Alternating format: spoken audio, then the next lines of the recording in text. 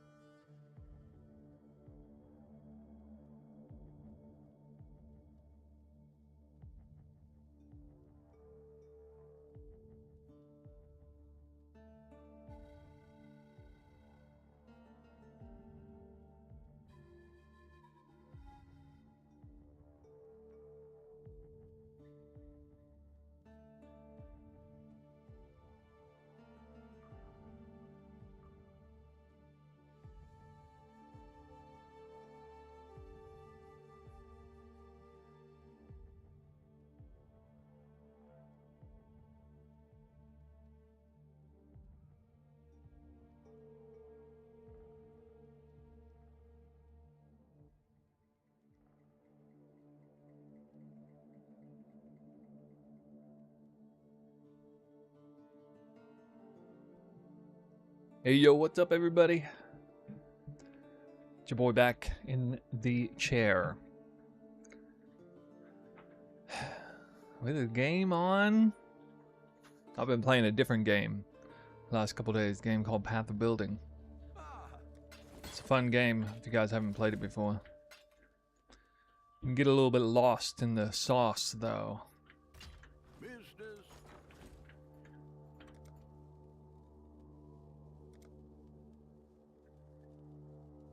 All in order. I'll let you know. Divine's still at 200. I see. Let's see here. Look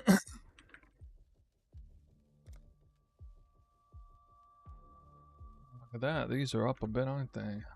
Interesting. All in will make it happen.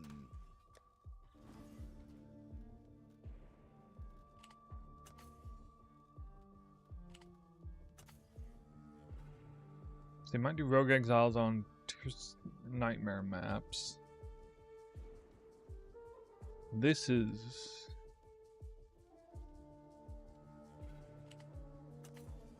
boxes. I think I have Beyond. Okay, that's Exiles. That's Beyond.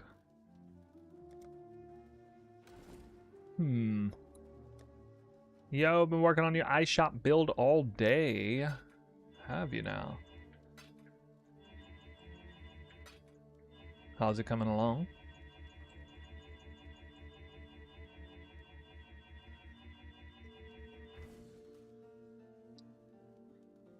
Let's see, I gotta go Legion here, so obviously first thing I do is that. Why have you stayed with iShot versus TS? Last league I went TS and then went back to iShot, mainly because of lag issues. And today what I'm doing is definitely going to be right up that alley. I can't even do the farm I'm about to start with here. If I were to try to do it on Tornado Shot. Too much lag. We're gonna open up with Eternal Legion, Wildwood fishing. That literally can't be done with Tornado Shot without extreme amounts of lag, so yeah.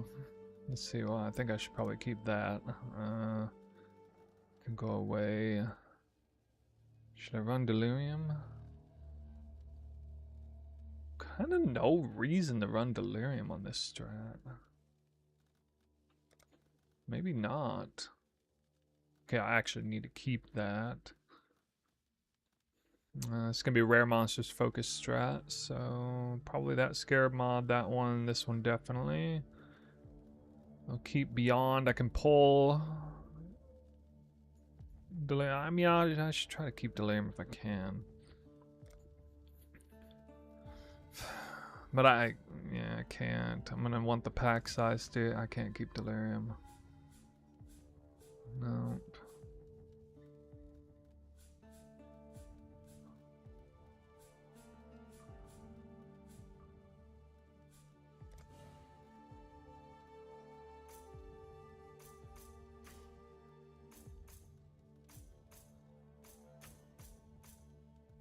Saw a new game of our House of the Dragon episode, season finale.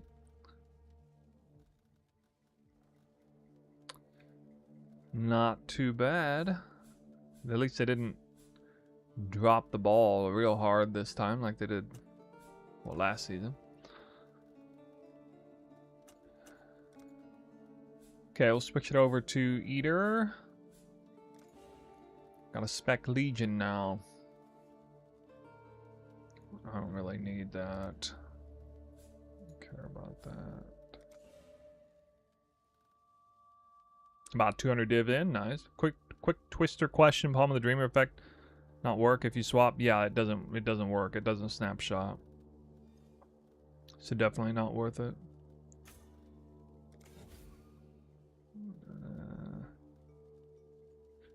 Let's put a little Legion in here. I might have to pull the quant wheel.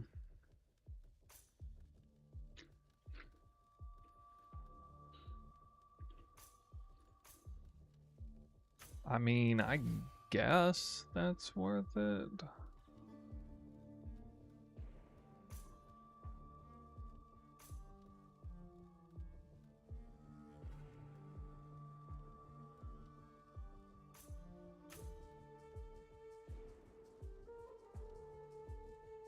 My Legion Generals.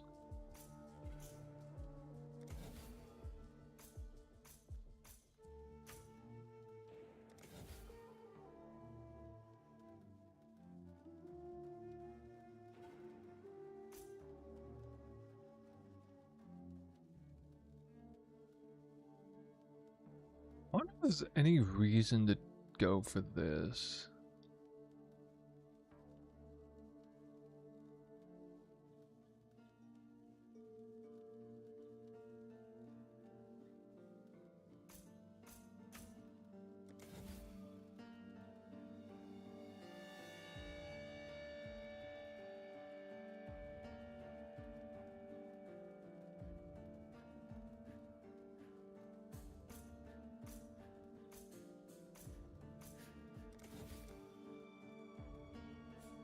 I think I'm gonna have to dump all this.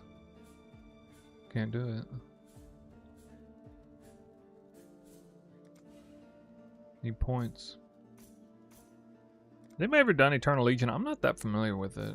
I know I'm gonna take that. Additional rewards.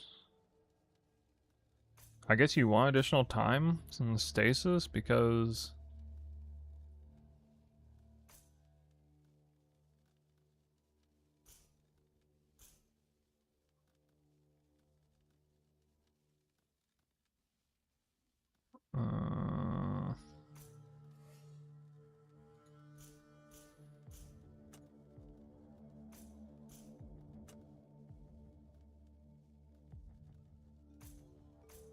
just want more time to open it up. I think iShot Luminary, it's such a good blaster. Holy, makes me feel jealous because my iShot can't get as strong. iShot kicked ass this league for sure. I mean, either I get better at league start with the economy, or the build kicks ass. And considering I had the most delayed league start I've ever had by like a solid 12 hours. Usually I get up and I start playing like 4 or 5 hours after the league launch. And this time it was like 16 hours after league launch. And still hit the ground running so well. It was awesome. I can't pull this point. I can't pull it. This is all the duration ones. It's duration 2 anyway. I'm pretty sure I want full Legion duration on Eternal Legion. I got 2 more points. I can just put them here. Or, oh shit, I need these too. God damn it. Yeah. Gotta be at least, 84%.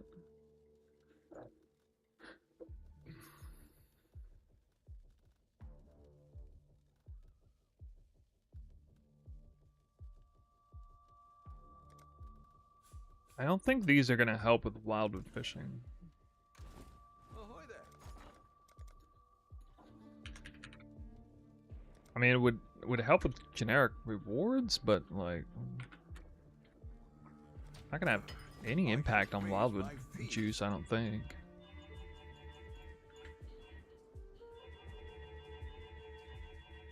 David King, how's it going, man? Thanks for the shout out.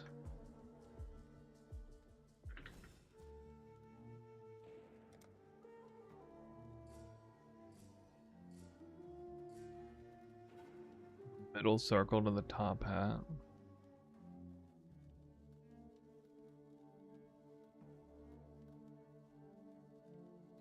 Referring to this.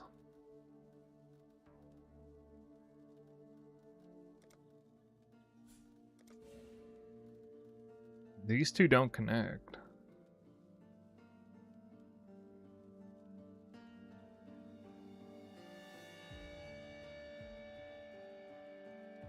Tristanet, I hope you're doing well. Hey, thanks, man. I'm referring to Eternal Legion, though. Big circle in the middle. Yeah, I don't need to take all these, right? Oh, you mean I can take this instead of the... Yeah, like I can do this. I think is what you mean.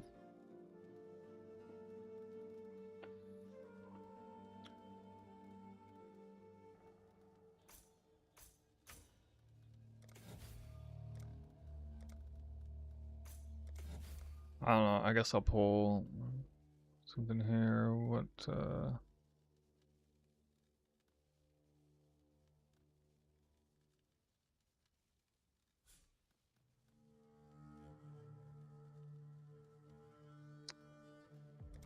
Actually, let me check beyond. I think I have the right beyond amount.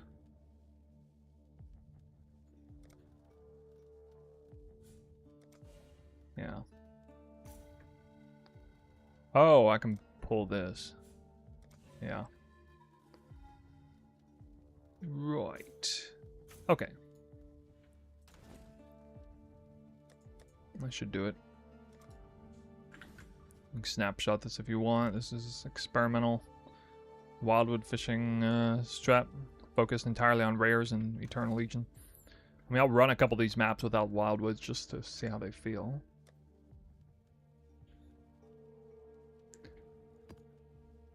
We're definitely gonna need...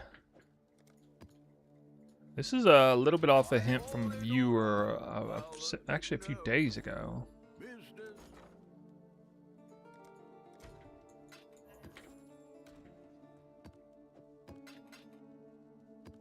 What have you got?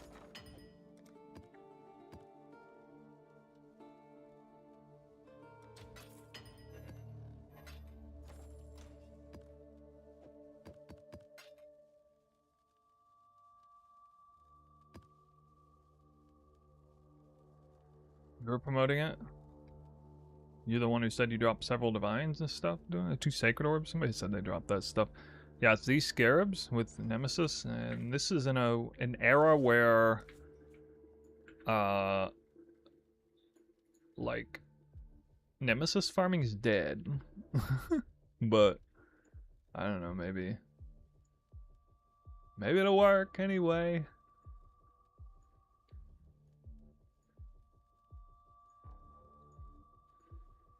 One can hope. I gotta buy maps.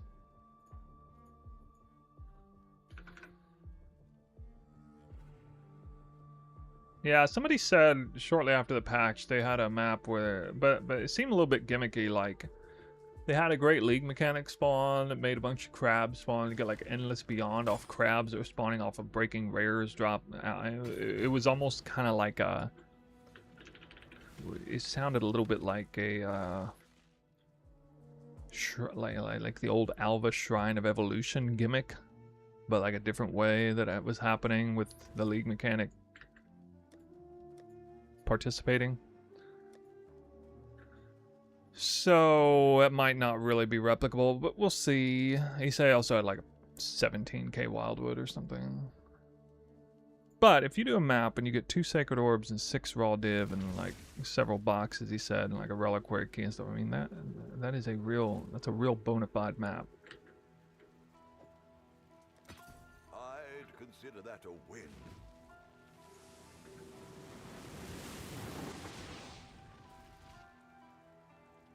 Searching the wrong thing. I also don't know if he had % more currency on the map. I'm gonna test this without it first. Generally speaking, you're not gonna Wildwood fish originator map. I mean, I guess these days you could just go currency, but you don't want to give up the ghost on pack size and quant. So you have to have quant and more currency if you use originator mods. Could be a little expensive.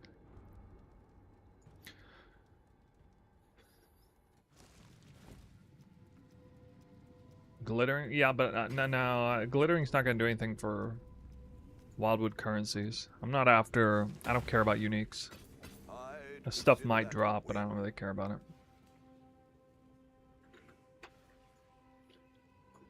It's not what I'm here for.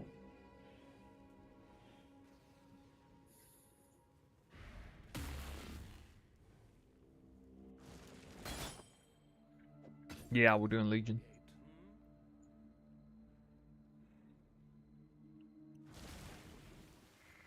I have relatively high hopes for this, though.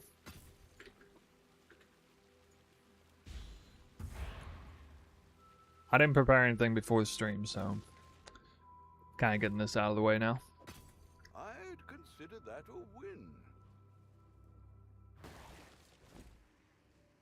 Yep. Yeah, actually, well, Eternal Conflict is 80C a piece now, so fishing with that's actually pretty expensive. So the results would have to be pretty damn good for that to be worth it. Maybe one of these is a nightmare map.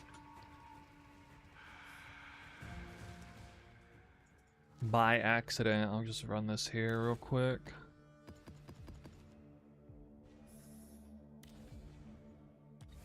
Eater of Worlds is not gonna be, well, I mean, you could make this like a skip strat where you just rush the boss, I guess. But I don't know, let's just see what this feels like.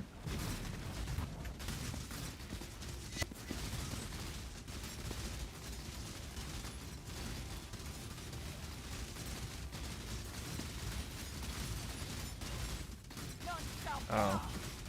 Oops.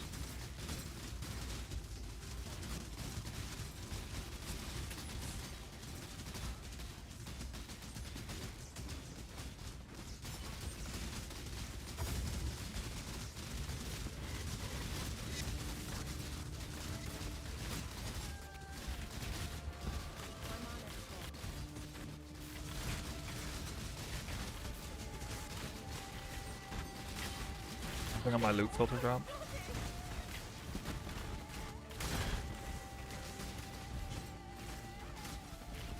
Nothing on my filter.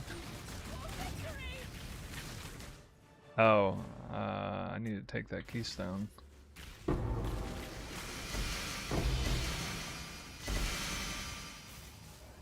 Oh boy. You know what? No.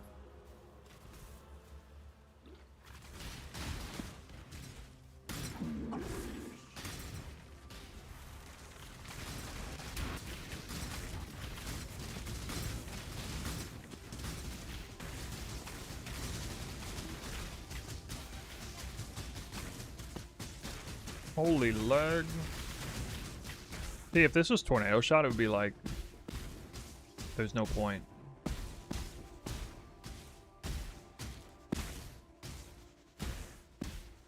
Damn.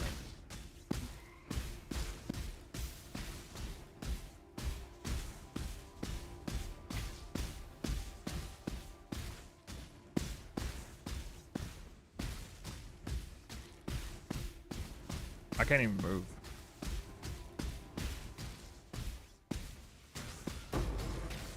I'm just gonna be dead. Probably. I know, I actually caught it at the right moment. That's funny. I caught it The clock's not moving.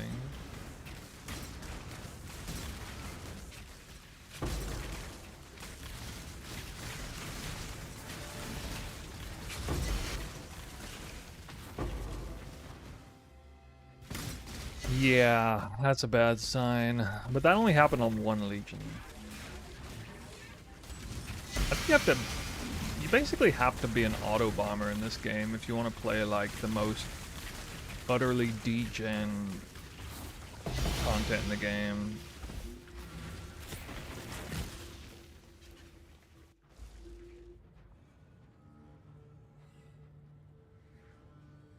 Pretty dumb.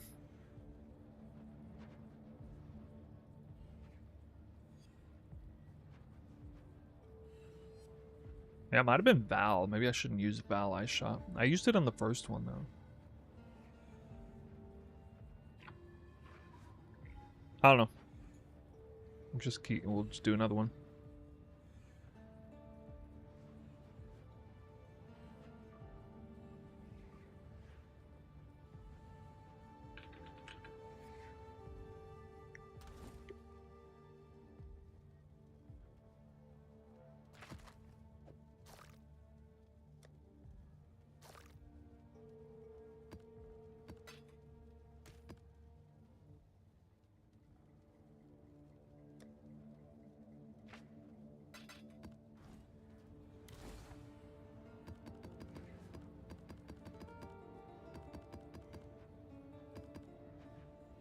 That loop would keep people away from doing this strat. I think I'm just gonna do this on Mausoleum. I don't even... No, it's either Mausoleum or Jungle Valley. Probably. I'm afraid it's just gonna lag like stupid if I try to do it on Dune.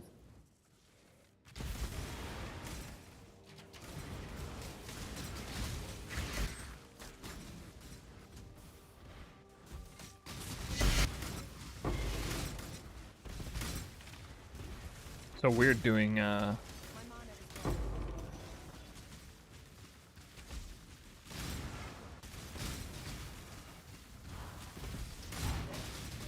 doing like non-delirium mirror. Yeah, delirium mirror would make it lag more too.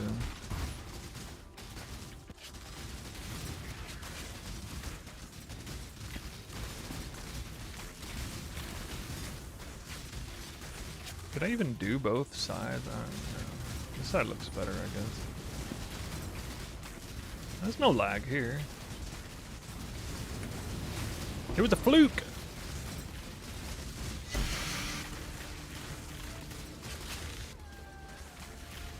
When do they drop loot anyway? Open them up constantly.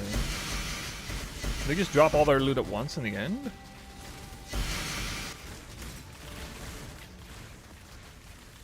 Dude, I can press Alt and there's no problem.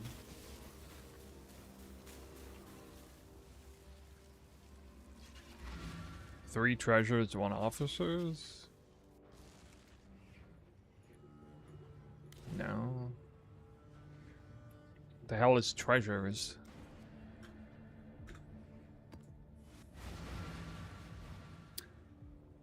What's that?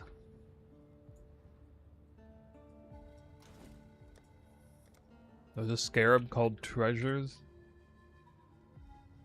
No. No way in hell am I doing that.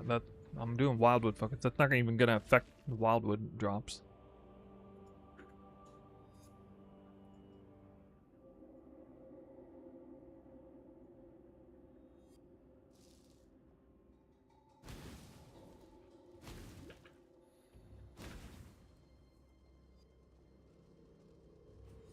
I mean, I was able to spawn a lot of enemies in a nice place.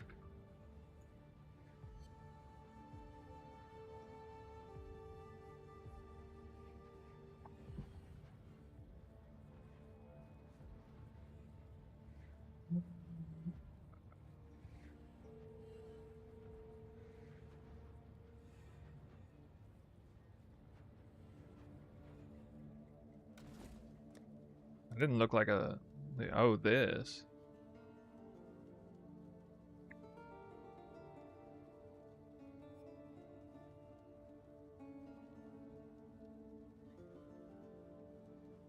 Is that what's usually used with Eternal Legion?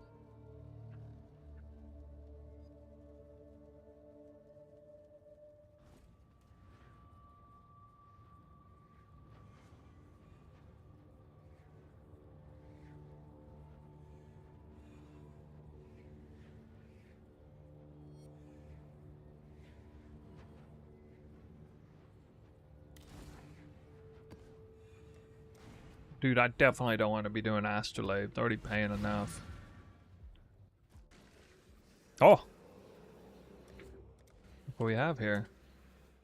We got one.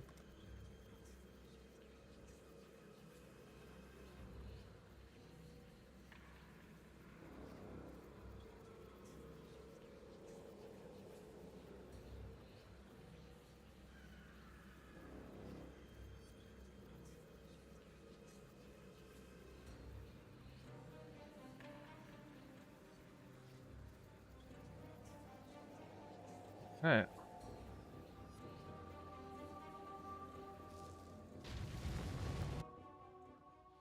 It is yellow. Found yellow right away. Bad yellow event, but a refill has been spotted. And then the other bad colors here. Oh crap, I forgot to... Oh, I'm not gonna get Beyond forever again. No. No. Ancient Wisdom. Quad Rarity. Oh, that's funny. I didn't get the right altar, but then I got that. That's funny. I had to go like the wrong way for this. With that XP though. Okay, I think this is... I'm on like the... I think that's west. This isn't even gonna have blue on it though. I'm gonna get cooked. Another bad event. Oh, it does have blue. Ooh. I mean, if it's good blue. Oh no, that's north. Bro, this guy. Wait, no. Oh shit. Okay, okay, we're good, we're good, we're good. It's south. I'm on south. I'm on southern territory. I have enough juice to get there. I can probably get all the way up to the 4th event. Oh my god, it's a good event. Guys, we're gonna have a good Wildwood. Wait, why do I not have like tons of Wildwood wisps already? Wait, did they repack and nerf this? Actually, no. Okay, I think we're good. I thought I was gonna have more juice than this.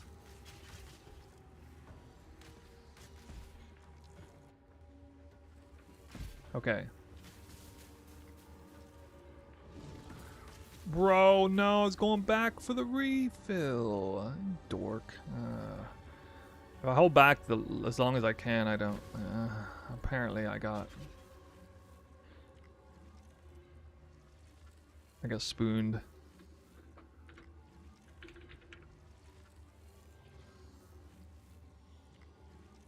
I still have a Quan altar. I have all three with. I mean, it's still a good Wildwood, obviously.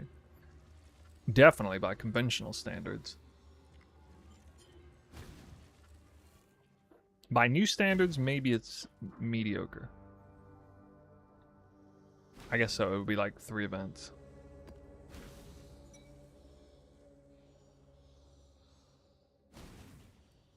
I'll have 2K purple and about 4K of the other 2 colors. Right? There's some more purple here, right? Gotta be no more purple. Oh, you got it.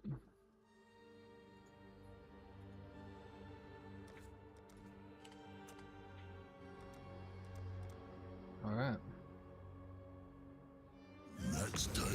Buffs to the Wildwood, just like increasing its effectiveness a lot by granting way more wisps. You just get like double the wisp count. There's nothing else that changed. You just get way higher wisp count. Indirectly, this like massively nerfed wisp scarab. Headhunter coming out. Dude, I'm here for the currency.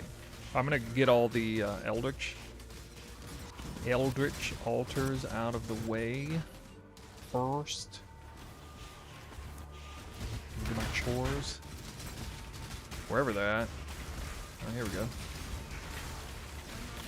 Random direction. That actually really sucks. If I'm random direction. Oh my god. Okay, that's not the good event. It'd take me forever to even kill this freaking guy because stuff's firing in the wrong direction. This build actually, it really does suck when you get projectiles in random directions on this build. I kind of regret taking that. I shouldn't have even taken it for one quad altar. It'd probably be okay if I just stand like right in the middle of like a huge pile of rares, but still freaking annoying. The funny thing is if I don't spawn the Beyond boss, then I got like a higher value map than normal because I don't have the 50% less spawn radius.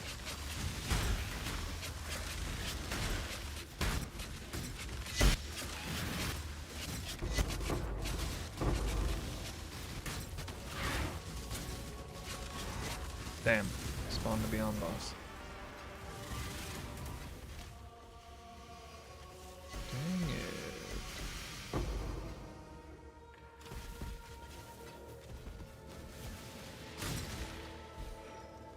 Alright, it's alright. Here we go. Legion 1. Okay, that's a bad angle. This is a good angle. Okay, we just hang out right here. This is where the highest amount of rares are going to be. Now, supposedly, if you have like one of the different league mechanics, this and Beyond still active, this would like spawn like permanent Beyond every time you hit these enemies. I don't know, maybe Beyond Scarab of Invasion is important. I don't know. Ooh, there's some loot. A little bit. Then I died.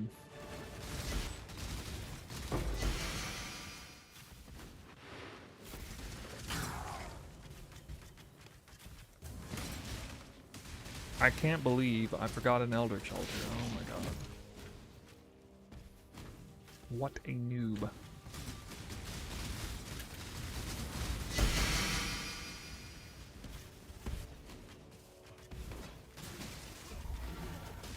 Okay, dude. I'm gonna have to... again, you lost your projectile aiming. Get fucked. Just do this one now. Oh, that's so stupid. That he's following me, A, and then it spawned at the wrong angle.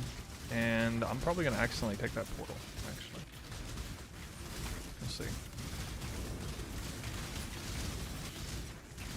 Yeah, maybe I'll do this on Jungle Valley. It's kind of annoying.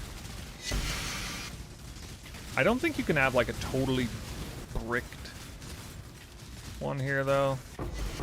Like you can brick a Legion on Jungle Valley. One Divine Orb.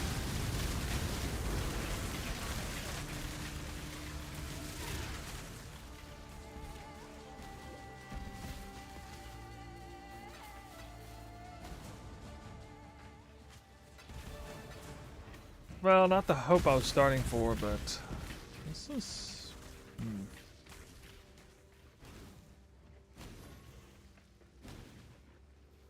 Maybe I need Beyond of Invasion. Do I need Beyond of Invasion? Let me try that.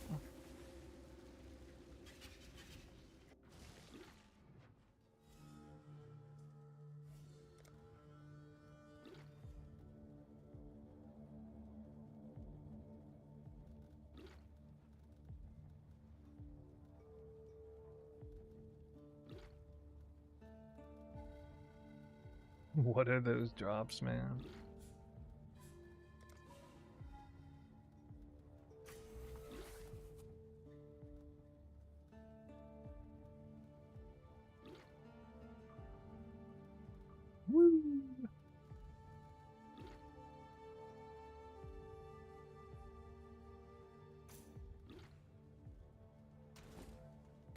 Guys, there's just one Wildwood. Calm down.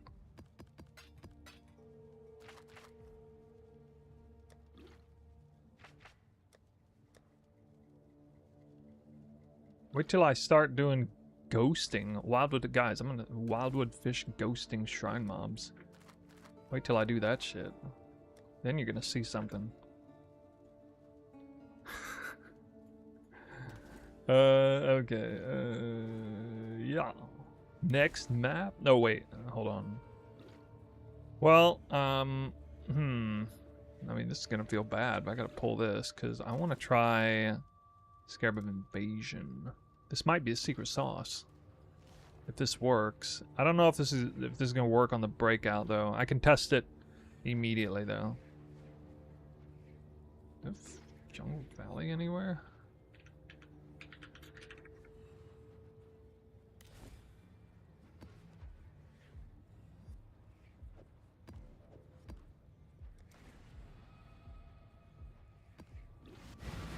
I just did Wildwood on a different setup. 1 lock, 5 div, 3 Valdo, 119C, no Legion stuff. Wait, you count your cows? Yeah, why are you gonna like say that without saying what the strat was?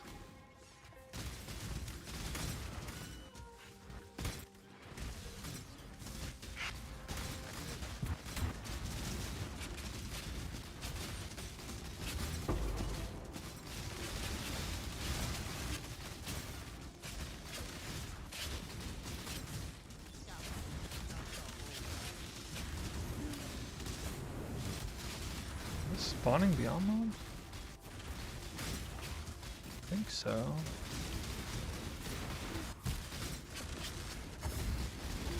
I can't even tell, dude. Probably not. If I can't tell, it's probably not.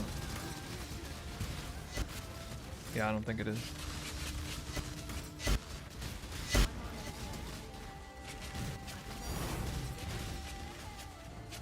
Oh, look, guys. Look, Mom, no Wildwood.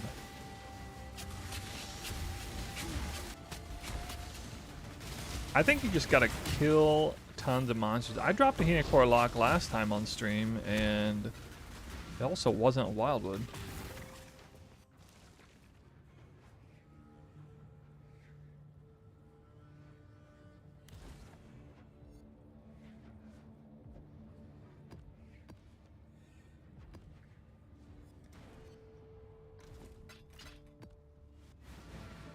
Probably Bloodlines. He's probably doing Bloodlines or something.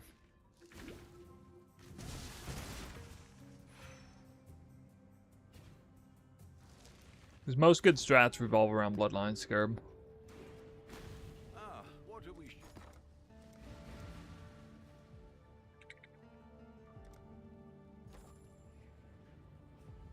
It's only 1.2 divines. So it costs like 15 divine orbs to see 1 Wildwood. Whew. Whew.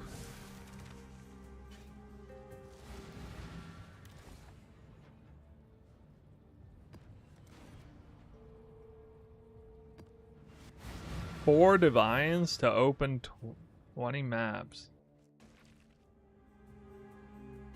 Oh, okay. Yeah, that's not that bad.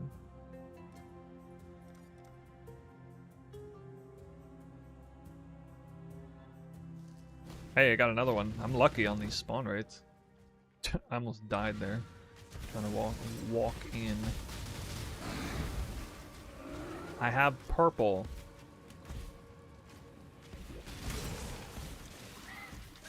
It's times like these that I'm glad I'm actually, like, that I know how to do the Wildwood.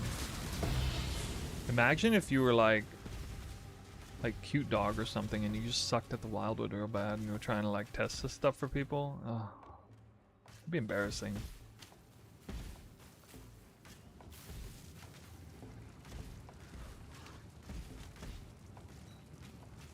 Maybe I'm just gonna walk into the East event, see? With no guide. 3 types of colors and I found the wrong freaking event. Second? Come on. It's alright, at least I'll get blue. Actually, I probably can't even get there without...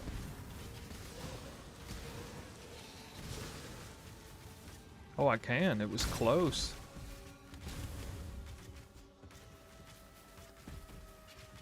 Now the question is, can I run back over there and not trip the freaking portal? Wait, what is that? What is that? Removes all armor and evasion. Actually, I don't want to remove all armor and evasion now. Not on a mega map like this. Ha!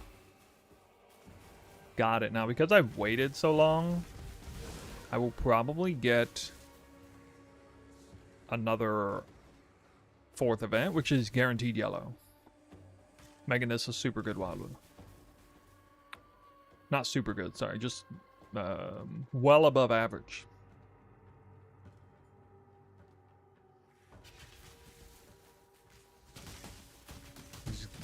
Both trails out this side? Okay. Sure.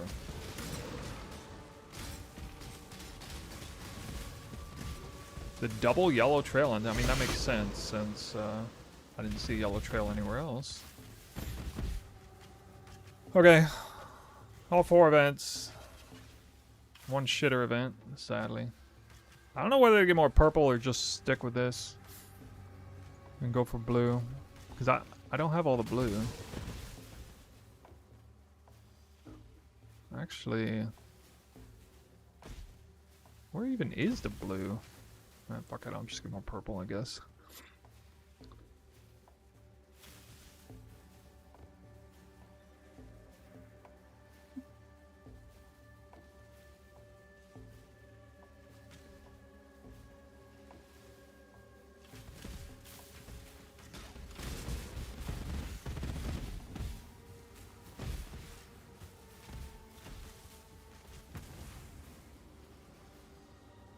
Okay.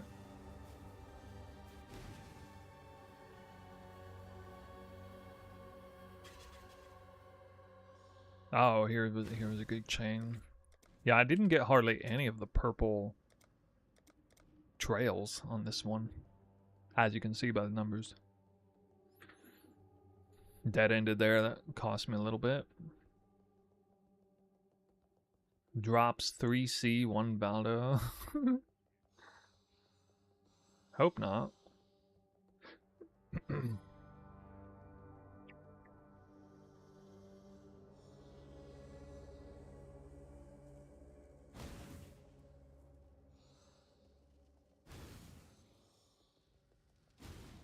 I haven't even looked at the all flames. Maybe the all flames are good.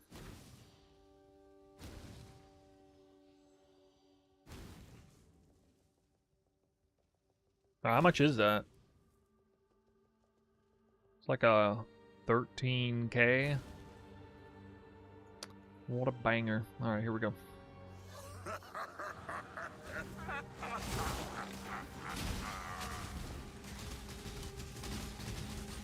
my god, that's so much lag. Right away. Oh look, an Abyss is here. Maybe it's Abyss, guys. Challenger. Surely. I haven't even spawned the influence. What the fuck is going on? Oh, I guess I did.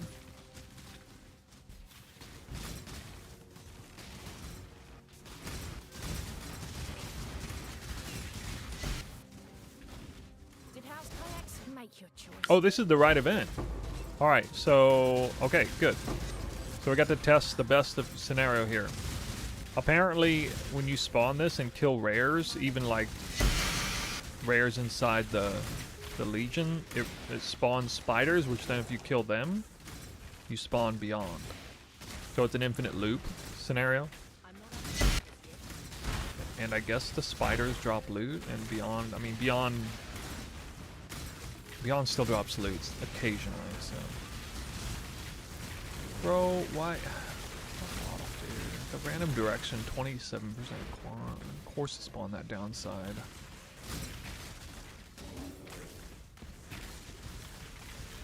You stupid, man.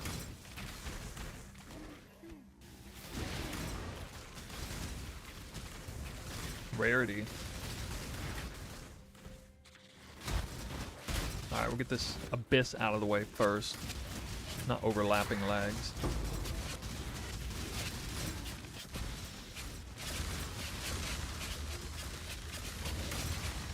Holy, what?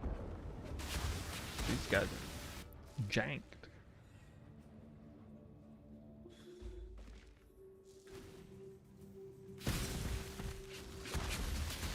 Should probably put my portal over there.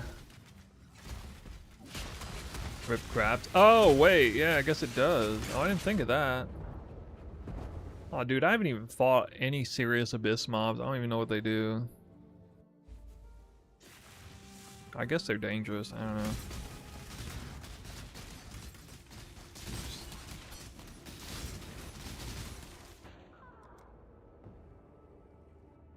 I got killed by that abyss mob again. What in the world?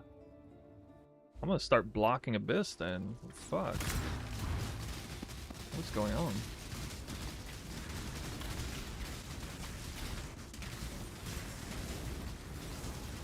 Abyss is insane in PoE 2.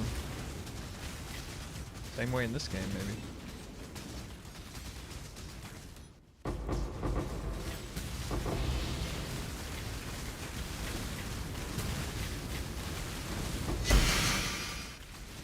Should probably go freeze build for this.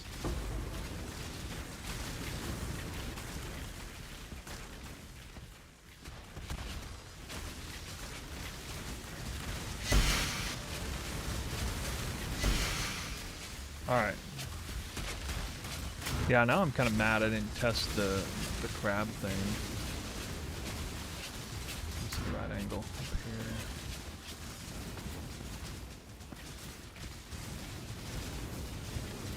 I don't know, I think I like Mausoleum better.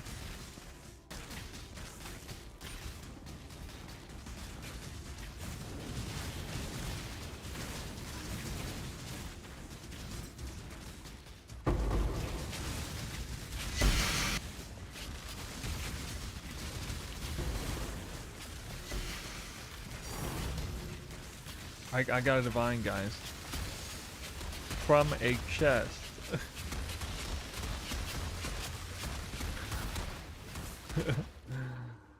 Oh no.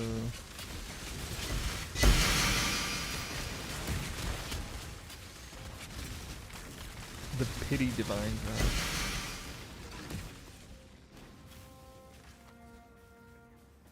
Yeah, I'm thinking this probably ain't it. Those are two totally fine Wildwoods. This should have produced something. I'm a big fan here. Did you craft your new chest? You just bought it? If crafted, how'd you do it? Yeah, I crafted this. There are places to research this if you want, but you're trying to pull one modifier over from a different chest to the base you want. A certain way to recombinate that that's relatively safe. Although you don't necessarily pick the base.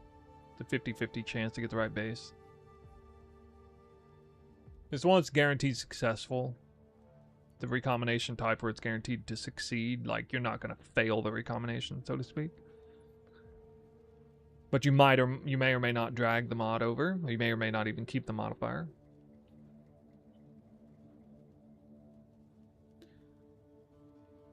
TLDR, you clean the suffix so there's no other affix, and then this is the only affix on the other armor. And then for this one, you do like, since it's an armor evasion base, you can just put like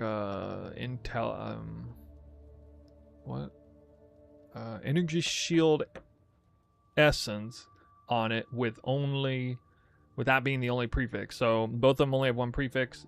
For me, I mean, I succeeded in keeping it like 80 or 90% of the time doing that. Fracturing it was a different story though, but use all flames and pray.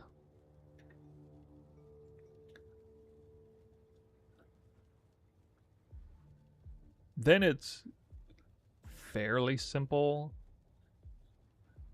Just eldritch crafting. I think the intangibility is wild. Well, that's because I divined the shit out of it afterwards. That's all. That's all that is.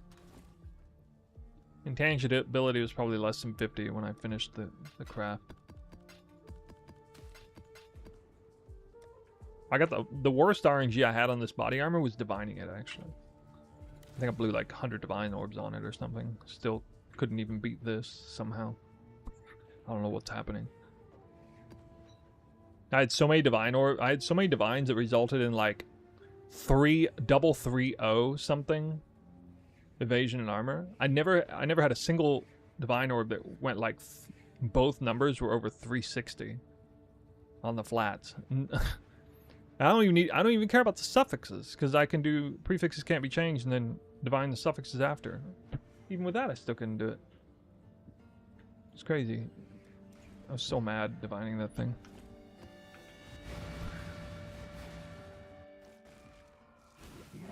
I probably spent more money divining than anything else this league.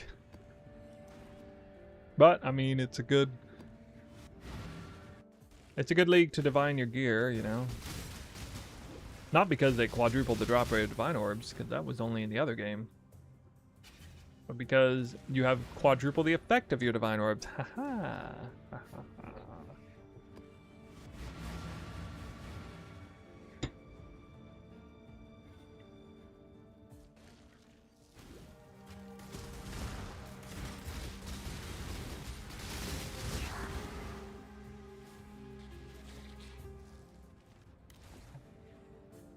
I got a Wildwood and Legion dropped my first lock yesterday morning. Where did you get yours? I've gotten 2 locks. One was from Mappers, and the other was from some random, absolutely random monster.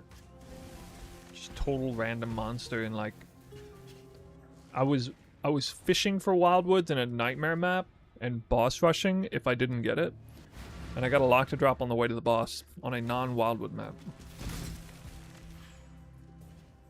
There's a clip of it on the last YouTube video at the end, after the video. If you didn't finish the video all the way, you would have missed the bonus clip at the end.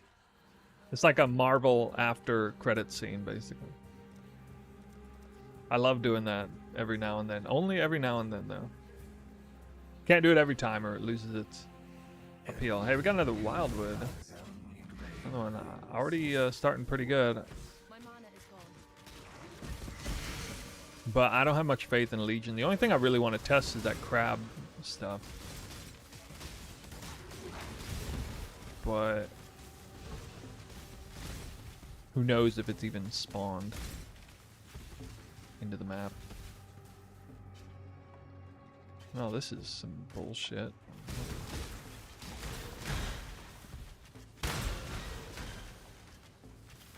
Well, I have a feeling I spawned right in the middle of the map and that 2 zones are dead. Yeah, this must have like 2 dead zones. There's one boxes. Yeah, I did spawn in the middle.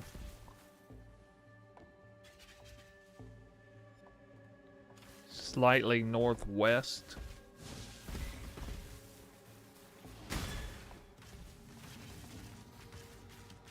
Alright, so yellow things here. Oh, really? Oh! Alright, well, I can still test this, maybe. Well, I could have tested it. I can test this without the Wildwood, actually.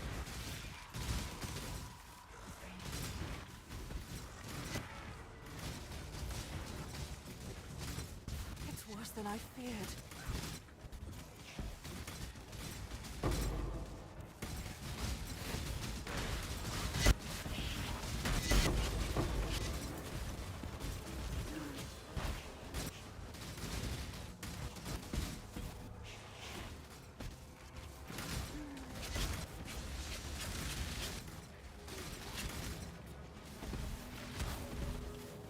Actual mobs? Yeah, I mean, I've always talked about that. I wouldn't be the least bit surprised if the best way to do this is killing natural spawning mobs.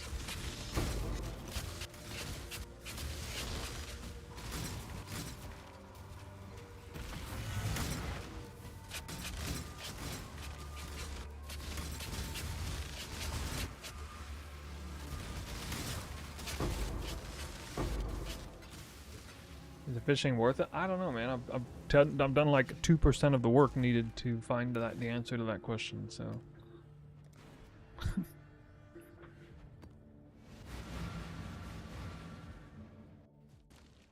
Don't know. Okay, I'm looking for the crab event.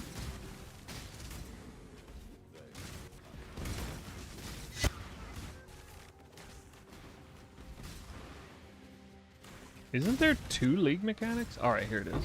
Did get that event. Alright, let me see if I get like this crazy endless loop of Beyond or whatever.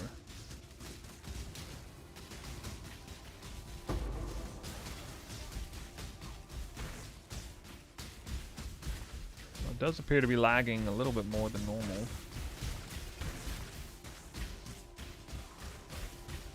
But, I mean, it's so hard to tell if you're actually getting... Okay, if a random drop occurred in the middle of the Legion, that's a good sign.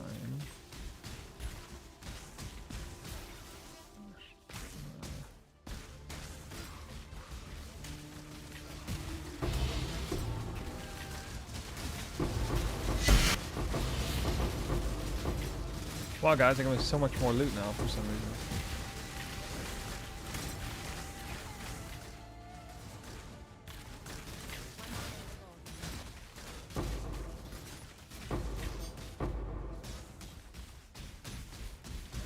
I'm trying to see if loot drops in the middle of a Legion, blasting out a Legion.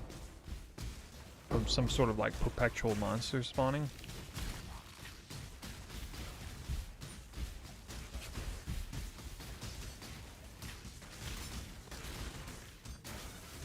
Actually, no, it doesn't look like it.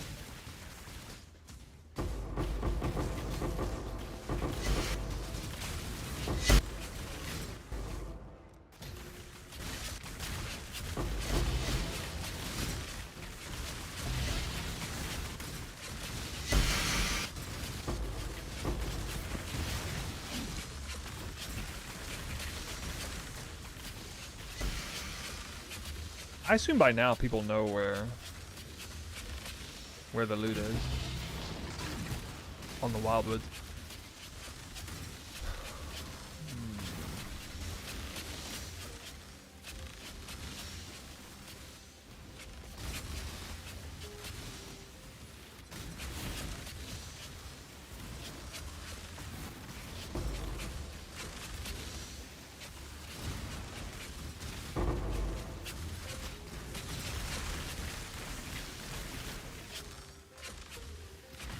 Okay. I'm done being baited by Legion on this.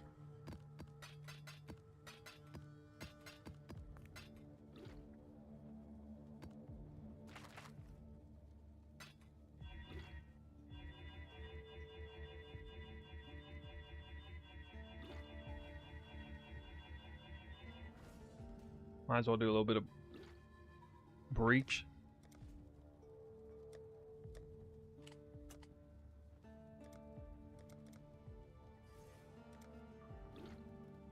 While we're here, alright, so this would be contains some merit.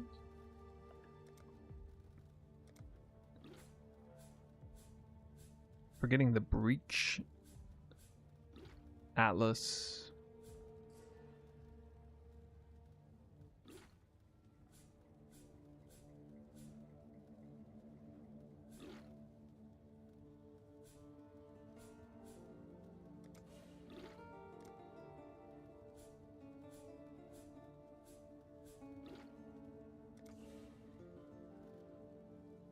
Yeah, it'd be a mod breach.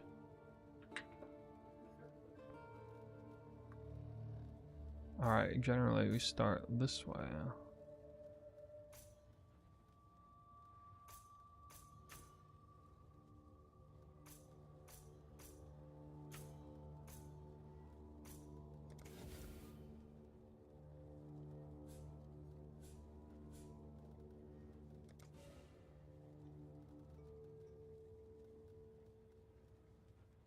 Can't wait for new in-game strats to come out in 3.30.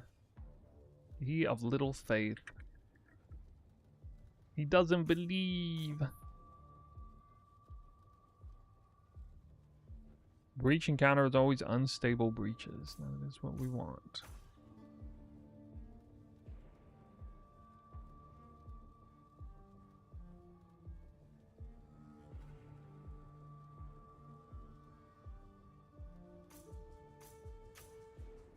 Did this change from last time? No, I haven't tried each hive. I honestly hope that breach hive sucks. I don't enjoy that farm.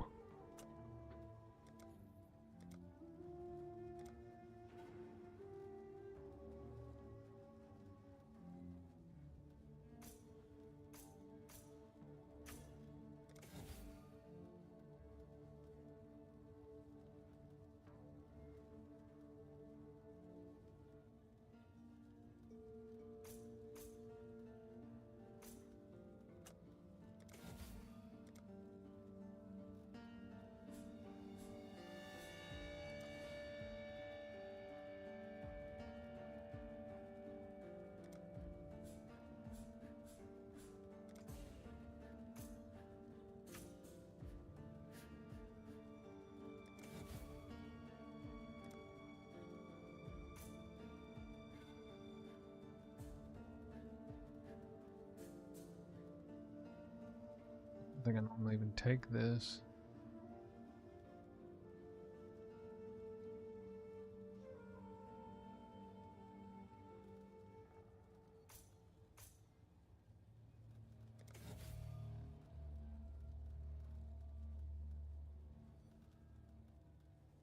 Reaches are 20% faster, sure.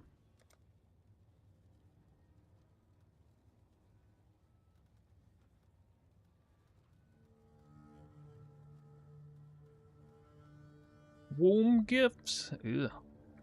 Alright. Well, what scarabs would I use?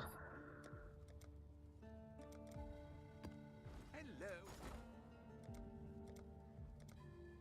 It's cheap enough.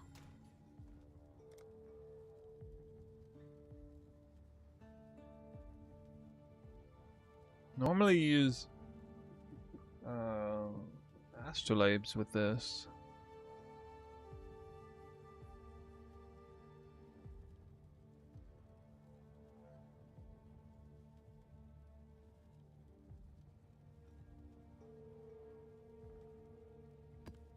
I guess double monstrous lineage?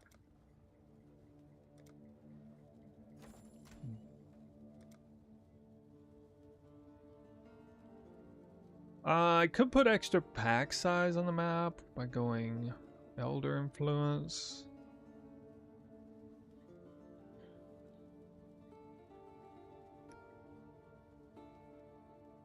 Bidic currency node.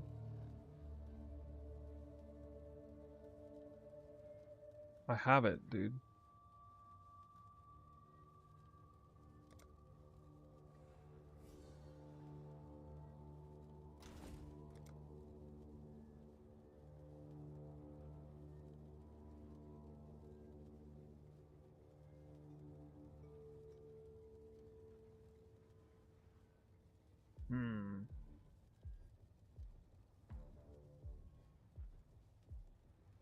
Yeah.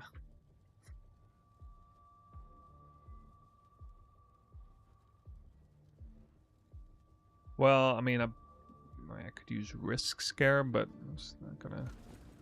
That's expensive, right?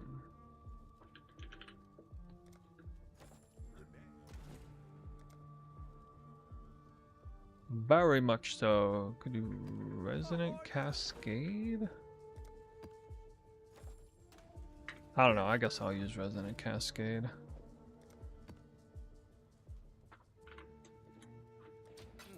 I should Sure. raise my fees. I'll put the word out. All in order. Why not? I'll let you know.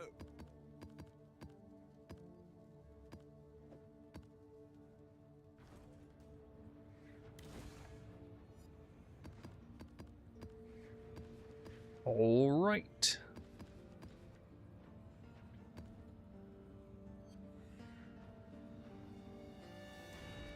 Looks harmless enough. Here we go, a little bit of breach testing. Wildwood instantly. I'm like crazy lucky on Wildwood spawns right now. So I'm like, this is my 4th one in 20 maps. Wait, why am I in Jungle Valley? Here I do need to be on dunes. Oof. Oh, we got all 3 colors too. Alright, Jungle Valley's not terrible for breach. It's fine.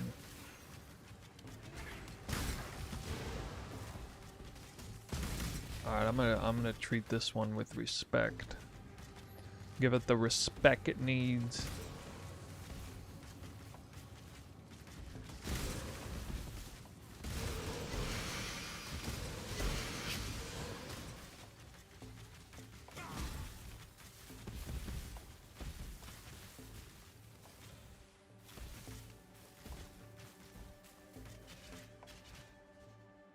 Wildwood Astrolabe? Dude, what if they introduce that next league? Oh my god. Blue might be east, and this is north.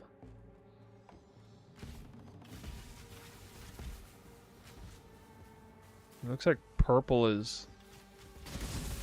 What is that? Purple west also? I don't know. I gotta make sure I at least grab blue, so we're gonna... go this way. Shitter event. Ooh, got a refill though. And a refill that'll take me into yellow on the south. Or rather a blue chain that takes me blend into yellow right here. Yellow diverges, I'm gonna take blue, it's all going to the same place. Right into the yellow event, there it is.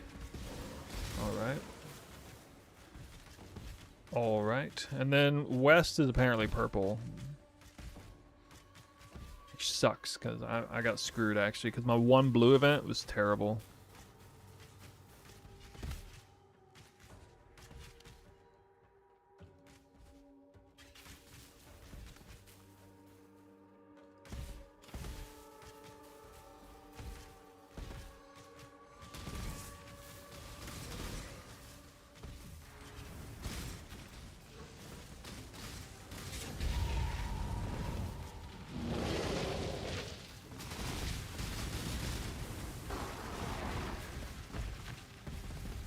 Oh, here it is. Okay, I was like, where the hell?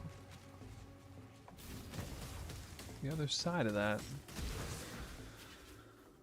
I'm lucky to even have 3,000 blue.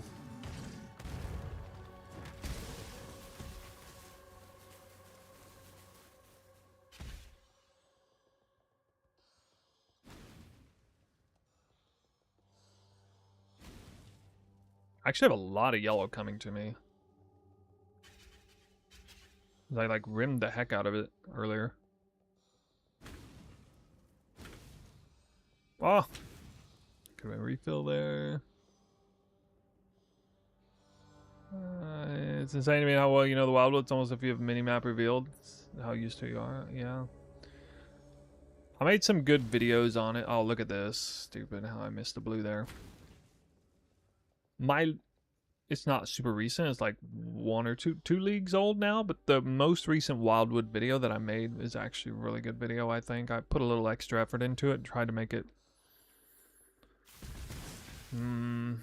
navigatable, the video itself. I made Wildwood videos before back in Affliction League, and I don't know, didn't do the greatest job explaining it, or yapped a whole bunch. Had like a few golden nuggets of information in there.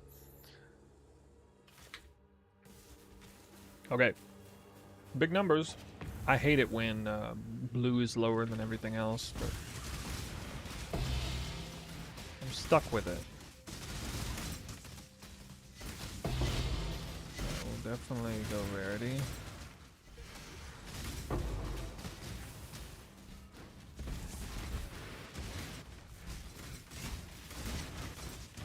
We had 1 high tier currency drop already. Eldritch Chaos Orb.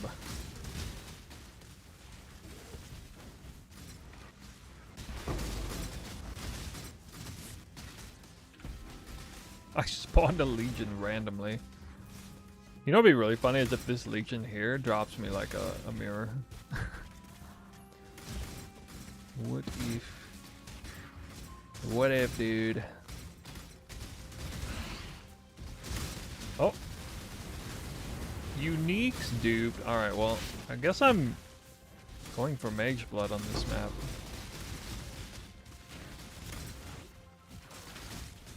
Can't get a single quant altar, man.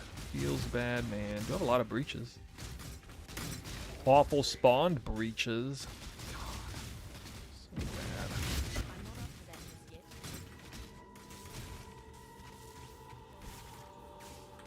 Projectiles fired in a random direction. I'm sorry, I'm not doing it. Nope, not doing it. Sue me.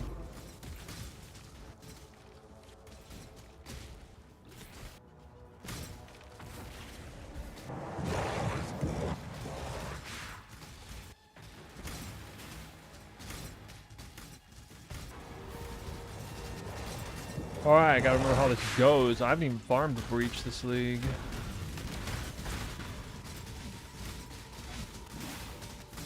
Gotta do it. Look at that quest reward. 6 chaos. 6 chaos orbs?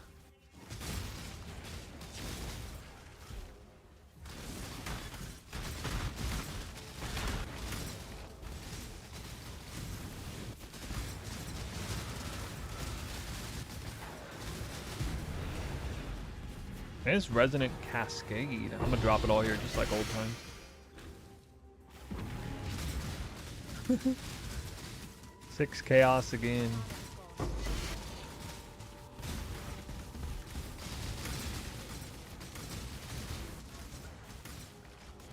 I know if Breach is actually the best mechanic right now, this can't be a bad farm. It can't be that bad. It was cheaper than Legion.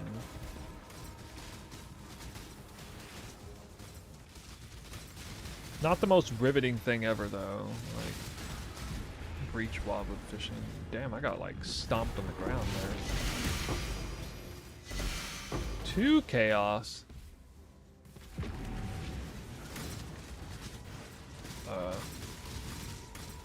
Why only 2, sir? Sir? Why did you only drop me 2?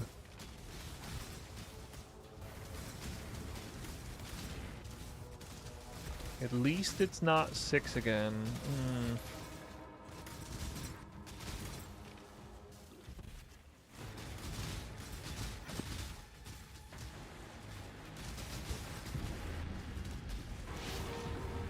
I'm gonna make it look like I dropped a freaking ton of loot, guys. I'm gonna cheat everybody. I'm gonna like put all the loot there and then make a screenshot. Maybe I'll like sprinkle in a couple of extra divines from my stash. And we'll be like, oh my god, Wildwood fishing is back. We're so back. Nah, I wouldn't do that.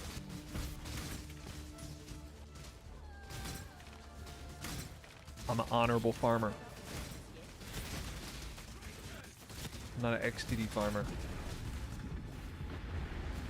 I couldn't even make it there. Oh. 4 chaos.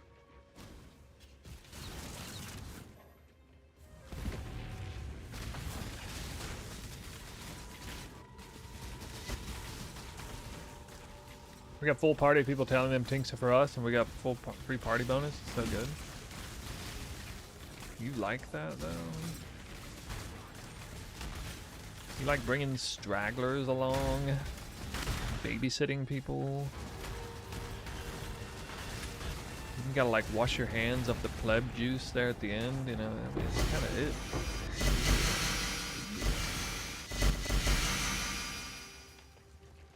Wow.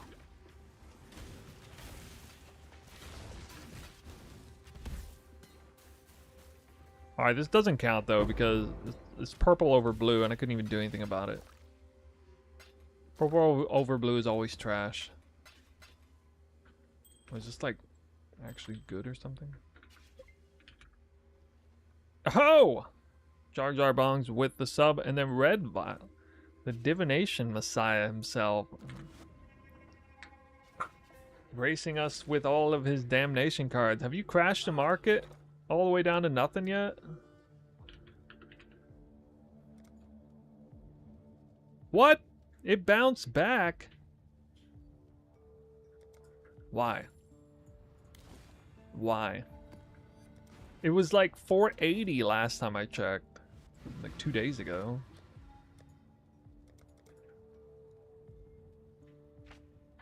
Hey man, you better watch out. I'm coming for you with my own divination strat. It's gonna beat yours. I stole your data, by the way. I don't know if you saw it on latest video I posted. I stole your data and then like normalized my damnation card drop rates off of a pilfered rolling boxes strat, and it like quadrupled my divine orbs per hour farming rate. It was pretty goated. Yeah. Pretty crazy how when you just factor in the damnation card, you like quadruple the efficacy of your farm. Gambling. Maybe people were holding out on brand new farms off the Wildwood buffs, and then like nobody discovered anything. Anybody from Red Vial's stream? I'm a little bit like, I've been stalling on doing this, but like just now today, kind of exploring new stuff. I'm hearing hints. That maybe there's good Wildwood strats out there. Anybody know of one?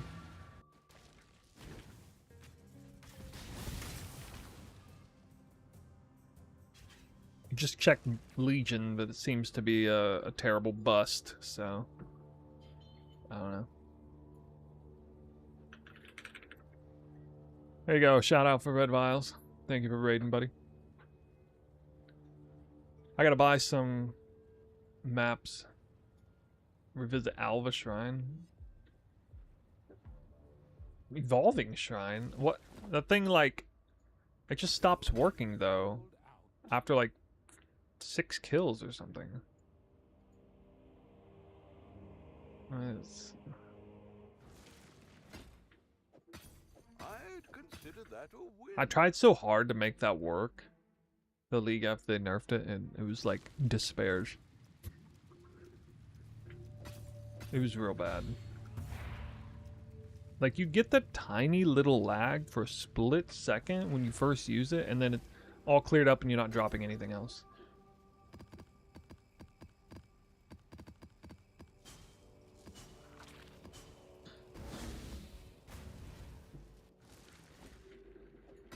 Could do worse, exile.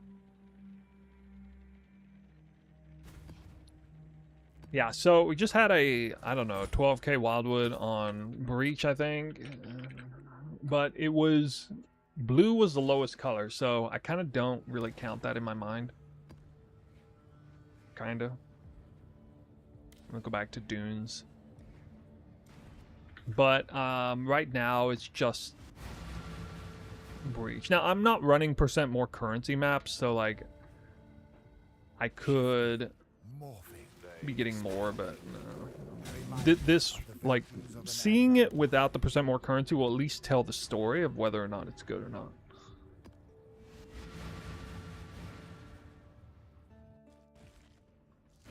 I'm doing the scarab setup that, wait, really?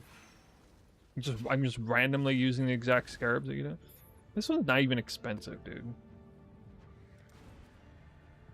I think it's actually the least important scarab. I almost want to just put in Elder Scarab and then, like, you get like 10% free pack size when you Elder Influence a map from these. Actually kind of awesome. Another strat I want to try will feature that. Did you see what Giluo did with Twisters in the first race? I have absolutely no idea. What race? Are you talking about PoE 2? Oh. Wildwood. There was a race? Why was I not invited?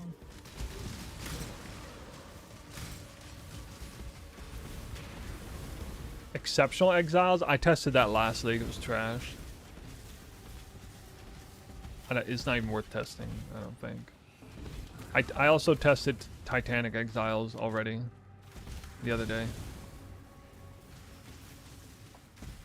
Qualifiers for... Oh. So he actually played Twister? I gotta get off this bump in the road.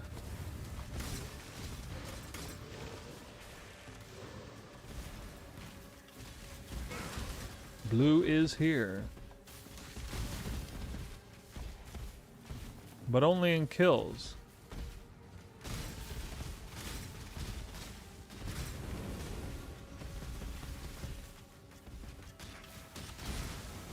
Running blindly into another yellow event. SMH.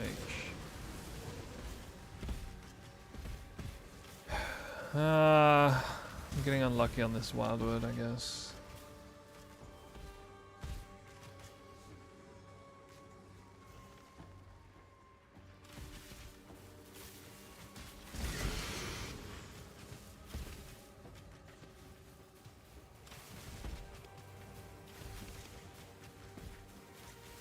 Two hours and 6 to finish Act 4. I can't even remember like the times. What were good.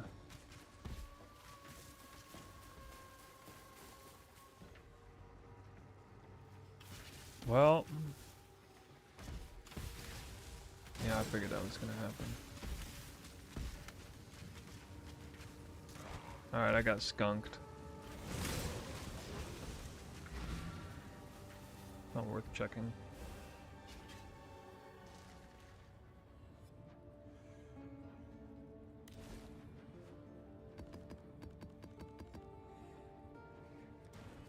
Have you tried some Juice Voyages yet? No, I haven't. 10 minutes less than Guy That Dies record? Wow, that's cool. Morphing, expanding. For the finishing Act 4.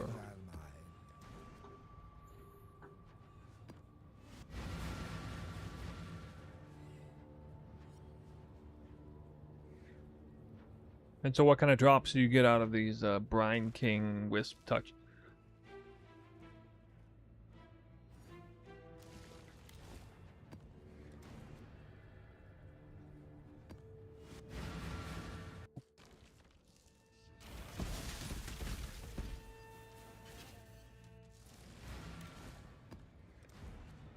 I don't know, like honestly, a part of me hopes that the league mechanic isn't the best way to juice up content. Because then I'd have to like go out of my way to learn it, and I feel like I'm gonna check out of the league if I gotta do that. Unless it's like insane, but I would have heard something already if it was really that insane.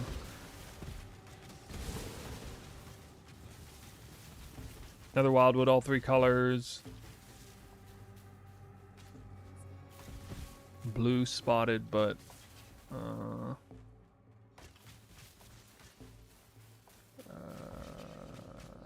mean, what the fuck, dude? Heading the wrong way.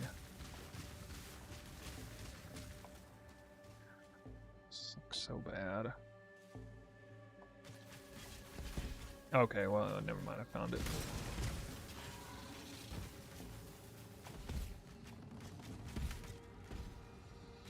Okay, we at least got a lot of blue. Could really find a refill. I see how close I was finding this event right off the bat.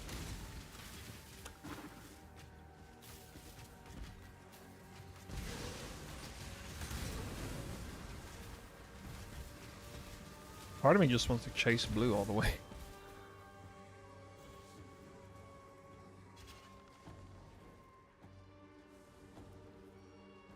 It has to be an event. Like right up here.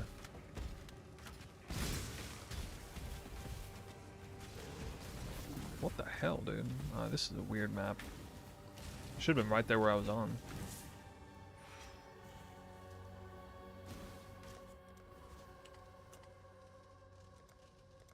Not the greatest. But it's definitely blue over the other colors.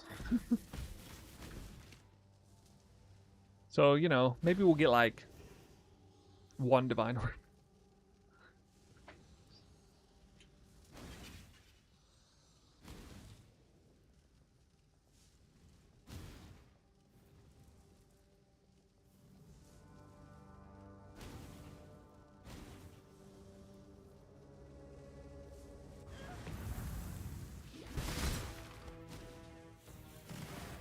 Rush the boss.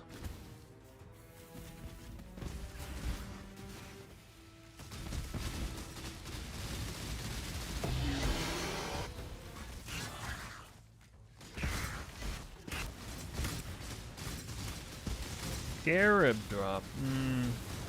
Wow.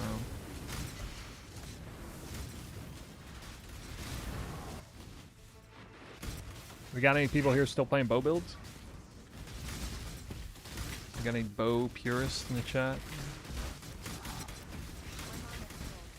Quat with projectiles in random directions, of course.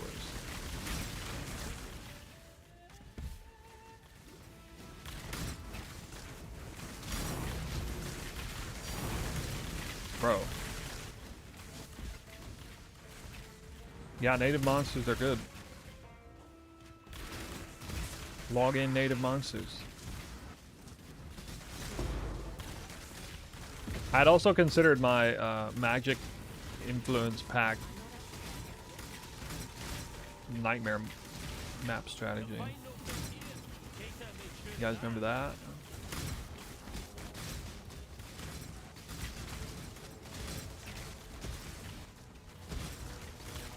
Do you guys really think it's double? Like actually double? It might be like 80% more. I'm not so sure it's totally double.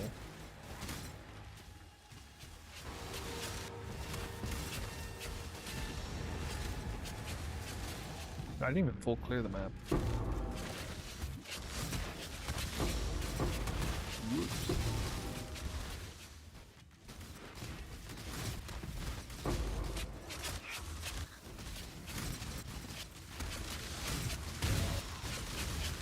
My Blind Prophet Frostblades shield base. I would have bought that league. It was Legacy of Free Shield.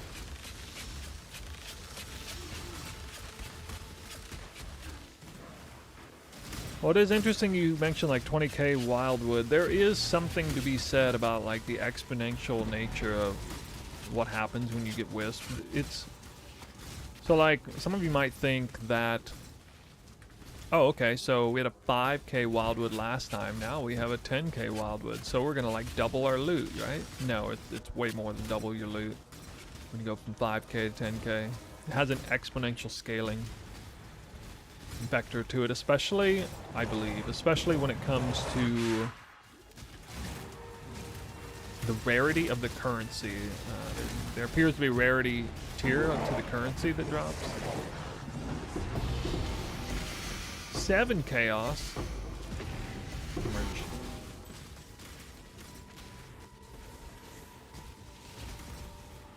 Umbrage. That's with no % more currency. So if I was running like a 200% more currency map, this would be like a full stack of chaos, by the way.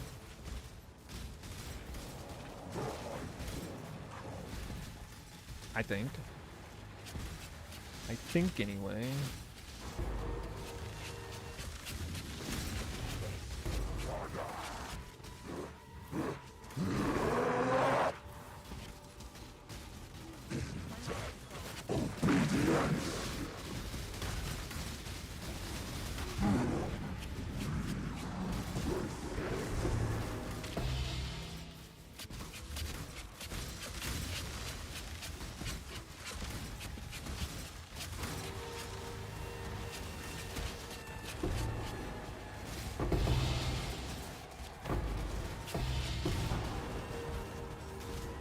Eldritch Annulment. High tier currency. Might not be a tank, but it is a high tier currency.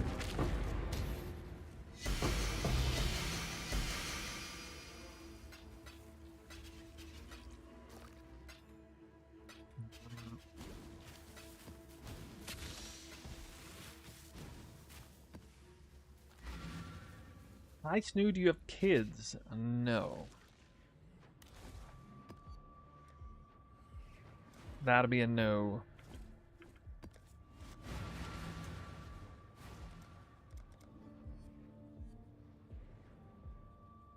I used to teach kids. Oh, a sentinel. Wrong one.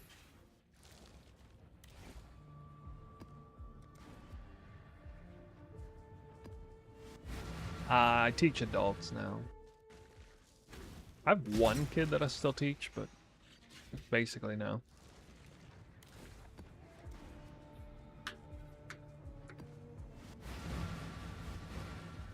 Shifting, morphing, expanding.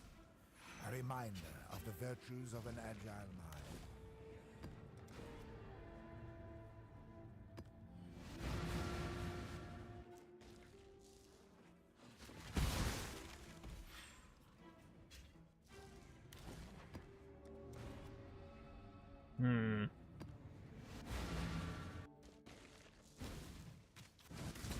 I kind of want like a, I don't know, like a 12k evenly split Wildwood before I move on from this.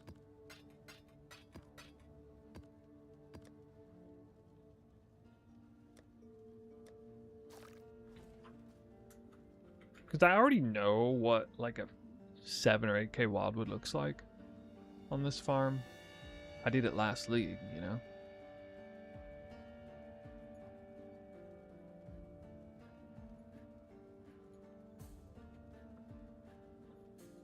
How would I find the comparison between teaching kids and adults? Yeah. Yeah, different. Worse, exile? No question about that. Biggest difference is in classroom management.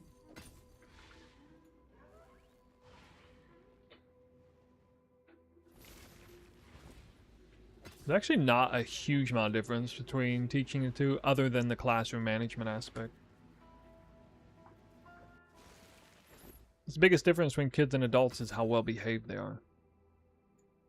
At least in a classroom. I'm ahead of the competition.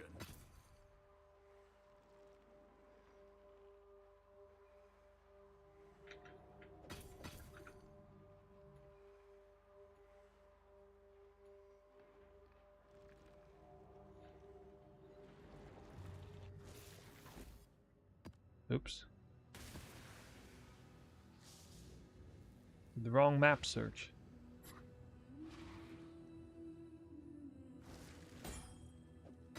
Do worse, exile. That's not it.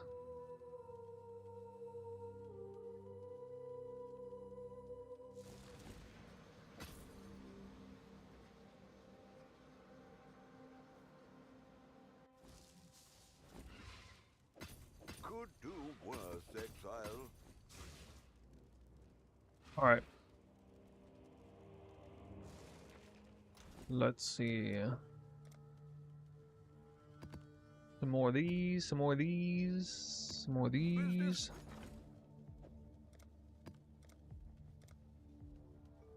All in. I will make it happen.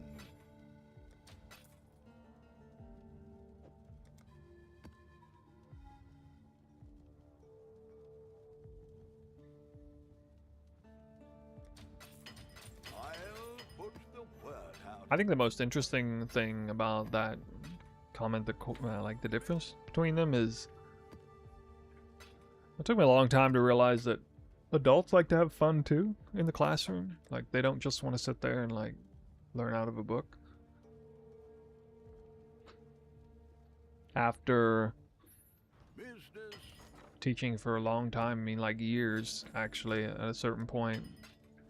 Business. Well, it's not really fair. For the first 2 years I taught, they have very strict policies on how they taught, but like the second I went to a different company later and it was a little bit more carefree. And especially with the way we taught children, we use things like beach ball, you know, what do you call it? Kinetic learning, where you're like catching a beach ball and then you catch the ball, say the right word or something, or answer the question, and throw the ball to the next, you know, that kind of thing. Actually a very effective way of engaging kids in particular. Yeah, I tried that once on adults and it actually went surprisingly well. I was really surprised how much adults would get down with that kind of thing.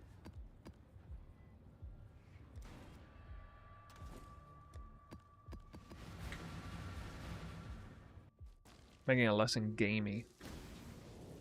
Not for everybody, of course. You gotta be careful when you teach, like, retired folks or something, you know? Shifting, morphing, standing. A reminder of the virtues of an agile mind.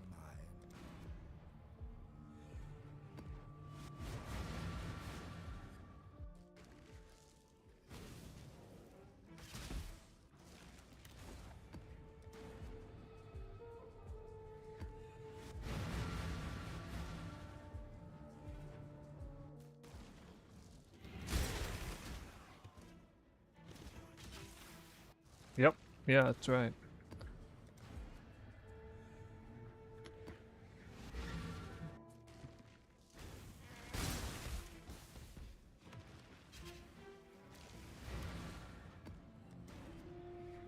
A very effective method of teaching adults is letting them choose the lesson. Presenting them with the choice of like 2 or 3 types of lessons for the day and letting them choose. They're far, far, far less likely to walk away unsatisfied with what they did in the lesson when it's their fault that they chose to do that thing. You know, so even, and it's kind of a mind hack because theoretically you could present 3 ideas that aren't that great, like they're half-baked. Like maybe you didn't really, you know, prepare 3 great lessons. You just kind of, you know, gonna, here, choose between these 3 types of lessons, I'll wing it, you know, whichever one you choose. Like that kind of approach. And even if you like wing it, it doesn't go very well, they're still not going to be that unsatisfied because it's like it's almost like the Matrix movie.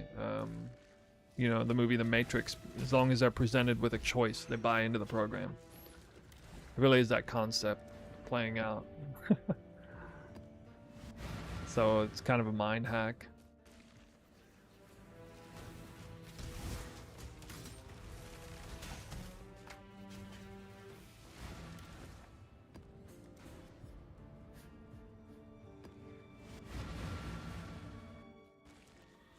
Kind of like democracy. Ooh.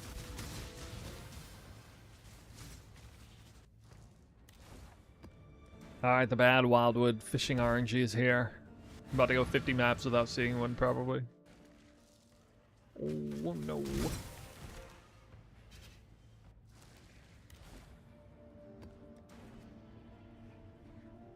Two Sacred Orbs in 3 maps. What?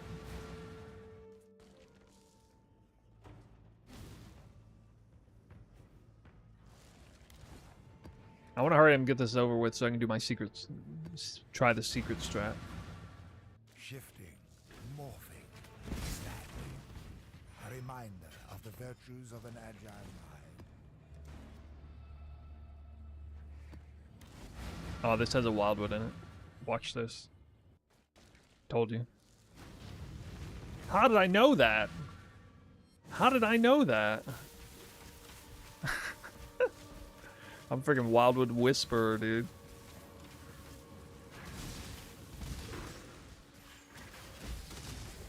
Wildwood Whisperer. I was like 90% sure it had one. Are you the nameless seer?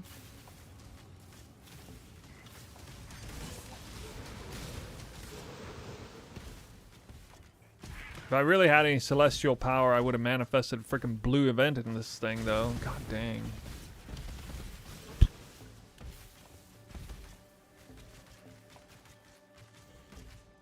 I'm getting cooked. I'm making all the right moves, though. What do you want from me? Oh, there is a blue event.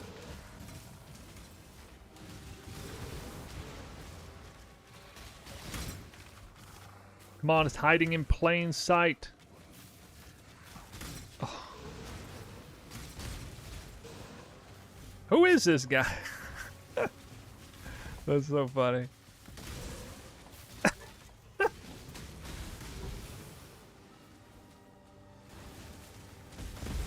If somebody watched this map right here without any context, they would think that I actually am like some kind of messiah. I called every part of that. Every part of that I called. And we have our good Wildwood. Miraculously.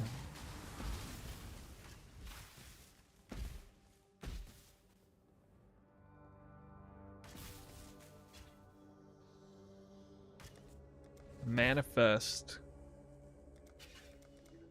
Purple's a little low, don't care. That's satisfactory. Okay, it's 10k. Let's see. Let's see it.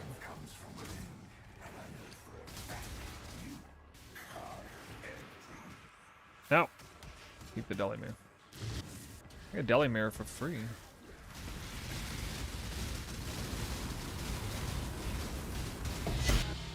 Wow, a map. The crazy whisked up boss dropped a map. Whoa. Whoa. Hiri's Ire? Tier 2 unique. Or maybe tier 1 actually. Is that tier 1?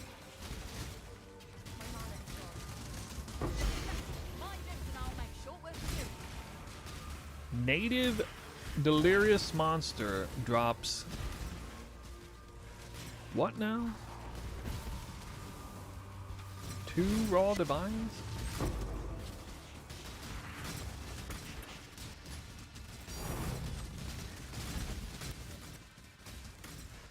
See, I should be ghosting shrine mobs. It's telling me I should be ghosting shrine mobs. That's what I should be doing.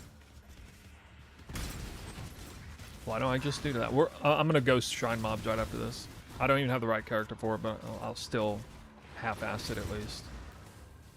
Enough to know.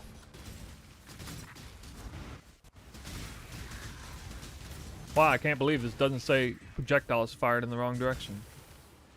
You kidding me? No way. That's a first. Alright, I spawned extra breaches too. I got lucky with the breach count. Let's go. Get our juice on.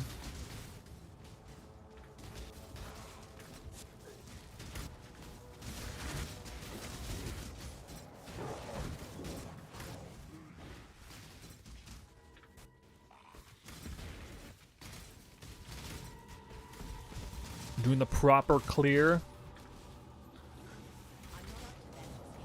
No corner cutting.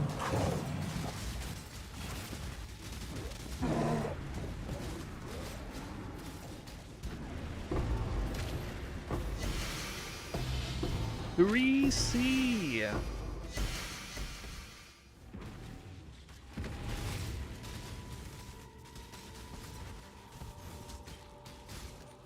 That's so bad. What?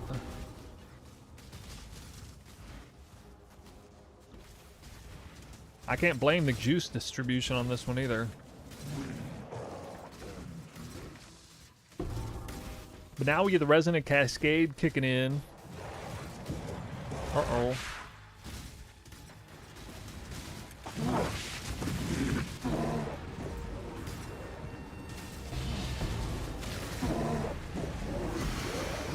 Hey, that counts as a good drop, right?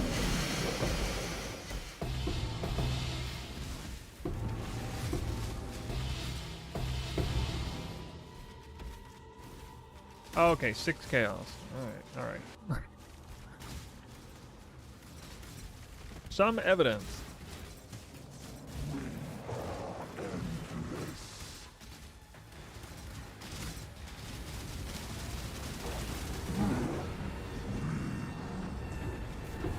This is an entire map's worth of loot, man.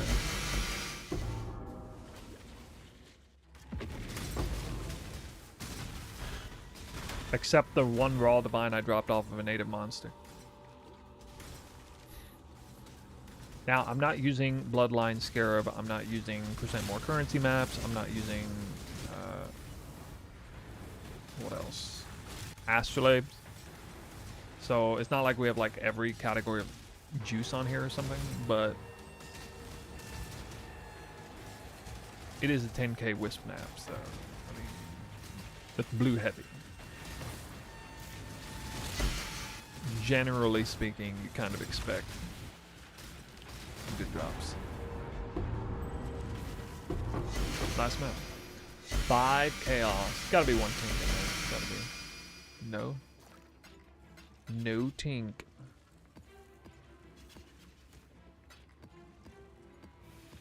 Okay.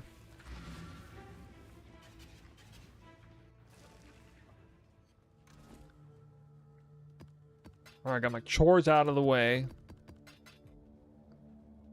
Tested a couple of the obvious strats that should have been good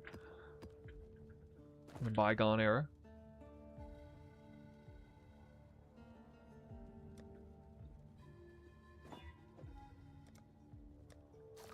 I guess I could have sent that through the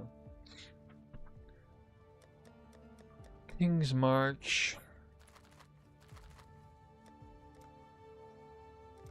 Okay. We scare with the Elder of the Hordes.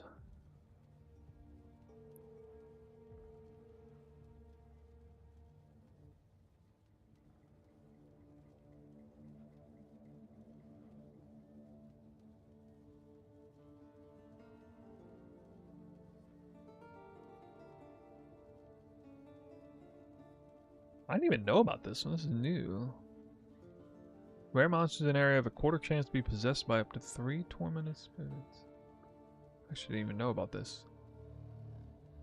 A 3/4 chance to be possessed by up to 3. So it's like 75% chance to be possessed by 1, 2, or 3 for 3 scarab slots.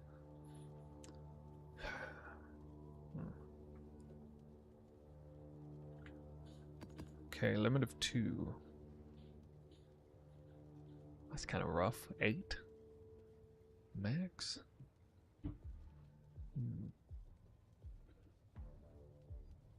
Oh, a chance to be possessed by 9?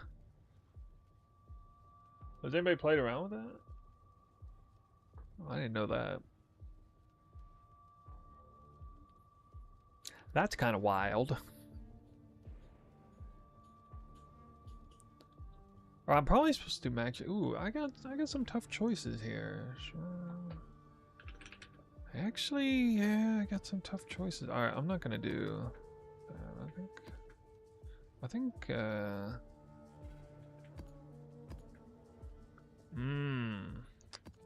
right, I'm gonna start it off like this.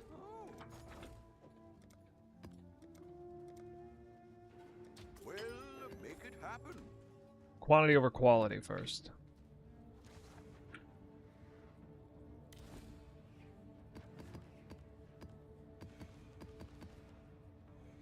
Now there's some cheap ass scarabs, if I ever saw any.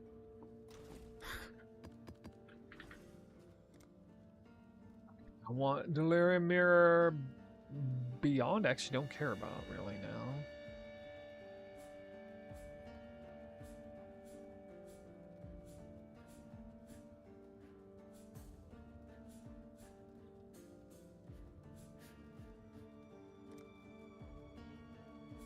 Well, maybe I can keep it.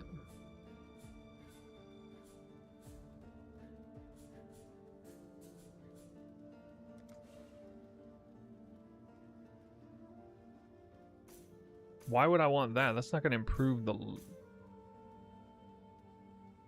I'm the one getting ghosted. This is the ghosted strat.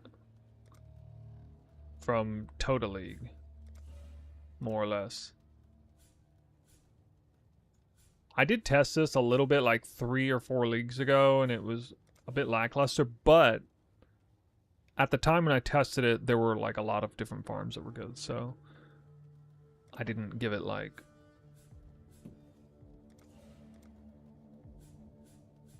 Or rather, I need to revisit it. I just need to. I gotta get a second look at it.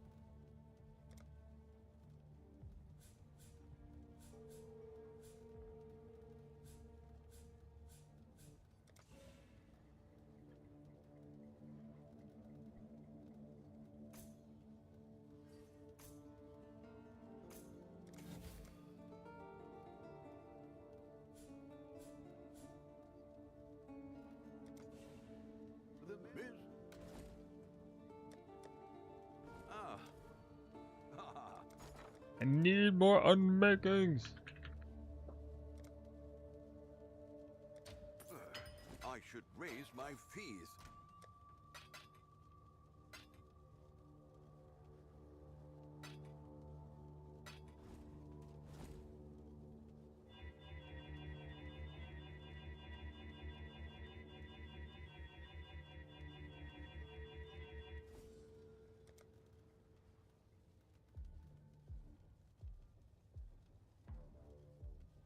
What do we have here?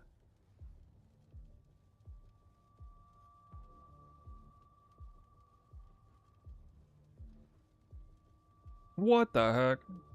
The state of loot currently. What is this, dude? The state of loot in current league in Path of Exile 1 is just terrible. This is my pilfering ring after 2 weeks in as the data 4. My playtime is limited, and this is what I get for it. 740 divines and only 4 locks. 0 mirrors. GGG, fix your game.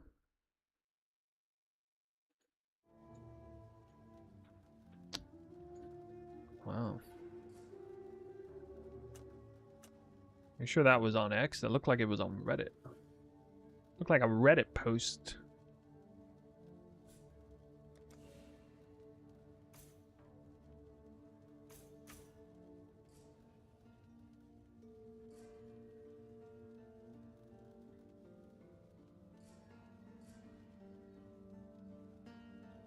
What was the Sacred Orb to Mirror count? Back in Affliction League, it was like 25 to 1. 24. I've been saying forever, if you are using wisps in a heavy-handed way, I believe the ratio is around 1 mirror to 3 locks to 24 Sacred Orbs. But I believe that only applies if you are like Wildwood fishing, like that heavy-handed into wisps. That ratio is probably not even true for like double wisp scarab. If you're doing like only high blue juice maps, then that ratio probably holds. It might even be better than that. Might be like 20 to 1. You do a 10,000 map test. 10,000, no. 10,000?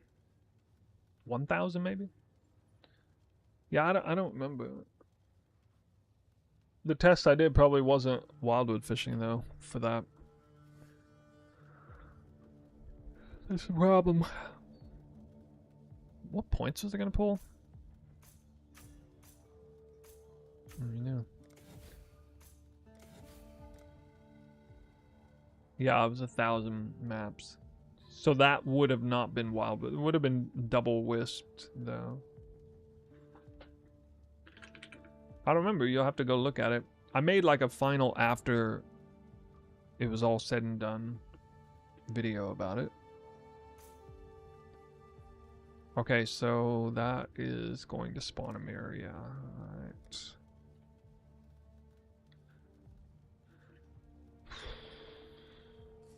Five points left.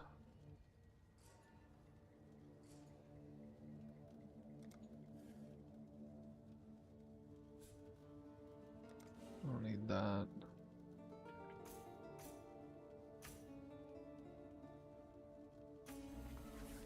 Map boss is a chance to be surrounded by. This actually would be a lot better to do this on. I guess I'll do it on Dune. I have to get back out of the boss area. That makes it kind of better for maps like maps where the boss spawns in the middle of the map.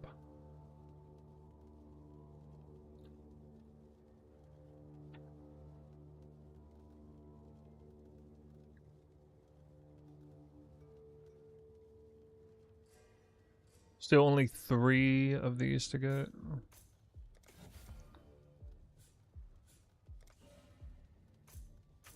Okay.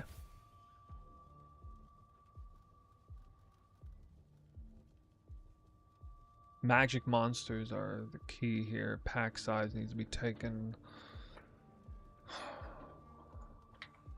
Yeah. Good afternoon. Just wanted to say hello. Well, hello, man. How's it going? All right, we can practice. I'm gonna practice on a map. Oh, I gotta get maps. Last time I did this, I had like a character that could actually survive doing this, but now I don't know. What's the secret build? Bad. Not bad at all. Ah, you want a secret build?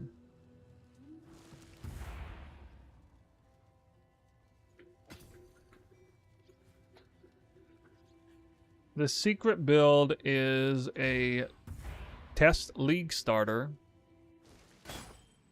The league start idea. I'd consider that. Warden Ascendancy. The skill is static shock of... What's it called again? No, sorry. Static strike of gathering lightning. On a warden. An accuracy stacking league starter with reverse chill tech on top of it. With very cheap gear, clocks in at 9 attacks per second.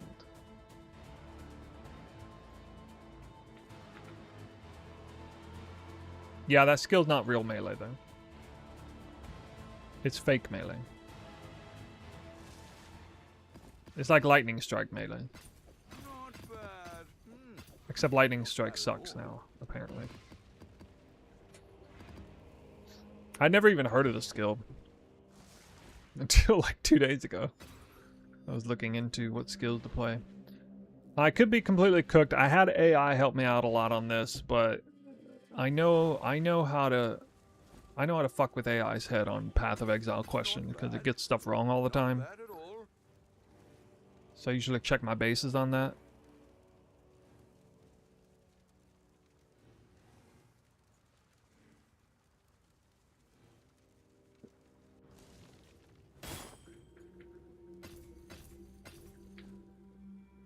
But to tease the concept, I want to make a league starter that features the full power of tinctures and the full power of barkskin. Can't do that on bow build because you need 5 ascendancy notables to do that on bow build. Unless you don't take enduring suffusion, but then everybody's just gonna hate it. I wouldn't mind it terribly. I was for a hot second looking at a galvanic arrow league starter. Which honestly looked kind of badass, but no, I think this skill here is like functionally about kind of the same.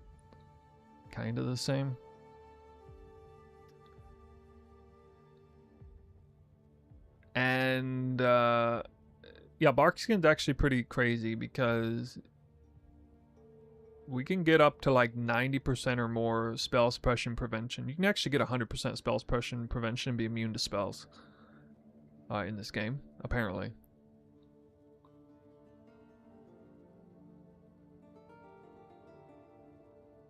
That's something probably almost all of you don't even know.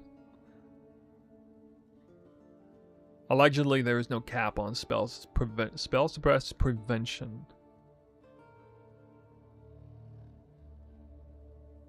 So, also, if you take Barkskin, you like automatically have 95% chance to evade attacks. Like, it's basically like an automatic thing if you scale it even slightly, evasion.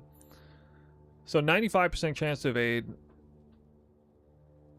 like 85% spell suppress prevention. That's a heck of a start, defensively speaking. And so we probably have Wind Dancer, you have Block, I'm going to end up dual wielding Dream Feathers and stuff, so I looked up a lot of Dream Feather builds and things trying to understand, like, I don't actually have that much knowledge or experience with stackers. Actually, personally, I have 0 experience building one. Attribute stacker, accuracy stacker, all that stuff. Maybe for elusive too, for avoid damage. No, it's not pure avoid damage build. You're expected to, you want to actually get hit to keep Barkskin stacks low. Preferably. Strength stacking is definitely an option there with replica Alberons. Easily. Could be. I came kind of close to playing a Voltaxic Rift replica Alberon build at one time, but I never did do it, so.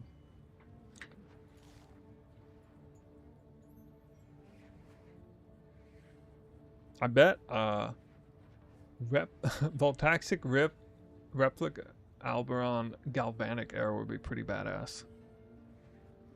And like just scale like a shit ton of prog speed for AoE or something. It would be kind of fun.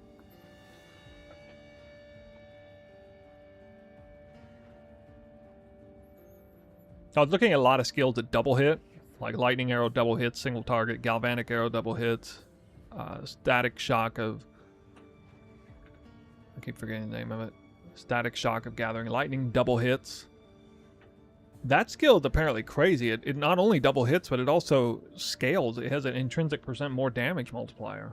So it's like, it's doing like 2.5 times more damage than just a typical skill, single target or something.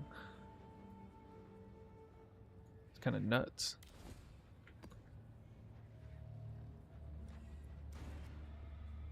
Alright, let's see how bad it is. Yeah, you can't make a Voltaxic Rift League starter though.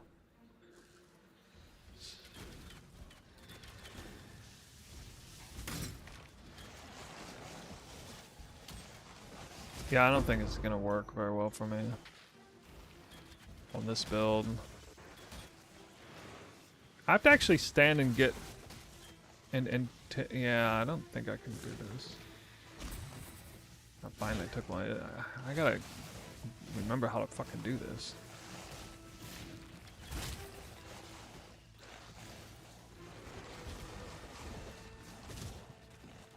Did I soak that one? Yeah.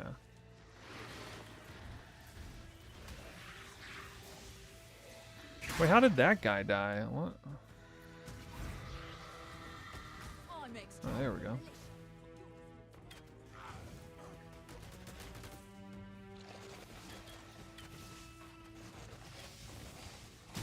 Ooh. Yeah, if I tried to do this for real, I would have to reroll. This, you really can't do this on a, like a leech-based boba. You can't be doing it. But I can at least probably check the strength of the strat. Okay, and then I would log out. Then I would log back in, do the Wildwood, and then clear the map.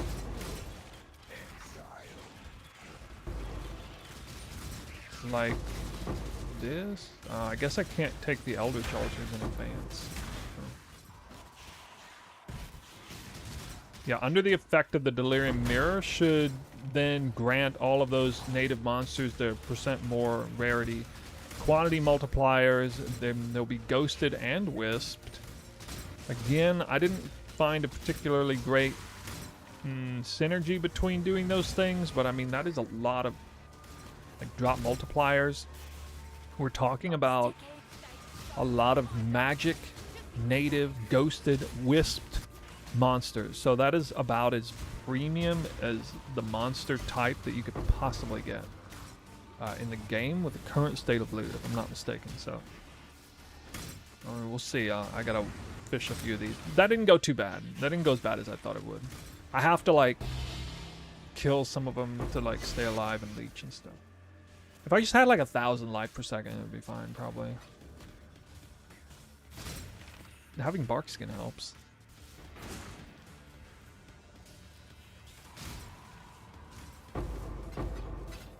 I hope this is good. I hope this is good because I would be willing to do this kind of thing. I would definitely make a video on it. I think a lot of people would probably hate it. But it is the kind of farm that I would like to do. And I did it back in... You can go look up my content in Total League right now. You can go see this strat, basically. Playing out. Without the wisps, though. There was... that was one league before Affliction League.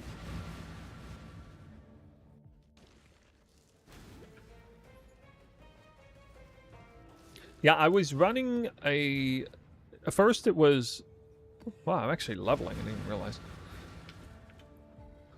First it was... well, it was Lightning Strike. Actually, I was playing Lightning Strike in Total League, and it was at its like least popular state then. It was very unpopular at the time, and I decided to play it. I was wearing like the helmet. The one that gives you extra power, which you can wear for this strat, definitely, if you want. It gives you the ghosted buff, and an additional buff on top of all the others.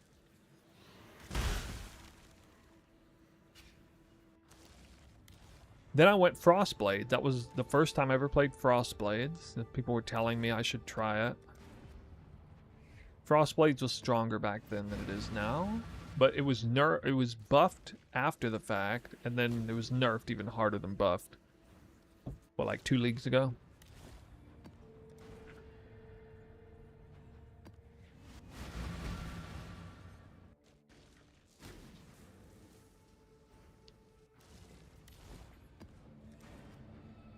But I think, I mean, I've done enough of this game, and I understand what the state of loot is like, and to a certain extent. Even without them being ghosted, they should drop decent loot. Natural magic Wildwood wisped monsters, they drop some loot. It is a kind of a quantity over quality thing. And I mean, if nothing else, I might probably what might end up happening is might end up running like natural juiced like I don't know, double lineage bloodlines.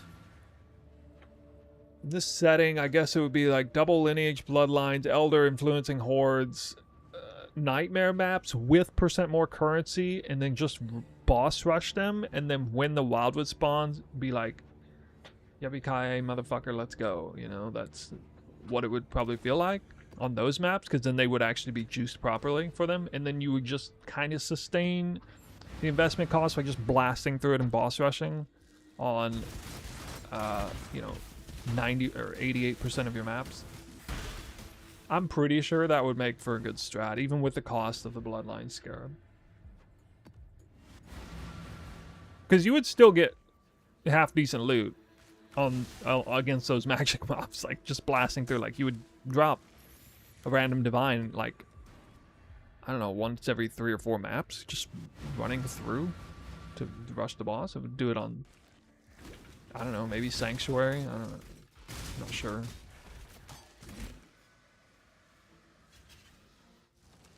You played Frostblades only in Freesia 1, I think. No, I played it. I played Frostblades for a hot second in Tota. I don't think I ever made a video on it, but I did play it in Tota League.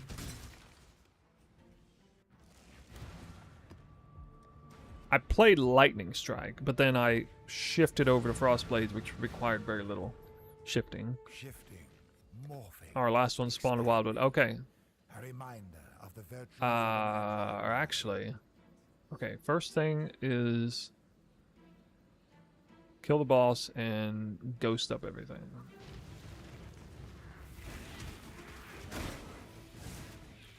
I gotta differentiate between like. The nice thing is these ghosts do a lot of the hard work for me, even if I like miss them or whatever. Shit. Approach. They will actually ghost enemies themselves.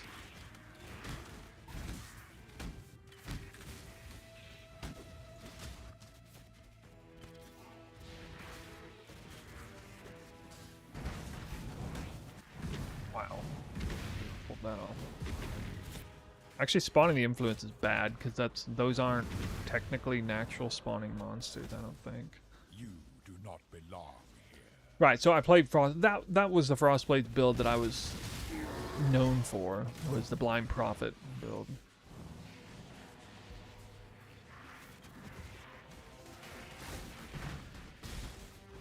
Oh, I did grab that one. Nice. I don't really want to be ghosting Eldritch packs all that much.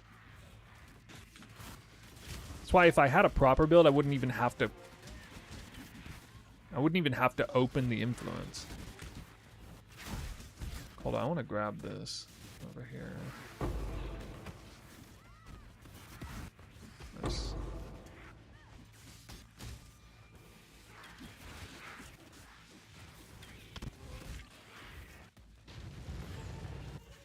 That's about all of it. I have more survivability than I expected. Granted, you know, I'm not taking any Eldritch Altars yet. They're not Wisps yet. But I mean, that is a bunch of, like, usually, you know, if I was paper thin, I'd be dying right and left trying to do that. We have blue. Purple trail. No blue trail. Boo hoo hoo.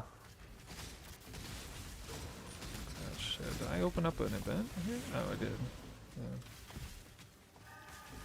Shrine. Oh. I'm retarded. I didn't spec shrines. Okay, I do need to drop beyond for shrines. That's what I forgot. I forgot to spec shrines. Which means I'm missing, no one, I'm missing, oh my god, I'm missing one magic pack on every shrine right now. And I'm missing at least 2 shrines.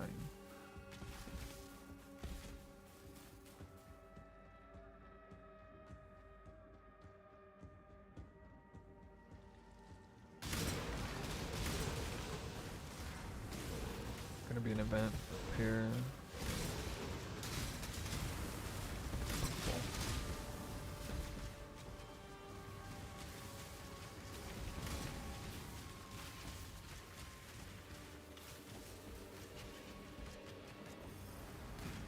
No blue trail.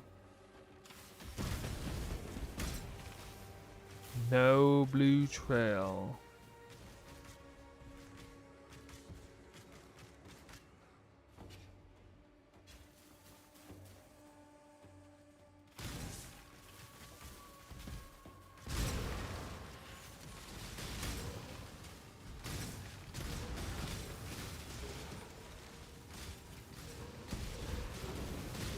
What the fuck, dude?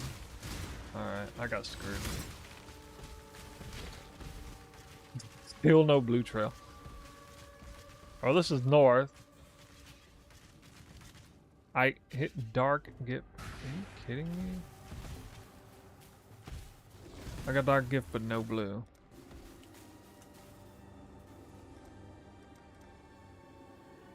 So bad. Alright, this 500 blue is gonna do some crazy heavy lifting here.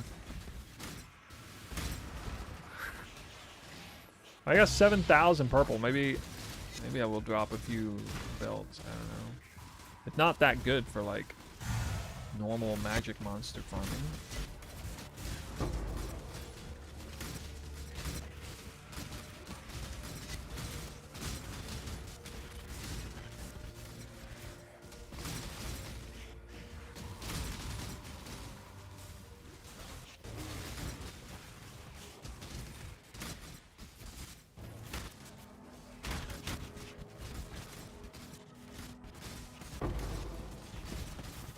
There it is. Oh.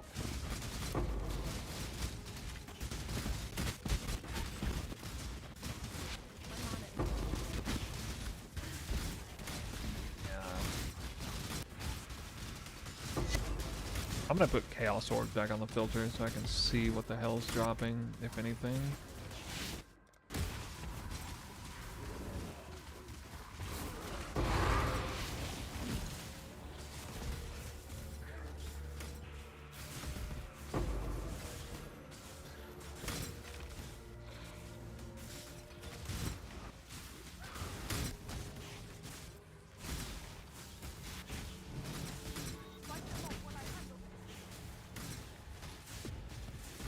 So, wrong juice didn't... Oh, shit. Wrong juice and didn't have the right spec. We'll have to do this again for sure.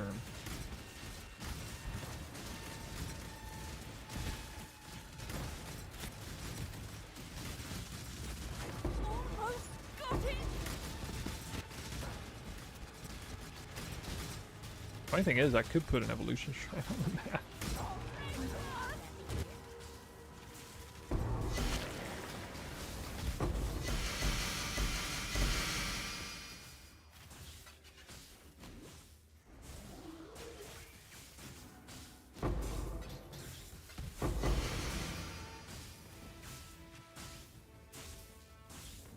Okay, I gotta pull beyond.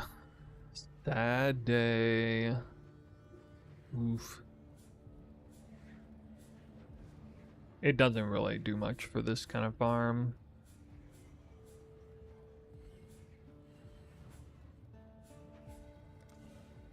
One of the reasons why I wanted to do this is because I actually have a halfway decent chance of getting a Covetous Shrine, the only source in the entire game to get player side quant. It's a total of 22% when picked up. Oh, I did spec into that shrine. Huh. That's funny.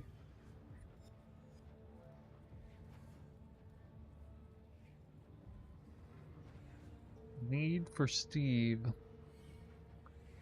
Underground.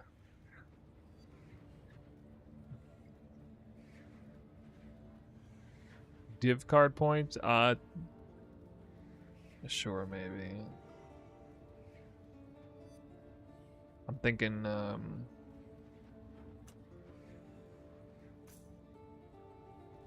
probably actually, no, I'll do the inner quant wheel.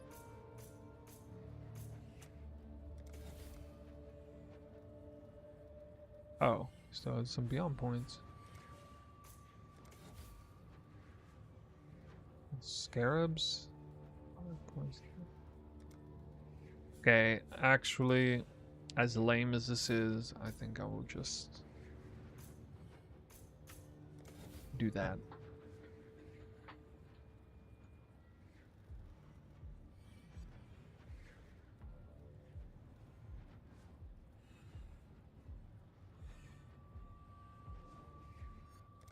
Wait, why do I have all this stuff over here? Huh.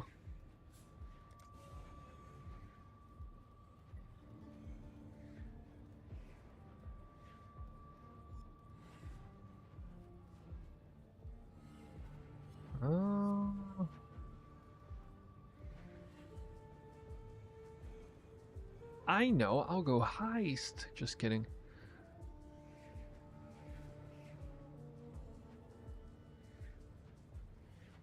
Actually, that almost gives me enough points to go back and beyond.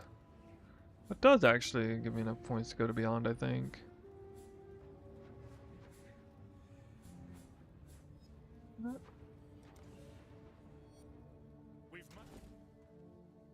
Why do I have these points to what side of the right? Eldritch Minion, pack size and stuff.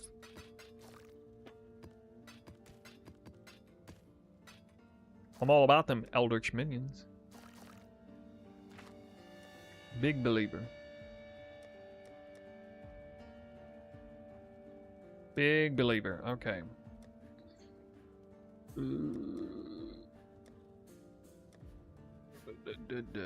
Let's see here. Hello, hello.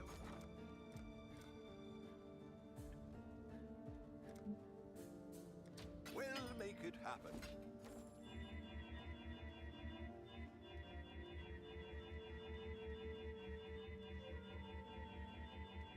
Oh, you are talking about those. Okay. Right. Stream delay. Got it.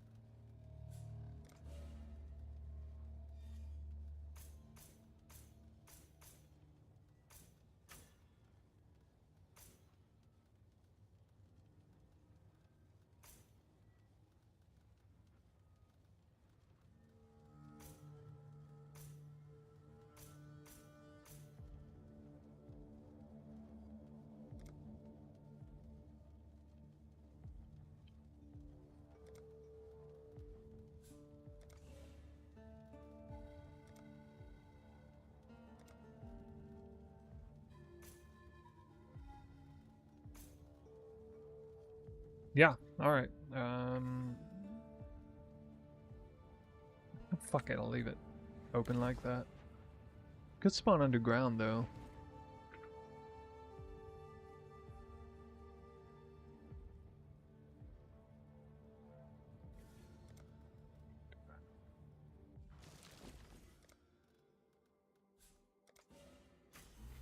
Oh. Just enough points.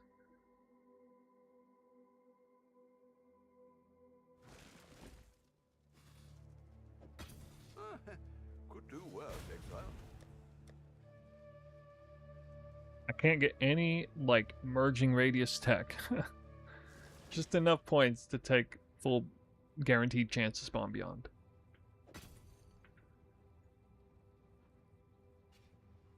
That's kind of funny.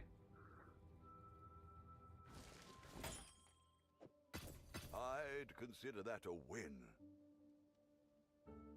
Allegedly, when a monster, a magic monster, or a normal monster is ghosted, okay, not even possessed, just ghosted, it has something like a 2,500% increased quant and rarity modifier given to it on the side of the monster. Apparently that may not be Exile? all that meaningful. Like maybe it's like additive with wisps or something. I don't know.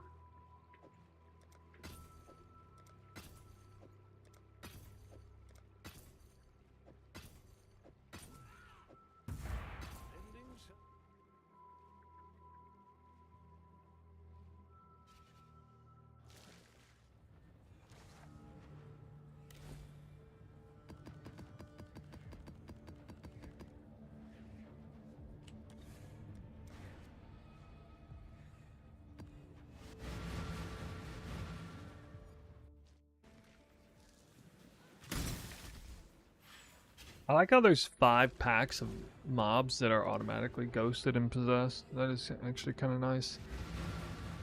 Alright guys, you ready for this? There's a Wildwood in this map. Guaranteed. What? What? What took so long to spawn the portal then? Ugh. No, I'm losing the sight. I'm losing the vision. I'm losing my vision. And then I spawn a sentinel.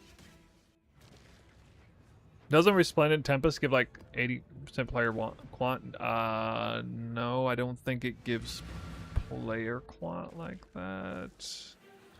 If there is anything else, it does give... I don't know, I actually need to... I want to check that.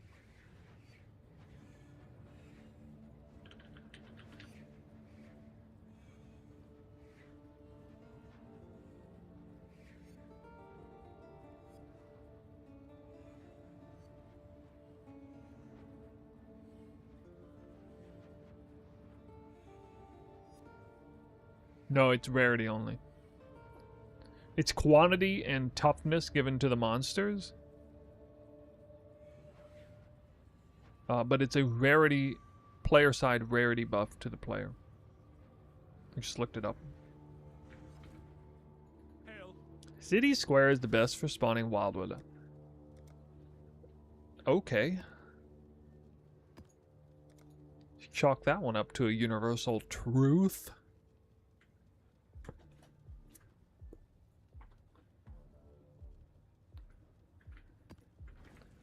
It has been... Or what's that phrase in Dune? As written. Yeah.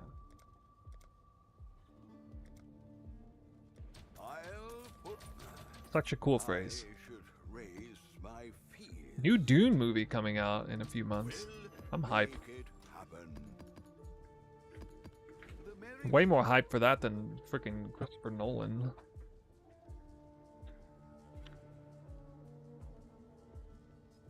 Anybody see The Odyssey? I can't even watch it yet. It's delayed by like 3 months in Japan.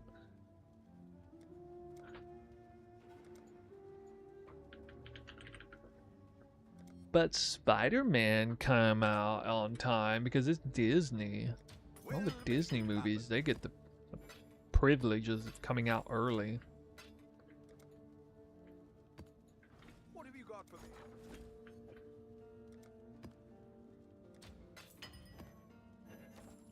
I still can't get over the fact that, like, Disney, the company, used to be my favorite company for, like, making movies, and now they've taken over, like, everything, and they're no longer even...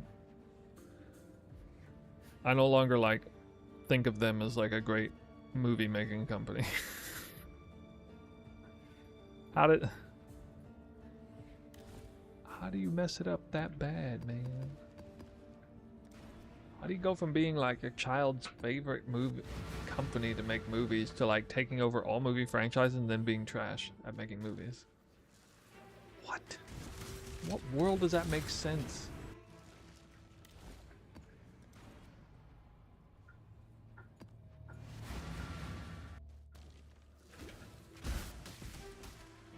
Alright, we got another 20 maps here to fish. Actually, no, I guess I only had 12. Slight delay portal spawn. Shifting, morphing, Nope. a reminder of the virtues of an agile mind.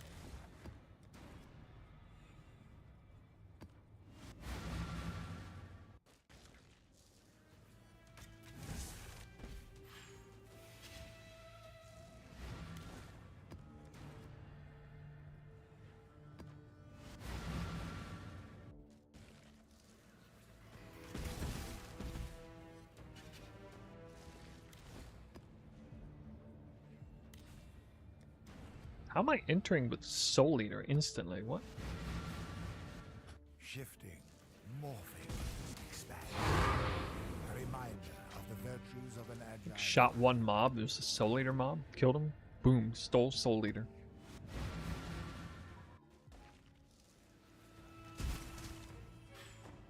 It's like when you hit that Sentinel and trigger it and it gives you Soul Eater buff immediately. Nice.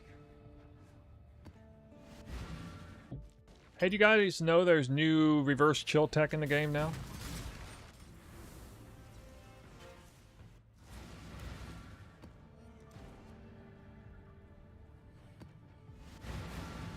Brand new sport gem called Coursing Currents. A reminder of Removes the virtues need of for an the second agile ring. mind. Don't have to wear 2 rings to reverse chill yourself anymore. Only need 1.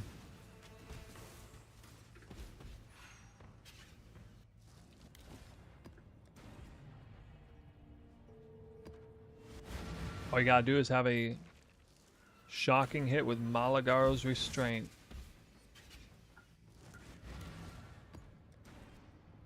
If you hit an enemy with any shocking hit with Malagaro's Restraint, it shocks yourself and adds in a transformed shock to chill modifier. Chills yourself at the same time. There's a fair breeze on the wind today, wouldn't you say, Exile? Pretty cool.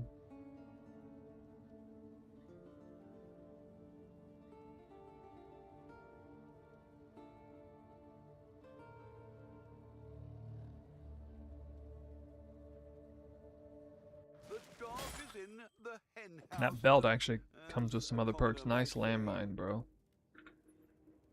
There's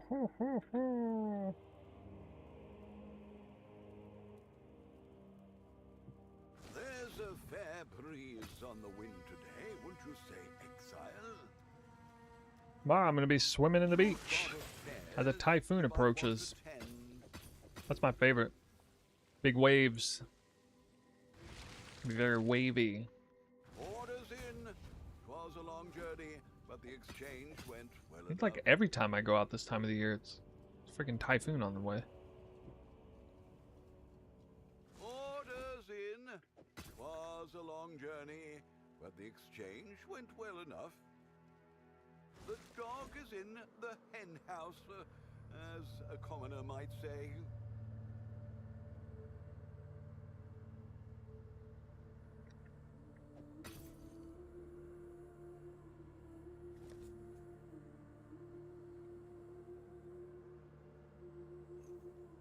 You've got affairs you might want to tend.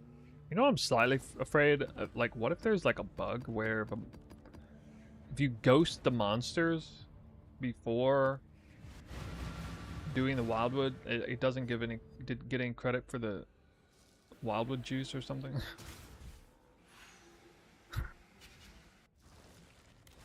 I don't know. I'm a little bit paranoid, I guess. Hey, I got one. All right, let's do the thing. Do the thing.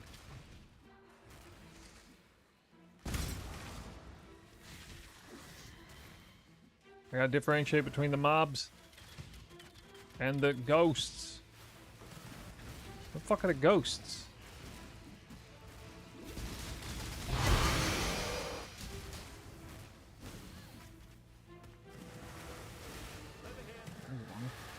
Right. Gems and I'll make short work of you. Oh god. Oh, two ghosts. Wait. Wait. How did that not take?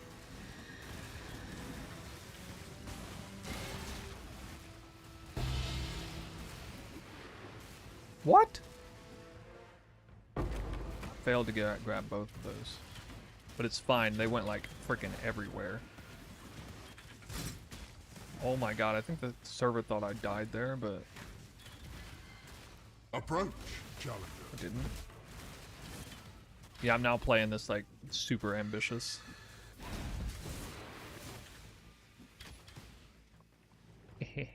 Ah.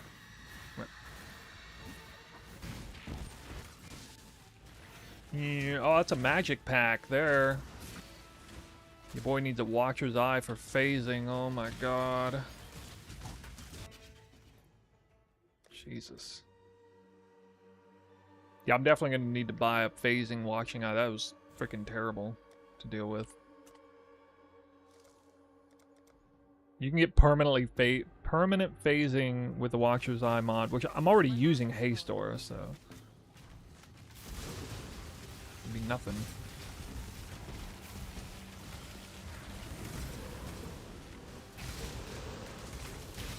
Alright, we got all three colors. Yellow event, no blue trail, but a refill on standby. That is better than I could have guessed for. And that is a blue trail there, actually. Wow, I barely spotted that. Does that mean it's on the other side? Yes, it does. That means this is probably the northern event. And blue is... no.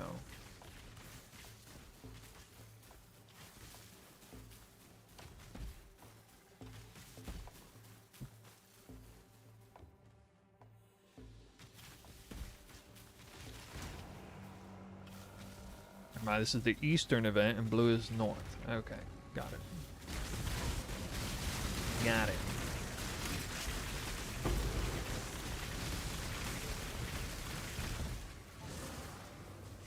Why is the trail suddenly missing? Huh. Shitter event. Oof. Super shitter event.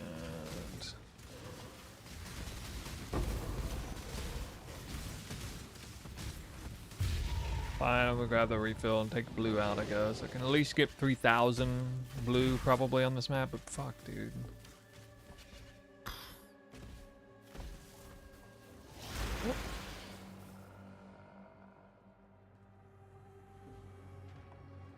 That could be another blue event. Possible, not likely. This is not even a good pathing, but I have to do it because I'm gonna like path back to where my portal was, basically.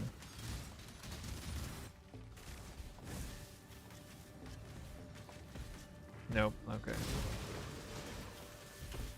I'm getting a little lucky though with the monsters being a lot of blue wisp infused mobs feeding me extra juice. Little lucky there. How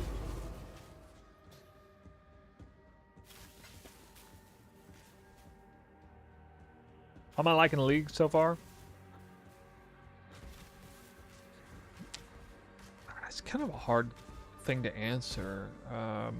Okay, I would say my favor, my desire to play the league has at least outside of the recent Wildwood fishing buff potentially, especially without that, my desire to play the league has dwindled rather quickly.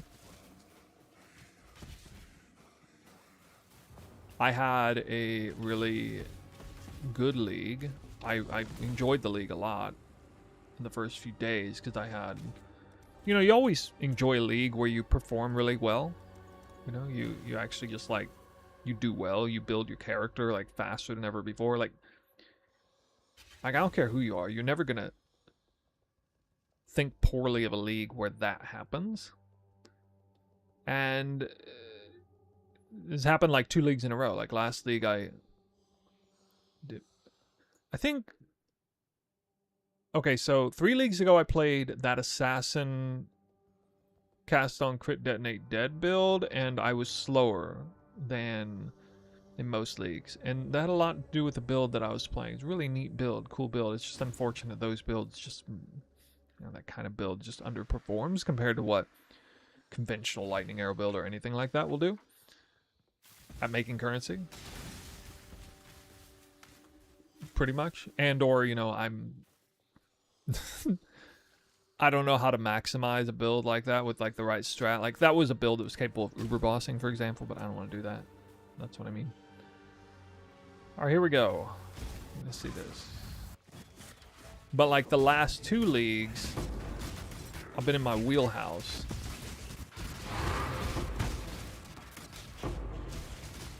And this build, I played for the first time last league. It did very well last league, and then this league, this build dramatically overperforming this league because of the buffs to the chrome colors.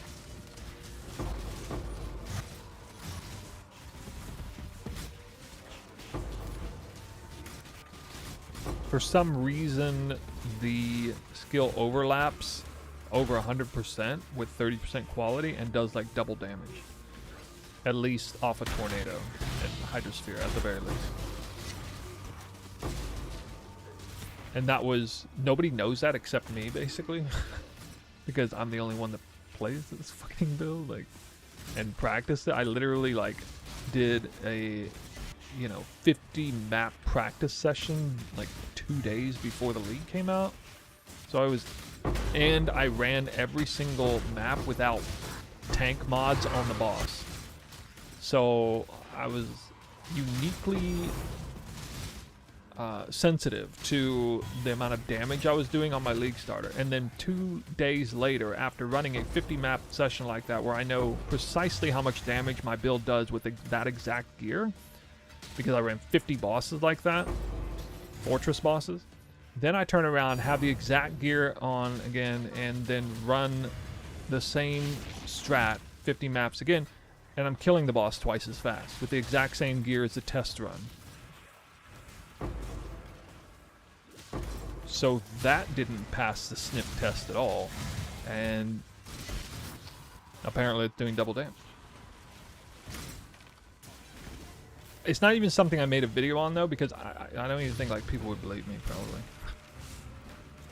Or it'd be like kind of impossible to prove. I thought about making a video on it, maybe like pulling old footage or something, but I feel like people would just make fun of me for doing something like that, so I didn't even bother. TLDR, eye shot of penetration with 30% quality does double damage. Okay, in case anybody wondered. Alright, we did that Wildwood and we got 1 raw divine.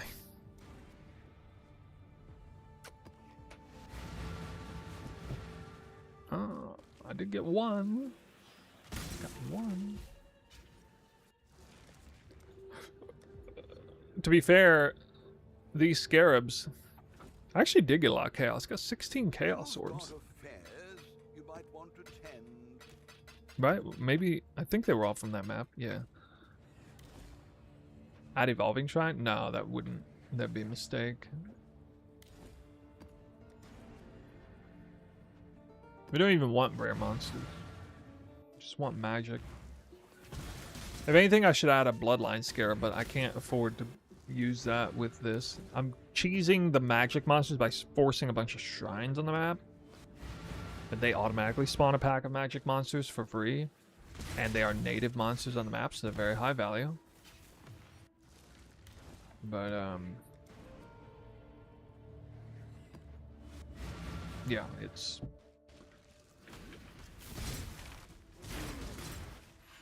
It's me.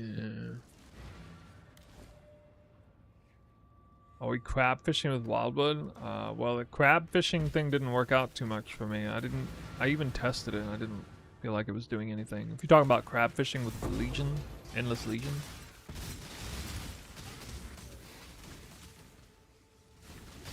This is the crab, if anybody wonders. I'm talking about this event.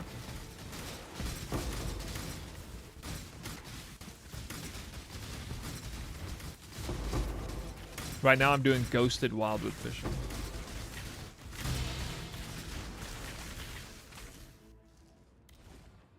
Ghosted mobs plus wildwooded mobs. Natural spawning magic shrine pack mobs. Morphing. Hopefully. Expanding. A reminder of the virtues of an agile.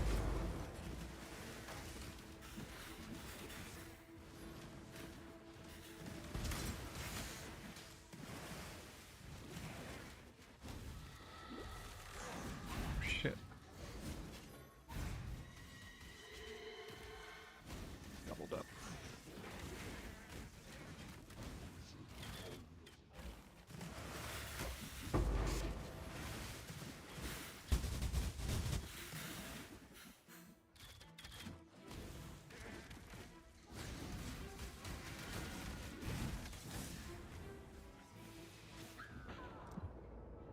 I shot arrows like 4 times.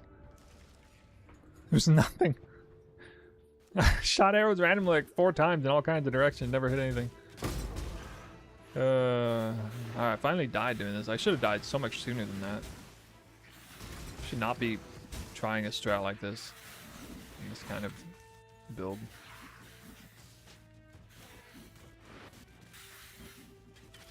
Wrong build, stupid. Oh!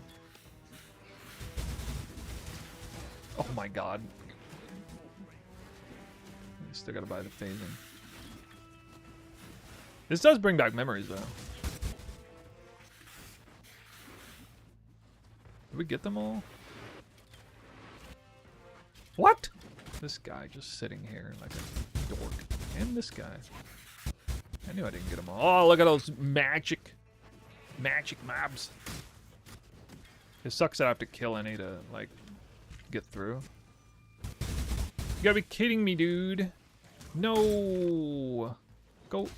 God, couldn't get it.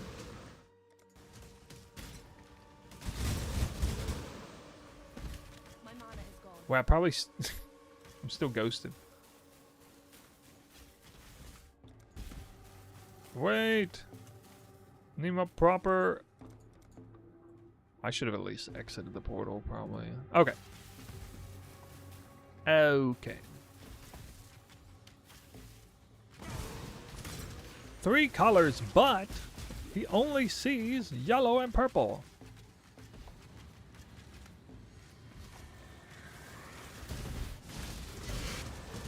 Oh yeah, this is another problem with this strategy. Might just like spawn the fucking spawn the ghost temple. I was like, where are the ghosts at? Well, yeah, one of them's in the Wildwood. I mean, okay. Oh, yeah, all right. You get Wildwood every 12% of maps, so like 1 in 12.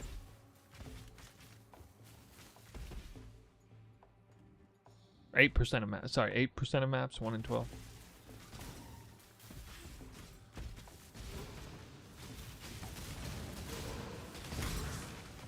Randomly ran into the blue trail with the good blue event. Finally. All right. No, another ghost is down here. I'm losing ghosts. No. I like this. Wait, is this maybe the East's event? Yeah, it probably is. Oh. I see you there, Mr. Refill. Thank God for the widescreen to the purple event south. Wait, why is it taking me this way? What the shit? He's giving me the runaround. It's like next to... Alright, there we go. No, I got too much purple. No. Damn, I could have probably found all 4 vents. But, mucked it up.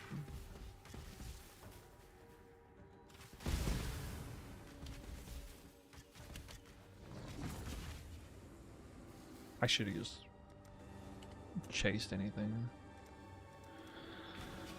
I knew that was about to expire. Alright. That's a lot of juice, though.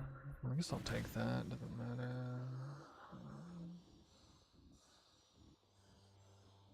There's blue down here. Oh, there's a little more blue. Oh, it's down this way.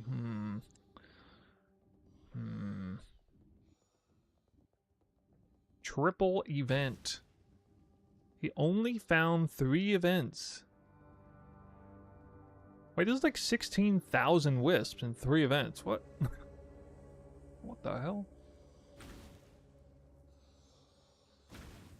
All 3 were good events.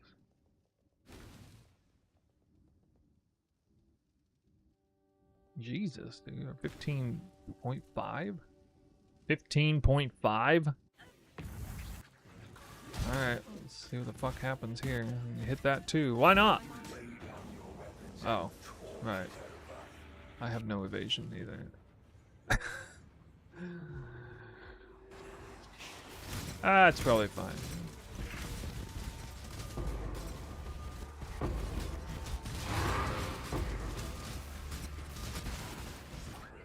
Maybe I shouldn't have. I always regret taking that.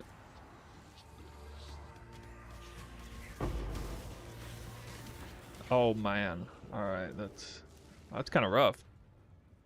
I can't evade attacks that are guaranteed to crit me. The monsters are fucking psycho fast too. Shit. Puzzle box.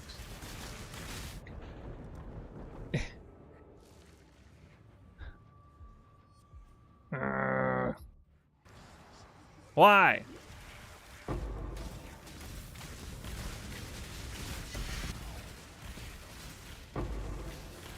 Ha, I got knocked back. I'm gonna get my 1 consolation prize.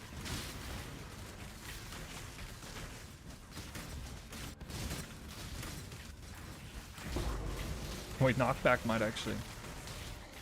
No! He misclicked the shrine! It's a resistance shrine. Oh my god. Wait.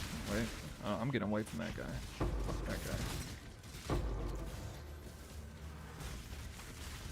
Man, I haven't had to play... Oh wait, I took a covetous shrine. I'm not gonna click it off! This fucker. It's a Beyond guy. I mean, I did end up killing like half the mobs in there, but...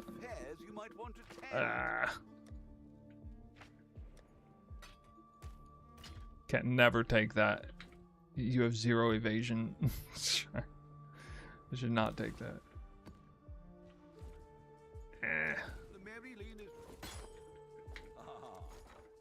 That was kind of funny though. I was playing like it was the first day of the league.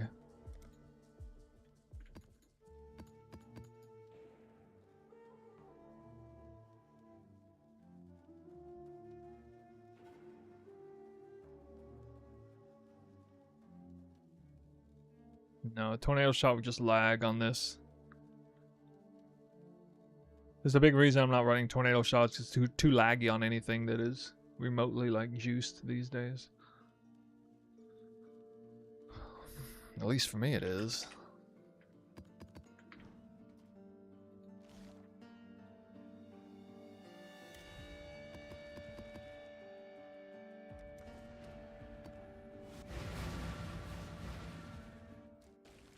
There still wasn't a blue over... Like, it was purple over everything else. Like, so it's still not even... I don't know, it's 15,000 Wildwood, but I always have issues when that is the color distribution, if it's just bad colors.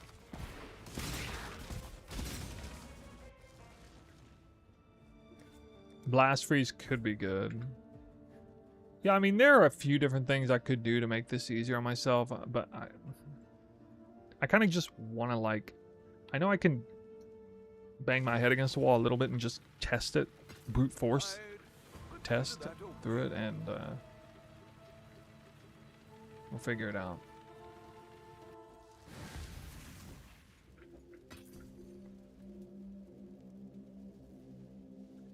We did Legion already. Well, I've done Titanic Rogue Exiles. That was a no-go. Eternal Legions, no. I actually had kind of high hopes for that one. I heard from somebody else that they were at least had one specific map where that went really well. I tried Breach, also didn't go very well, surprisingly. I kind of figured that one would go kind of well. I was dropping like 5 chaos per breach at best, like on average, without % more currency. But that wasn't that amazing.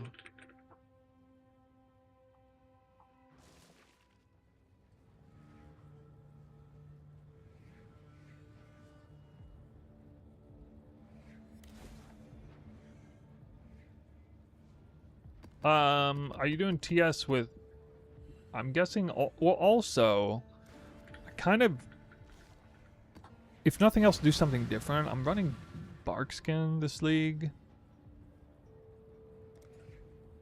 Oh, wait a minute, what? Wow, I didn't even realize. Jesus, dude. What the hell? I handicapped the shit out of my build without even realizing it. Running a different setting.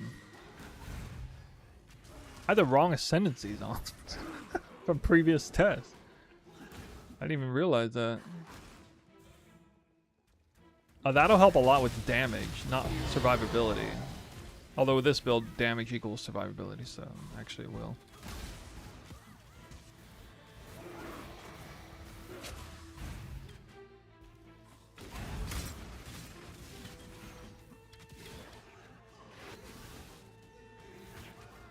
The freaking monsters look like ghosts.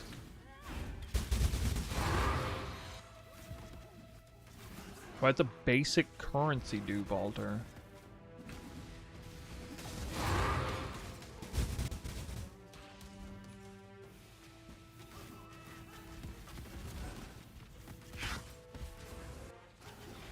Is that a quant altar? Yo.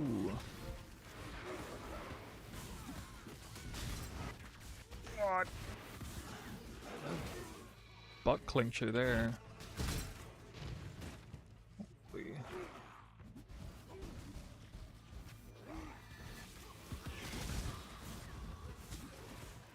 I think I killed that guy. I'm just gonna go.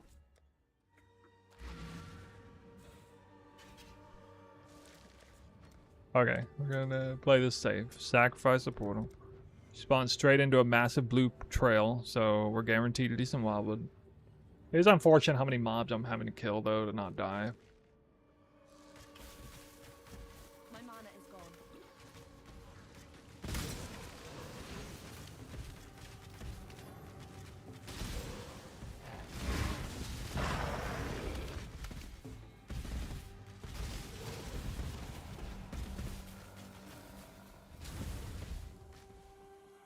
Right out the gate.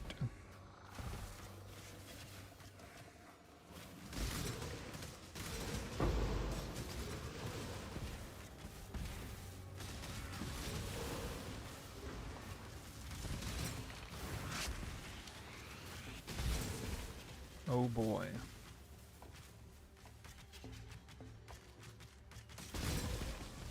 Purple. Probably this is west and this is north.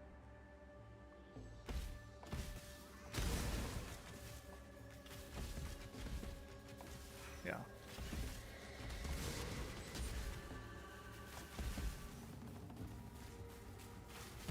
3K all I'm gonna get on that? Damn.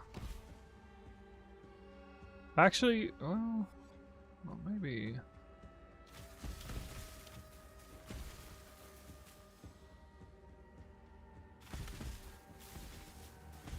Okay, yeah. Dude, I'm not grabbing more purple. I'm not doing it.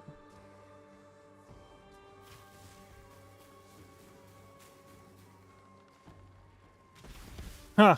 Same fucking things over there again.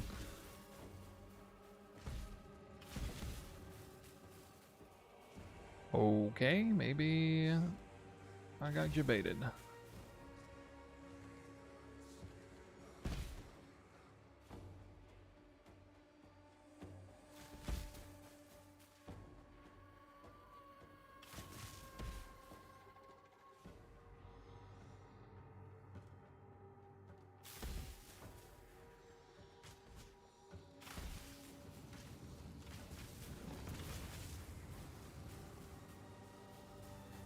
Yellow was here. I was right all along, just got dead-ended by a random area.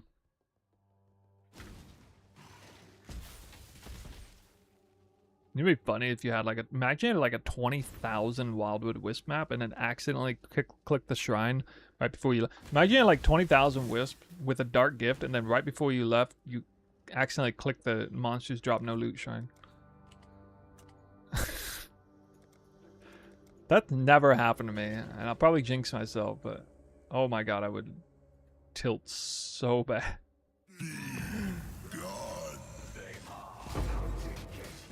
Alright, here we go. Still 8,000.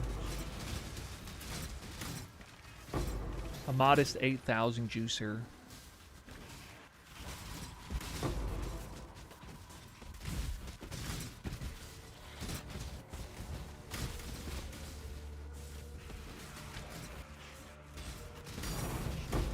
See? I know.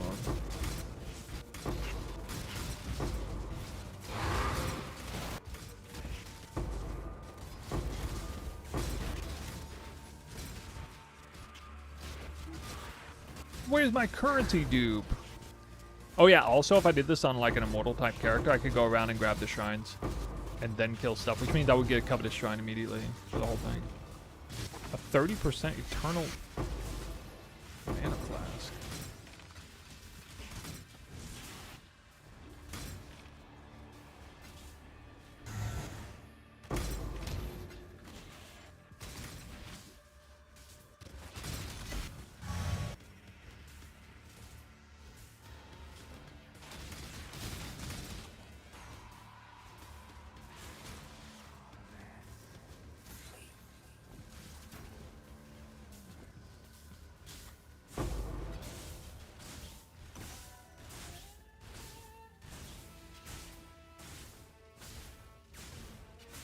Worth 25 chaos. Woo! I'm rich.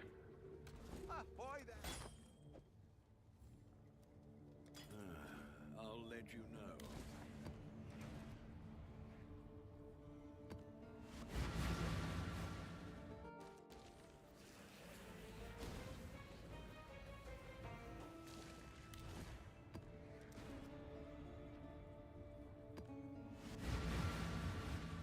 Shifting, morphing, expanding. A reminder of the virtues of an agile mind.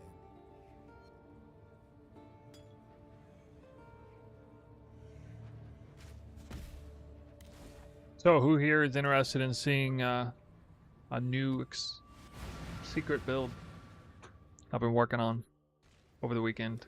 Oh, never mind, you gotta wait. Still waiting. What? Grab that? How did I fucking grab that? Like, no way.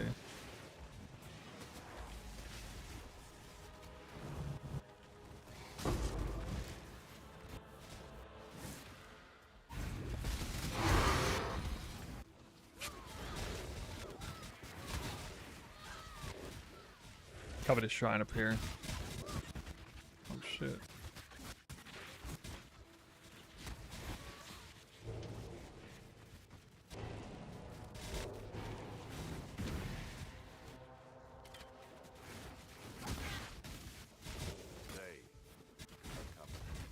I spawn extras?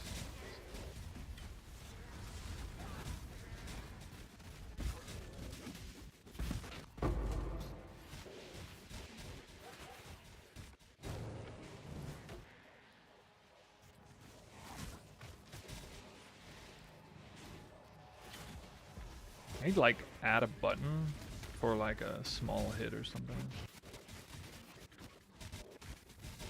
Oh my god, dude. Map is like crazy.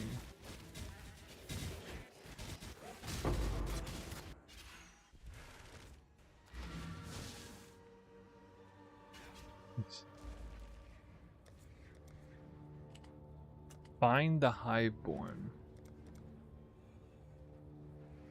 That spawned a lot of Eldritch minions.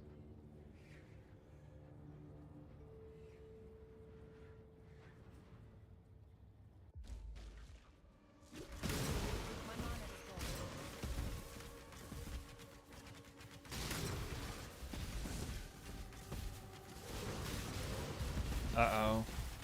Bad omen.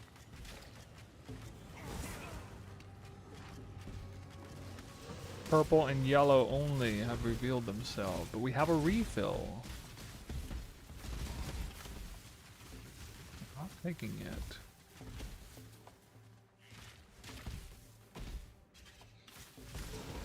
There is still hope. Oh, there's less hope now.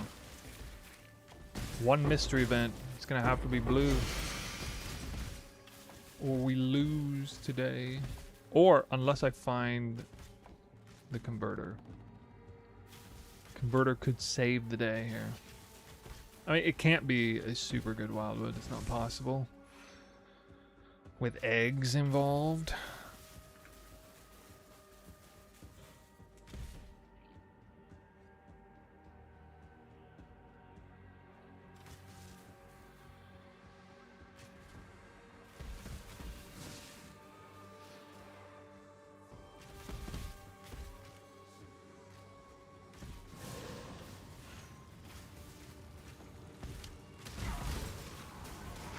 Second refill. Oh my god, the yellow event's terrible too. I think it's crossed over with purple.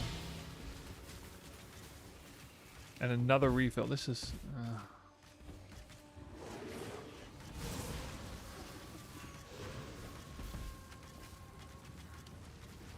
Wait, it is blue! Oh my god! How the fuck? And it's a good blue event! The secret blue! It's hiding in the map! Oh my god. That's insane. What? How does it do that? That's so wild, dude. Oh my goodness.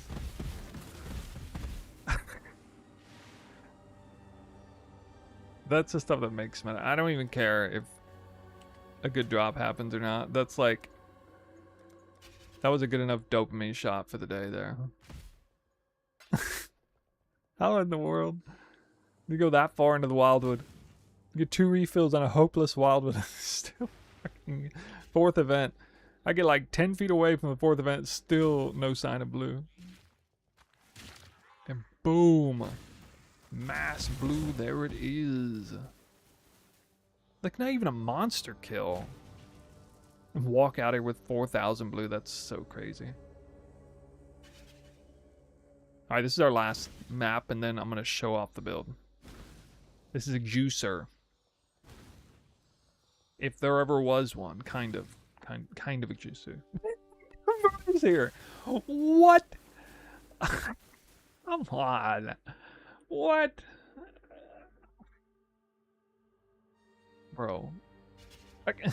No. No.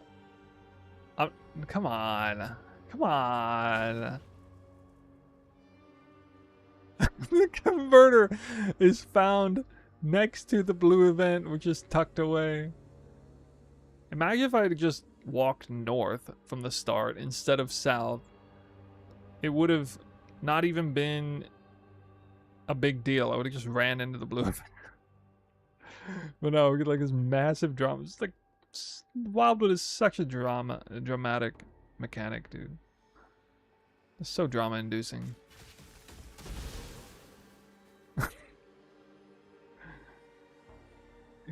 Jeez. You could farm clips of me just running the Wildwood and that's it.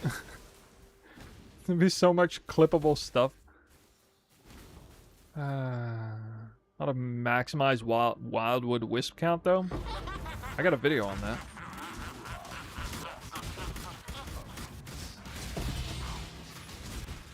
Alright, I'm gonna grab the shrines first.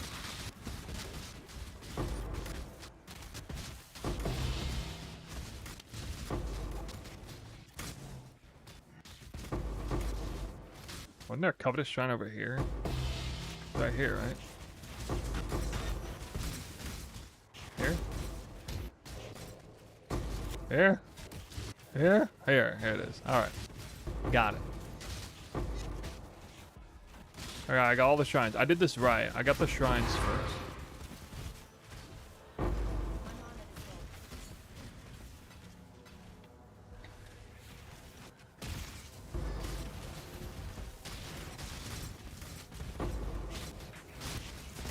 Now I kill the rest of the mobs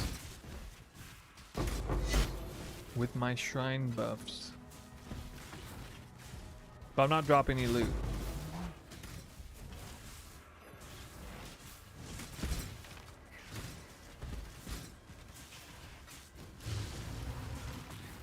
Yeah, that loot's bad.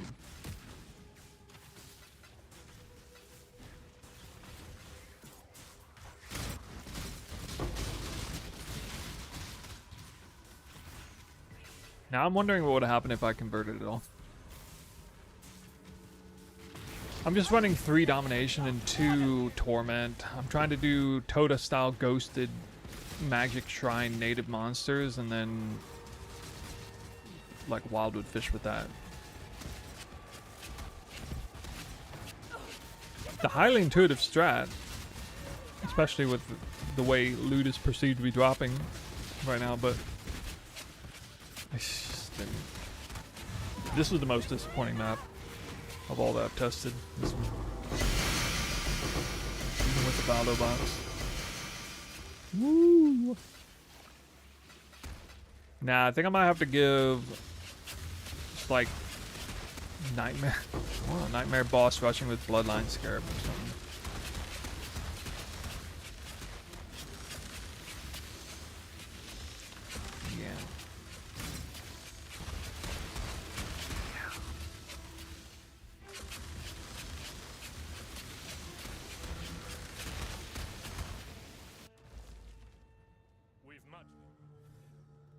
Let me see here.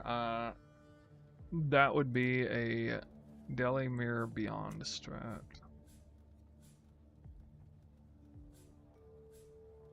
Let's see.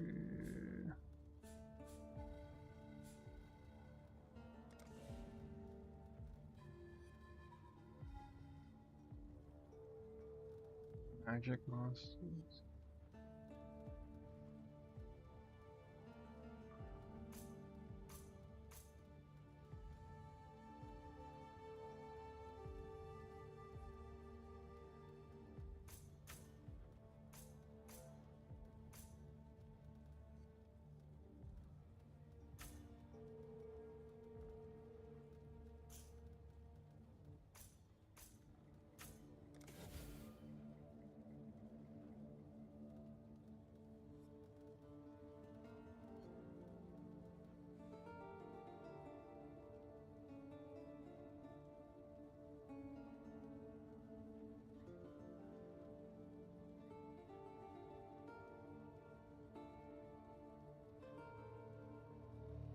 Axe size and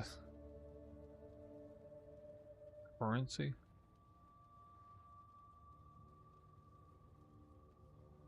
One map on the filter. 55 chaos, guys. It's just 55 chaos. Could do worse, exile. 55 chaos nightmare map. I mean, I would have to make the loot filter weaker, but this is over 100% currency, 8 mod corrupted, 56 pack size, 113 quant. And this absolutely will produce some raw loot, even without wisps. But you're paying for it. So it'll be lineage, double lineage. This is. I'm playing very heavily off of the magic influence packs farm that I did. I think that's gonna be one of the better farms. Driving up pack sizes, magic pack as hard as you can, native monsters, a huge amount of eldritch altars, even more pack size with the elder influence, and I guess we're running on sanctuary. There's a tree, even these 2 points here, kind of bonus. Let's see what happens. Let's rush the boss, I guess.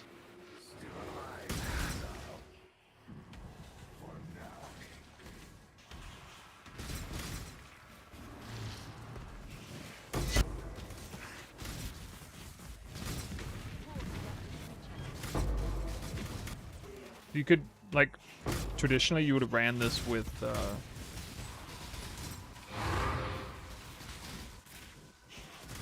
put 1 or 2 wisp scarabs in and sub out something. Wow, that, god damn, that was dangerous. Shaper?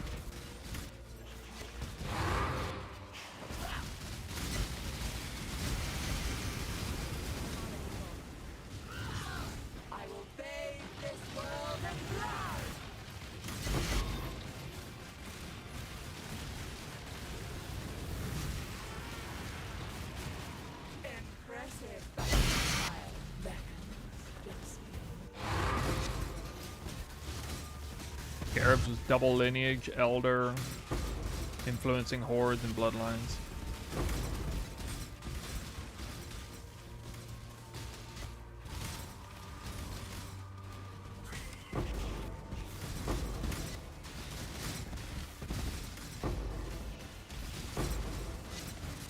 So I think, like, one thing you could do is boss rush this kind of map, and if you find the Wildwood, then you treat it super seriously. Otherwise, you're just kind of boss rushing and trying to pay off the cost of the Bloodline Scarab and pick up a few things along the way. I mean, with a certain type of character, you can full clear this map quick. You're not doing any league mechanics. It's just straight up spawn maps, monsters spawning straight onto the map.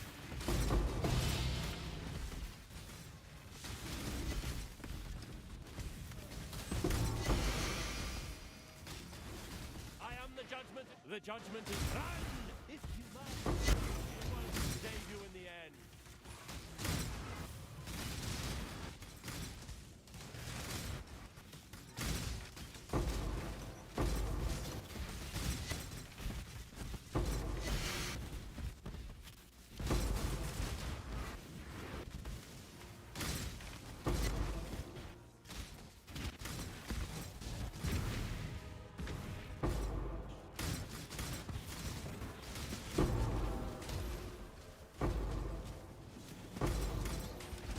I went and full cleared it. Yeah, so like before the Wildwood buffs, this would be probably 2 Wisp Scarabs. I mean, it might be like double lineage, double Wisp bloodlines, and full clear the maps. I could run one map like that, I guess.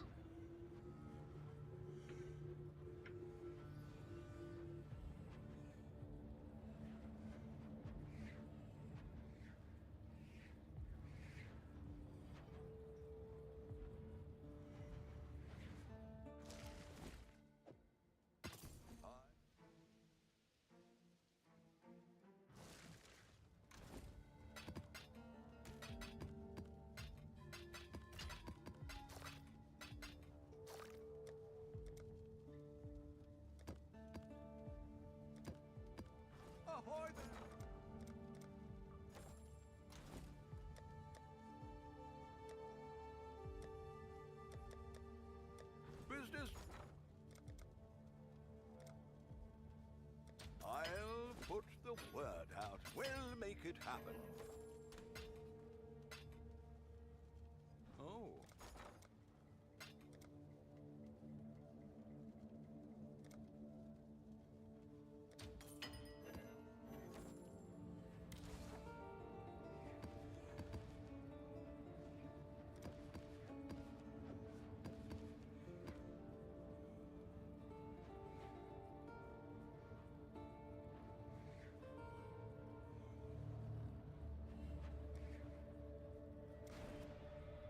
Delirium and Beyond on it.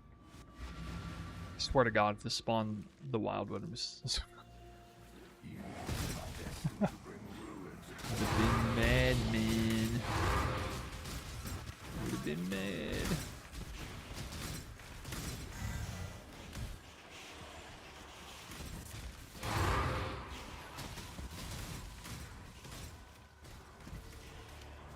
Approach, challenger.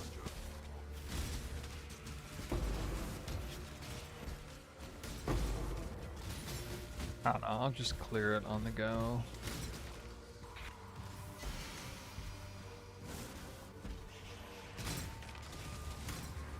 This is very similar to the strat I was doing back when Legacy of Frisia was in. And we were like, we had some wild juicing strats back then. This was a bit of an unsuspecting one though. You basically got guaranteed max Eldritch Altar spawns like instantly in the map. Produced some pretty crazy stuff. That was also a time when, you know, you were either doing like, basically there were three strats. It was either like Blight juicing, Titanic Exiles, or Magic Pack. So the only strat that wasn't like redonkulous on like your either your build or your PC was this one.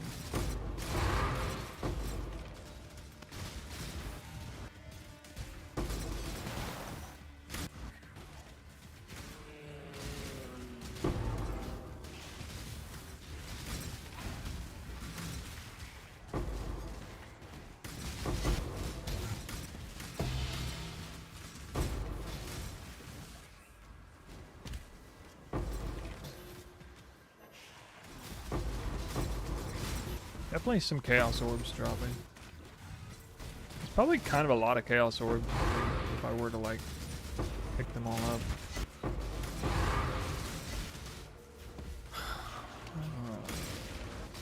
Without a Wildwood even.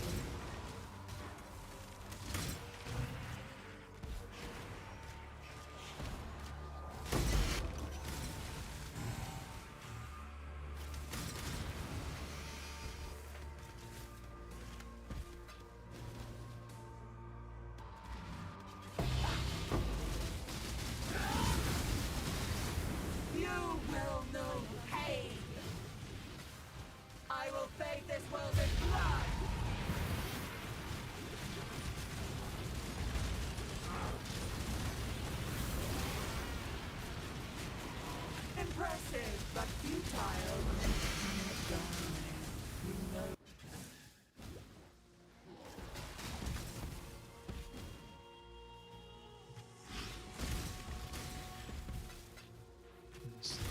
You go ahead and pick them up.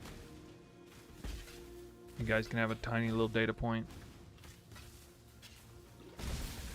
I feel like this might be one of the only strats that would actually compete a little bit with breach juicing, maybe.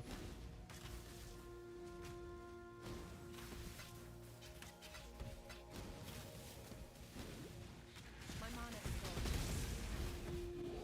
gone. You could have like big discounts on the map because you can run nightmare maps and get currency back. You don't really like, you don't need the dunes layout or the jungle valley layout or anything. The layout doesn't matter all that much.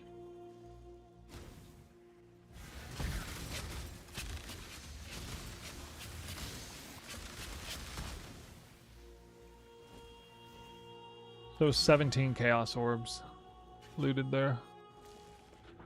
I don't know. I don't know what juicing breach strats are giving in terms of Chaos Orb count. I think it's a pretty decent number of Chaos Orbs for, like, a strat that you can run every single map in the current economy.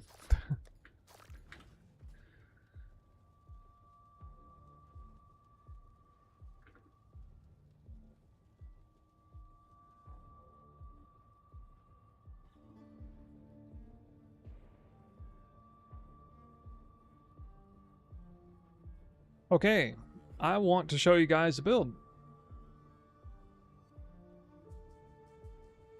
Figure it'd be nice.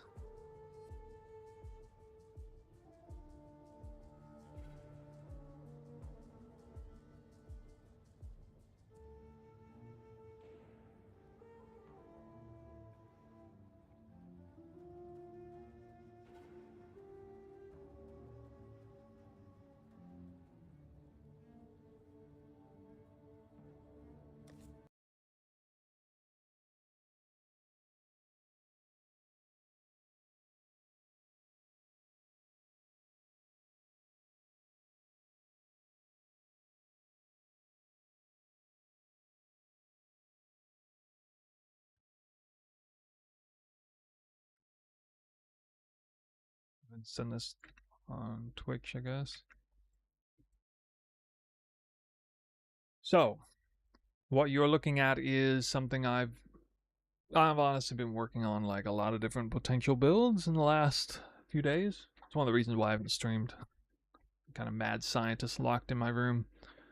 Having a lot of fun though, playing the game outside the game. So I'll go ahead and give you guys kind of the full story. This league, I had a great league starter. Playing ice shot of penetration.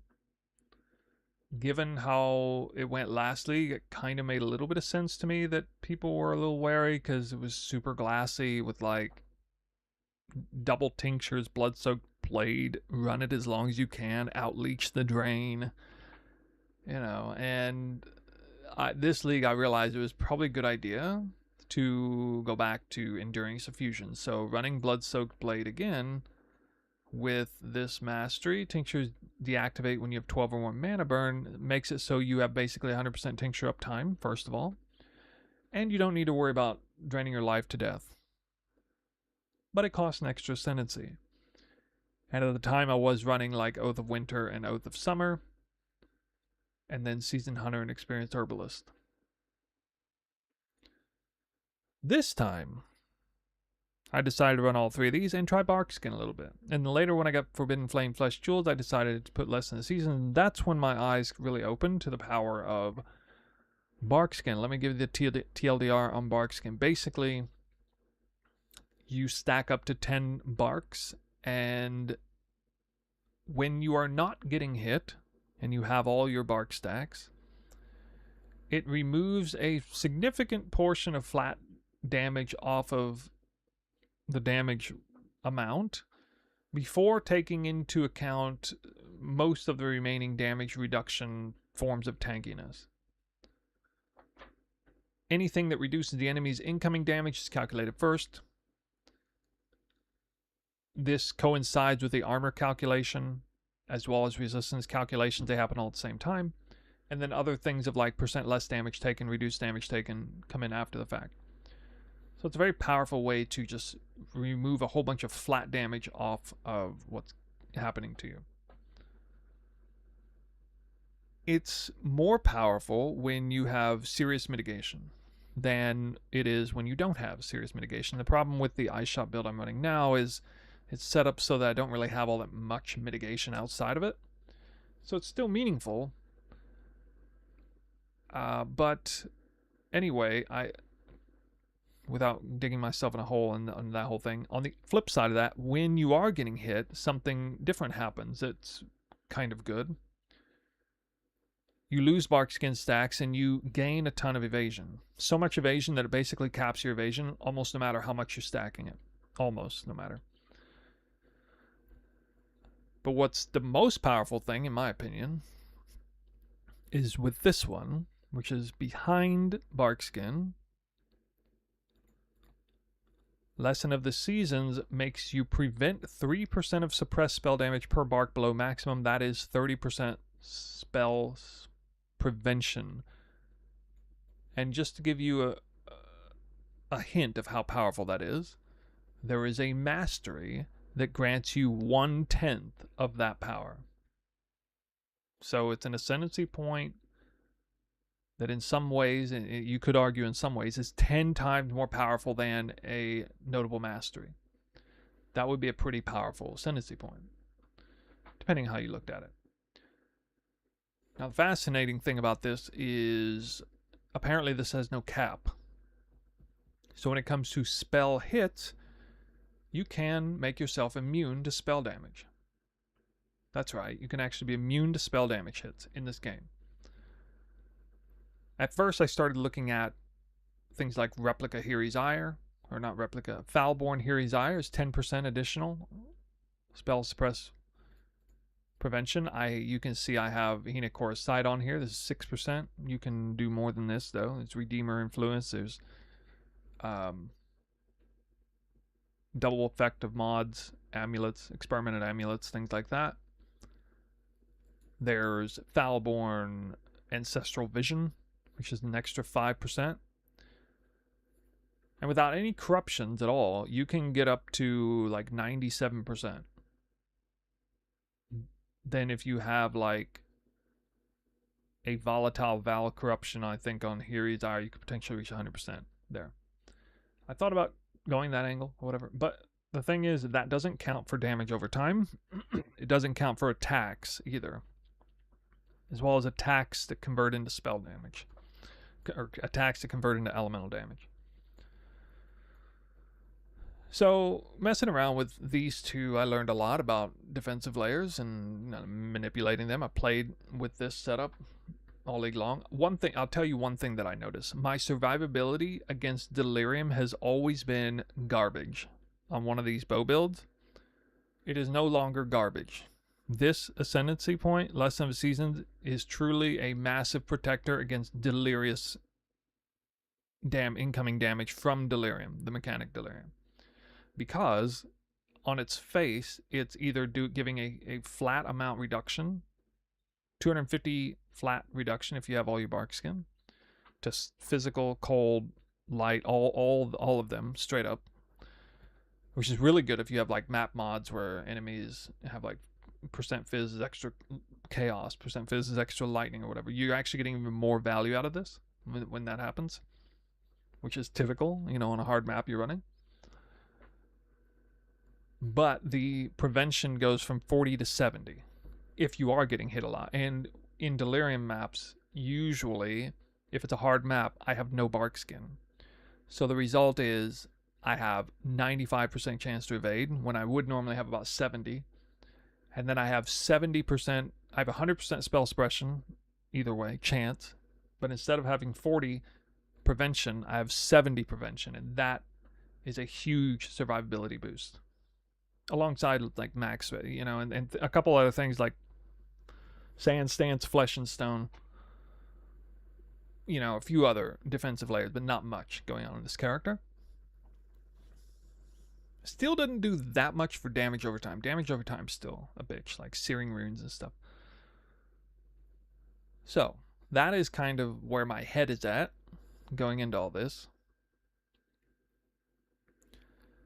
I realized if I wanted to have a league starter that got the full tincture package and full barkskin package, I could not run a bow build because that requires a 5th notable tincture effects also apply to ranged weapons. So research kind of began at a baseline melee only. For a hot second, I was still trying to look at this and maybe only run one tincture. But then the problem with only running one tincture is then you screw yourself over with like all the other tincture effect mods, and like if you're running 2 tinctures, it's definitely worth taking the tincture effect mod. But if you're only running one, then it's kind of on the fence, probably not worth taking. Yeah. So one thing I like about the tincture setup is that you can double down on your tincture power by going like tincture effect and everything.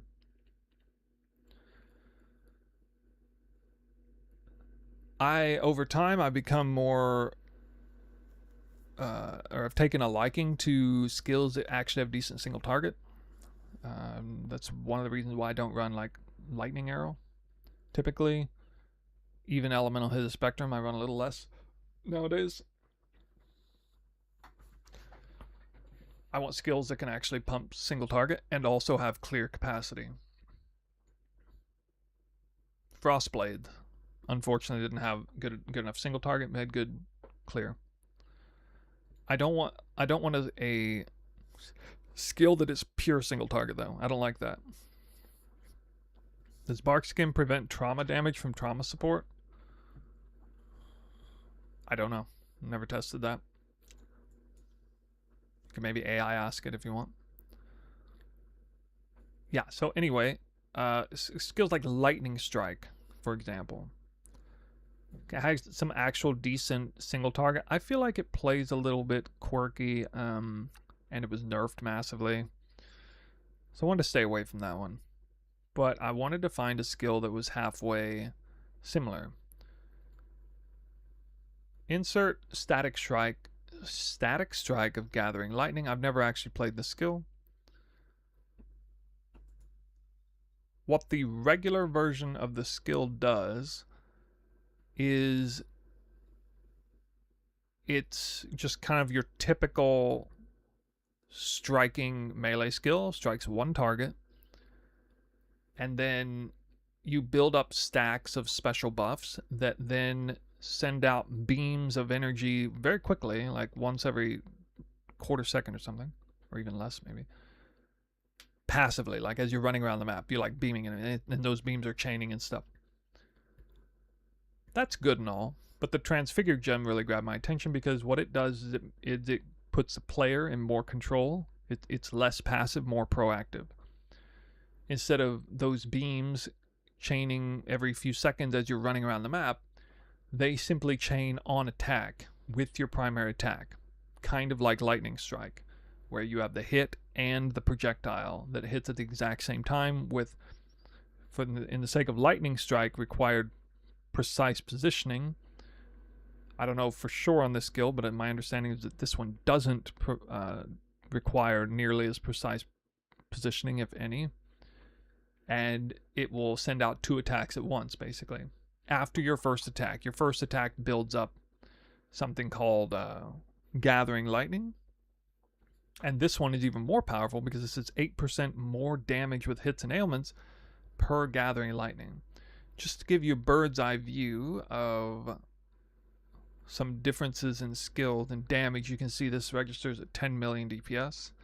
Down there, if I were to put the heavily nerfed Frostblades in here, which only hits a target one time, this build would be doing 30 million DPS. And it's not because I changed the archetype from lightning to cold or anything like that. That doesn't. It can't chain off one target. Right, but it still hits one target. You hit the... My understanding is that you hit the same target with 2 hits. That was my understanding. That would be news to me. I did research on it. I don't know if you played it or not. I haven't played it, so could be that way. If we look at Lightning Strike,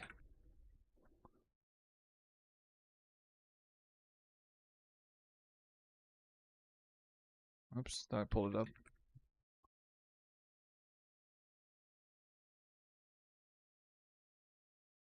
Okay, Lightning Strike can actually hit twice the same target with 6 million DPS.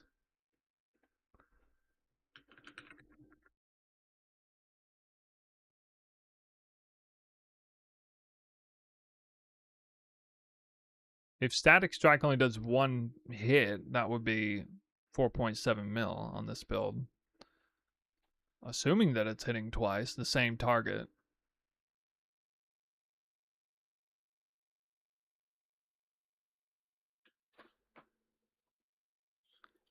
I know it's weird, like I wouldn't have guessed that it's only 1 attack, but again, I reserve the right to be wrong, obviously. I've not personally tested this to know for sure. Has anybody intimately familiar with Static Strike of Gathering Lightning?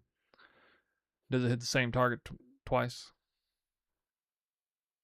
After you've ramped it?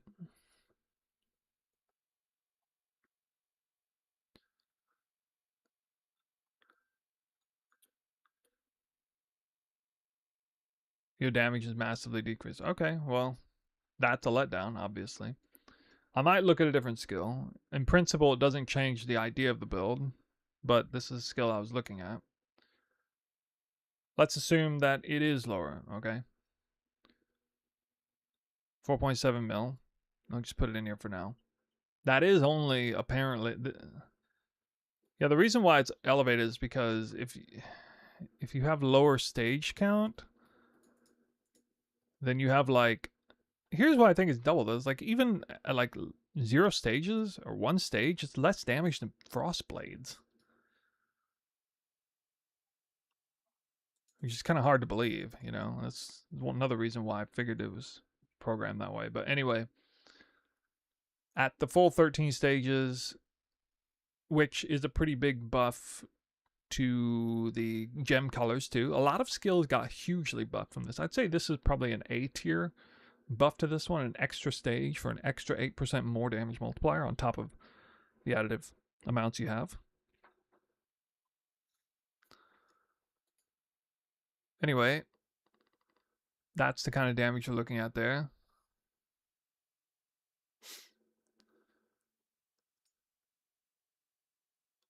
We can see that we have a very curious support in here called coursing current. And this was another tech component that I wanted to work around.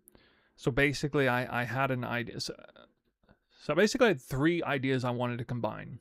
Idea number 1, full tincture package, full bark skin package. So the Warden power of tinctures and bark skin combined. That was one idea. Idea number 2 is hybridized clear and single target skill. This is under the premise that Static Strike would hit the same target twice. But something like that, or as my understanding, like Galvanic Arrow, for example. Galvanic Arrow hits a target twice. Once with projectiles, once with the, you know, the AoE spread. So it's like a double hit. And then the third premise is reverse chill. Brand new reverse chill tech in the game right now, which involves coursing current released apparently in 3.29.1, I heard. So very recently. What this does is it shares your shocks and chills, basically. If you chill, you also shock with the same amount of potency. If you shock, you also chill with the same amount of potency. And the action speed reduction on enemies, as well as the damage taken by on those enemies, are maximized on account of it. That's all it does. Fairly simple. But the ramifications for that are pretty insane when you look at very old tech that existed with a now retired cluster notable that did something similar, a medium cluster notable, way back in the day. You used to be able to use that cluster jewel notable and reflect chills back onto yourself by shocking enemies. Now, the reason that's so good is because usually you have to blow another ring slot on either Ice Fang Orbit or whatever it is, or Call of the Void. And with Call of the Void, super annoying because then you gotta go like cast on crit Forbidden Ride, and you gotta like wait on the procs, and you gotta put that in extra gem slot. It's super annoying to do that. Either you gotta do like the poison route and then like stack a whole bunch of effect duration and or ailment effect to like take that 10% all the way up to 30 through that poison route, and then you also got to run like the golden rule and all this other stuff, or you have to hit yourself with Forbidden Rite over and over again. Both are very annoying in one way or another. This one is way less annoying. Super simple. Just hit something, with either a big shock or a big chill, and boom, you are chilled. You instantly chill yourself for maximum amount. And it's up for the whole map because it's like instant max self chill every single attack. And I did test this. This works. And so it's freaking fantastic. Also, a little bit of a downside in the fact that it requires a belt, because then you're not running like Mage Blood or something like that later on. But the League Start potential is massive, because in the League Start, the belt is a shit slot. It's like Bisco's leash or something, you know, that people normally run. Garbage belt, basically, compared to what it would be later on in the league. This belt actually pretty strong if you have the condition self-shocked. It's 15% movement speed. It's like a flat amount of lightning damage. It's 60% increased damage done. So it's a lot of the, you know, glass cannon stats right there. 3 major stats. It doesn't come with resist and all that stuff, but comes with a lot of offensive power. This creates another downside, is that you are shocked. So you're going to be shocked for 50% naturally. Well, you can use Replica Winter's Weave or whatever it is, or not Winter Weave, Winter's Embrace?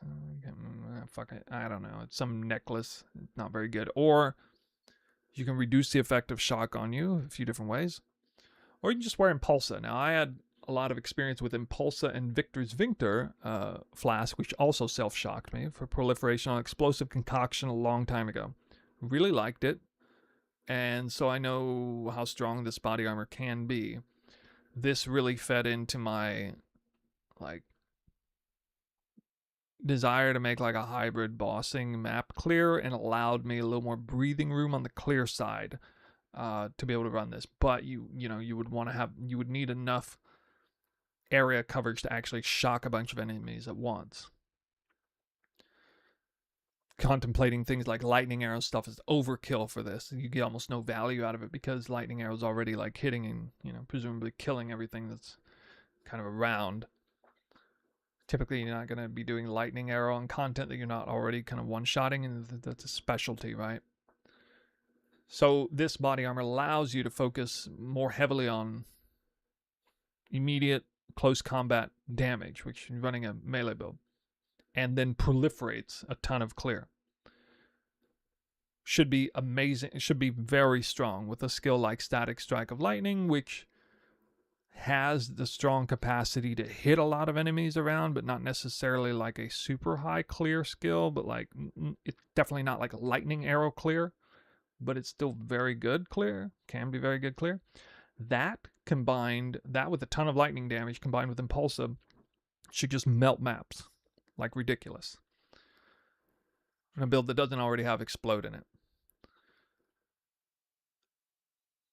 So now I've got 3 things fulfilled in my head. I've got this Ascendancy with the reverse chill tech, and then a skill that I'm hoping works well. Double damage or not. And again, I can look at different skills potentially. The skill is fairly interchangeable. It probably should be a lightning skill or a cold skill. It needs to be either a lightning or cold skill. Now then, the rest of the build. So at first I was thinking of kind of what I did with Frostblade before, Paradoxica style flat damage adding build. I actually looked into, as you can see if you're familiar with this, is an accuracy stacker without all the moving parts. Currently clocking in a humble 10,000 accuracy. It's possible to get 10 times this amount, by the way, on some crazy in-game builds. But I kept coming back to it because I kind of used it as a benchmark and was trying to build around it in different ways. I didn't look super deep into attribute stacker, but the reason why I like accuracy stacker over some of the other potential stackers is that this one does not require you to craft a bunch of GG gear. And as a potential league starter, attribute stackers are kind of like no bueno. Like, you're not going to league start initially, like day 1 or day 2, an attribute stacker, you know, unless like you would have to really know what you're doing and be really good at crafting and make a ton of currency immediately out the gate to pull that off, probably. It so happens that a lot of the accuracy stacking pieces are super cheap uniques that are otherwise garbage to everybody else, such as these gloves. Okay, these gloves, complete utter garbage on the market. They're going to cost nothing. You're basically going to get free corruptions on these gloves, free corrupted implicits, probably even double implicits, practically for free, if you were to run this back in the previous league when nobody was doing it. These swords, nobody wants them. Now, there are Foulborn versions, which are really good, which would be the first initial upgrades, and they apparently did cost about a divine orb all throughout the first week of the league, about one divine orb, and so I suspect Foulborn Dream Feathers would be kind of expensive if it were a popular league starter. But the regular one, no. Dirt cheap. Dream Feather is a tier 3 unique, apparently. Impulsa is the rarest, hardest access item at tier 2. Also not worth anything in the first few days of the league, except maybe day 1. But that's subject to change if it became popular or became meta. It would be worth something. Think like, it's the same... It's a little bit more common than like the Covenant, you know? In certain leagues, the Covenant's been like really expensive at league start, for example. Gloves are tier 4. Hinakora's Sights tier 3. Nobody wants this. Winter Weaves tier 3. Nobody wants it. Malagaro's Restraints apparently also tier 3. Absolutely nobody wants it. So, one item, one single unique is actually kind of rare, and that's Impulsa. And I know that market pretty well, so I feel confident about it. I really like Hinakora's Sight as a budget accuracy stacker option. There's a super strong... This build actually has some pretty amazing evolutions that go into play. I'll kind of show you guys what deep in-game accuracy stackers look like. I kind of enjoyed looking at this.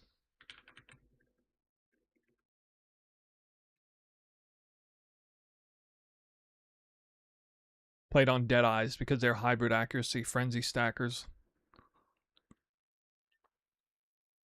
A lot of them are playing Flicker Strike. 3 rings. And these are like upwards of 10 or 100,000 accuracy. Same garbage gloves with +1 max frenzy. Brand new helmet in the game. Can stack up quad high tier accuracy abyss jewels. Transforms it into pure mods, like increases the effect of explicit mods, and bam, you got 4,000 flat accuracy on a helmet with no sockets. This kind of build doesn't require you to use very many sockets. And speaking of not using very many sockets, especially like this is a volatile Vald uprolled accuracy for each empty green socket on the equipped item. It's very easy to run a build like this with like 10 empty green sockets on it. So another massive accuracy stacking bonus.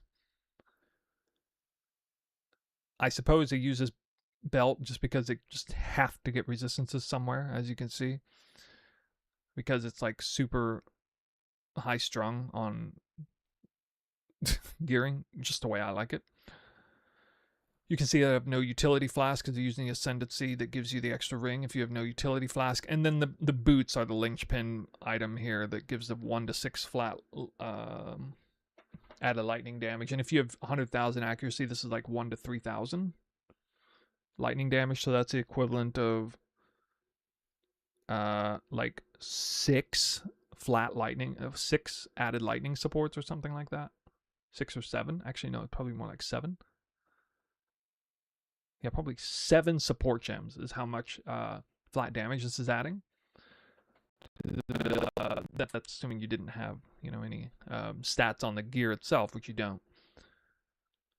So that's how this build ticks.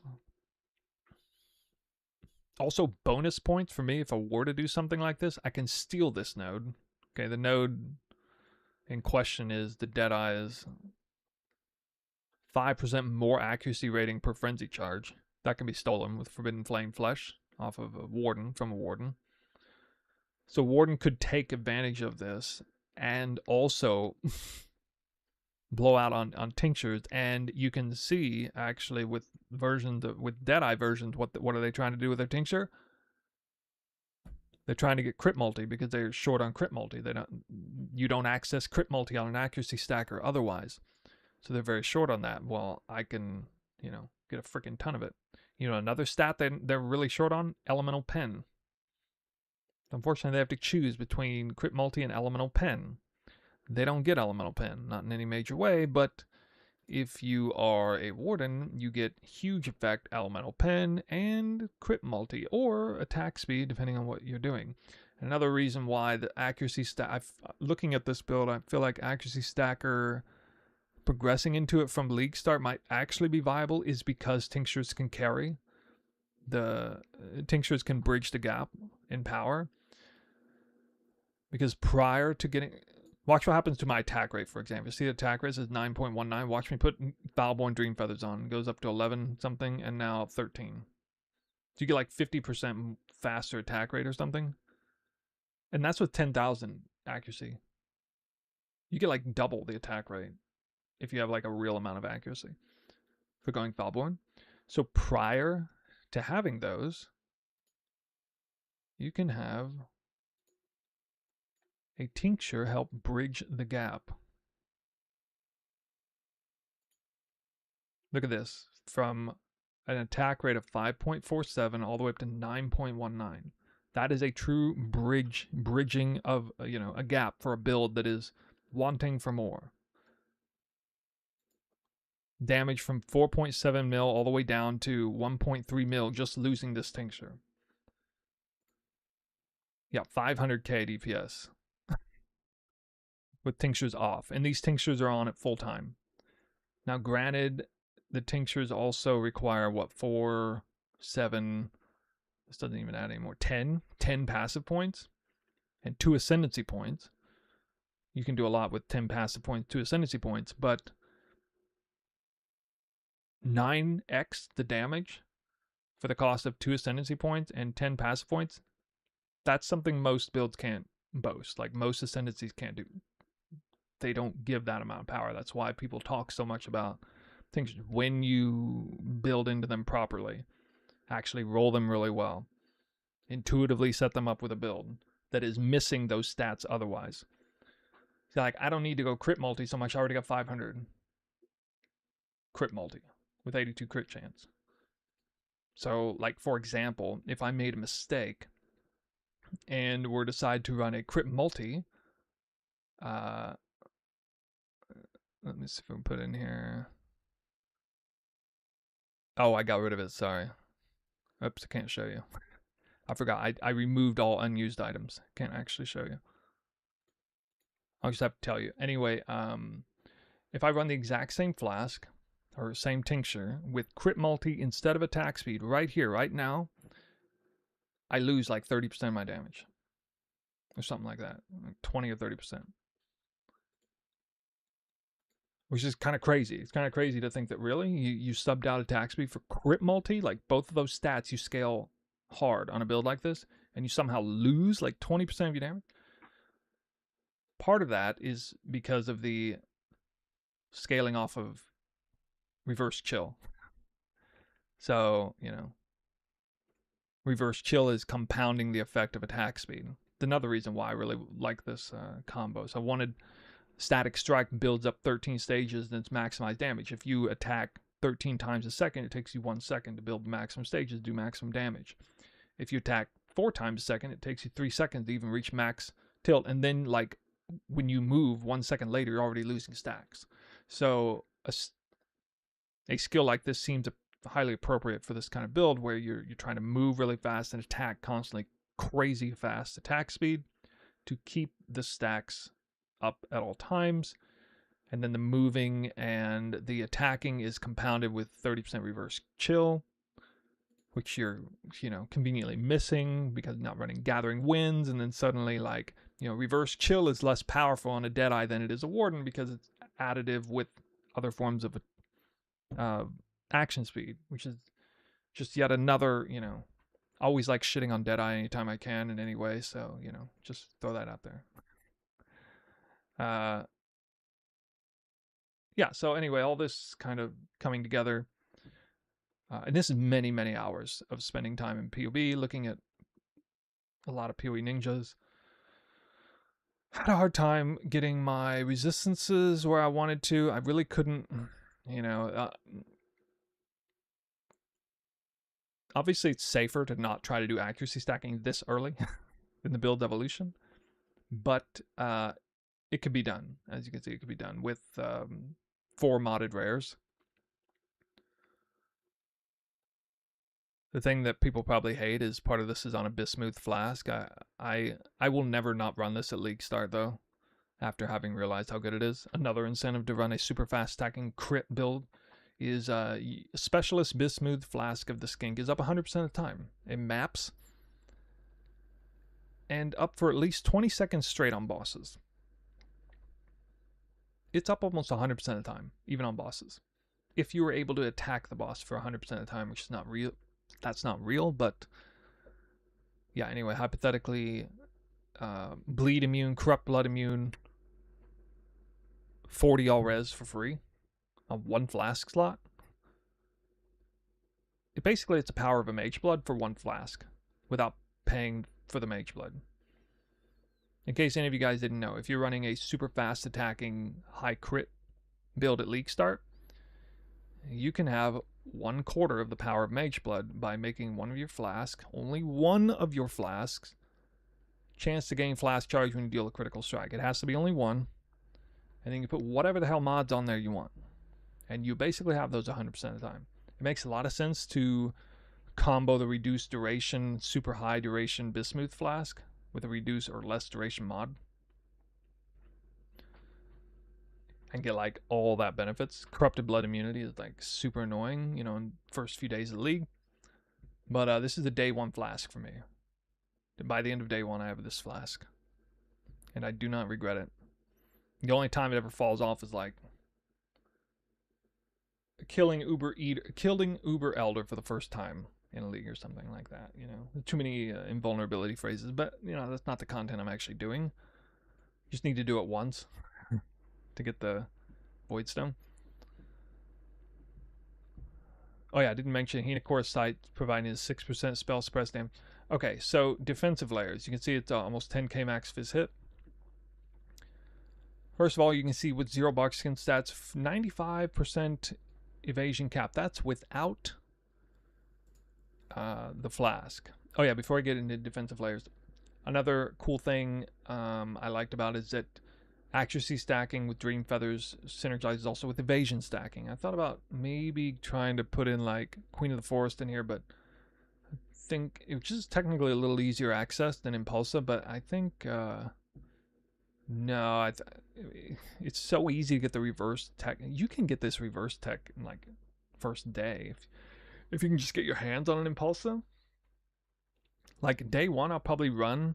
Because literally all it takes is Winterweave and Malagara's Restraint. And you have full-blown reverse chill on a build now. Actually, no, I'm sorry. I'm forgetting the support gem. Sorry, the support gems. The support gem didn't cost anything at this League's League Start because nobody knows about this. But I think, honestly, if a lot of people knew about it, it would cost a lot. I can't remember which boss it drops off. I don't know. Let me look it up.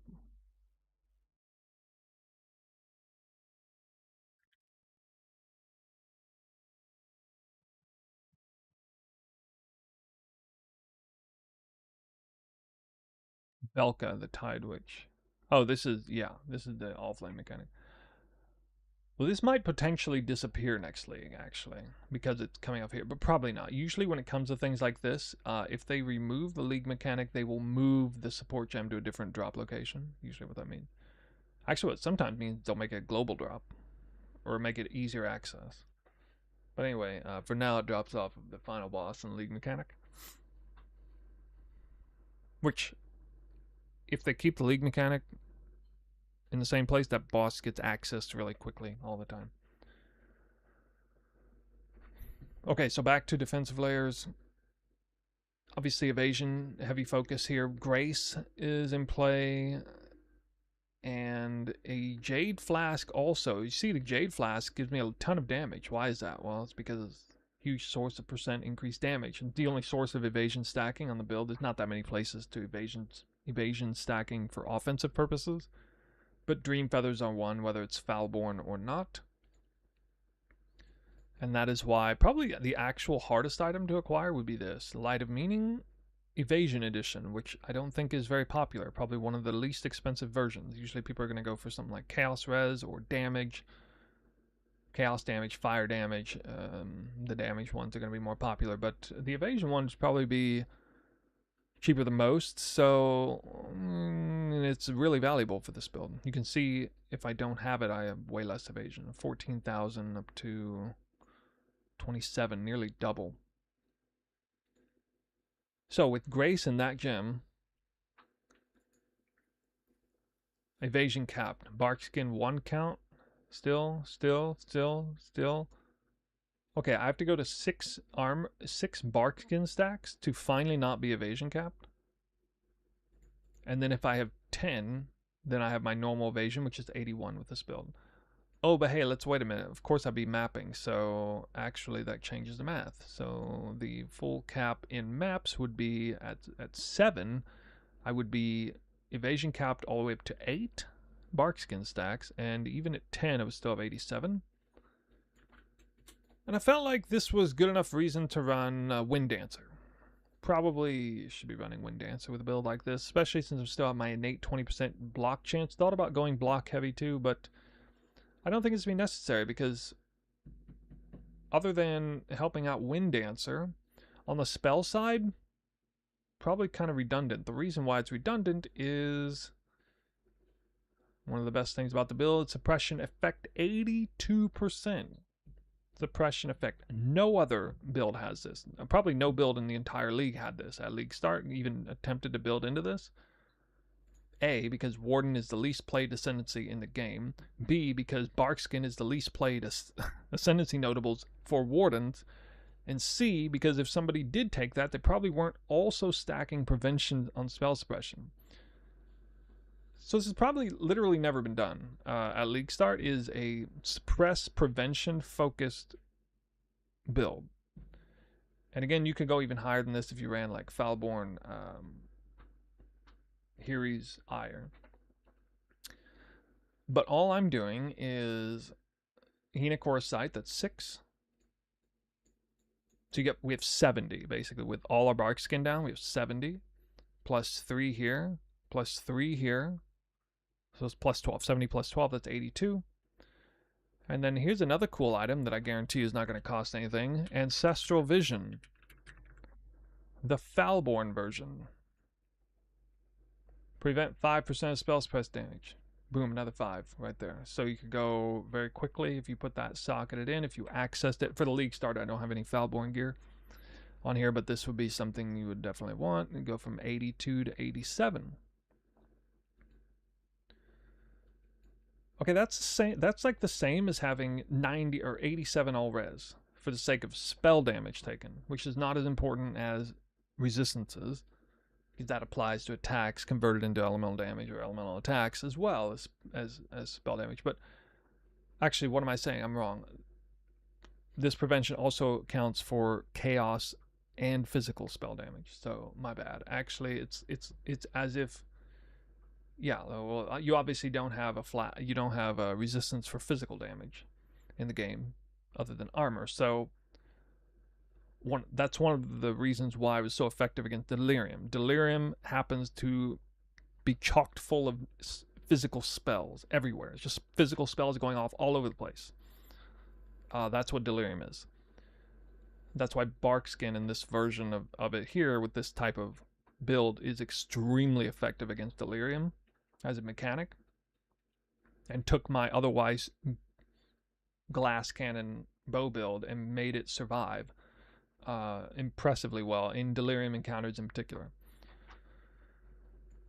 A little bit niche there, but like there's a lot of spell damage going out. You guys know how scary spell damage is. In my opinion, spell damage is more scary than attack damage in this game, and that's mainly because I play an invasive type character, so yeah, I was pretty excited about trying to legitimize Barkskin. And honestly, it makes more sense to run a Barkskin build on a melee character than it does on a bow character. Because the bow character, again, at the end of the day, is meant to kill before being killed. It's meant to be more glass cannon. You're killing things at range. They have less chance to ever hit you. On a melee character, you must contend with the incoming damage. I went the convenient route, full melee, hits fortifies, 23 fortification up full time. Even on bosses, it'll be up. There are a few other ways to work around this, but there's no, at League Start, there's no real good convenient way, from what I could tell, correct me if I'm wrong, there's no good convenient way to get global fortify on melee hit at League Start in particular, so that your primary attack fortifies without running fortify support, which is a garbage support gem. Kind of garbage. I thought about it. I thought about subbing out increased crit damage for fortify. It does save some points, but this is extra regen and an extra 3% fortification. So it's not completely useless, and accessing these points here.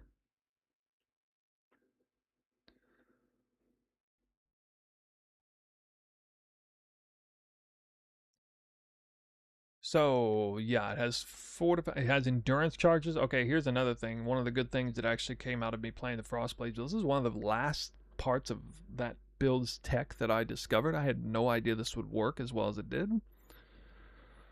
On Frostblades build, which is like freeze heavy, and I already know that there's certain negative interactions between freeze and stun. 20% chance to gain endurance charge when you stun an enemy with a melee hit. Yeah, that was like proccing right and left in maps. My Frostblades build before. So it will definitely be proccing left and right on this build as well. Especially because it's like less cold damage and less freeze. So I'm expecting this to be an extremely reliable endurance charge. This is one of the downsides to running dual wield as opposed to shield. You have deflection here, as well as aggressive bastion is two ways to conveniently get endurance charges into the build. Granted, you could pay 4 passive points and get this, but these points suck for the build, like bad. They're like completely useless, as opposed to these, which actually have some value. And even the mastery is not that strong. So actually, it cannot be ignited while in full endurance charge would be kind of nice here, but yeah, I had to make a lot of hard choices on the passives allocation.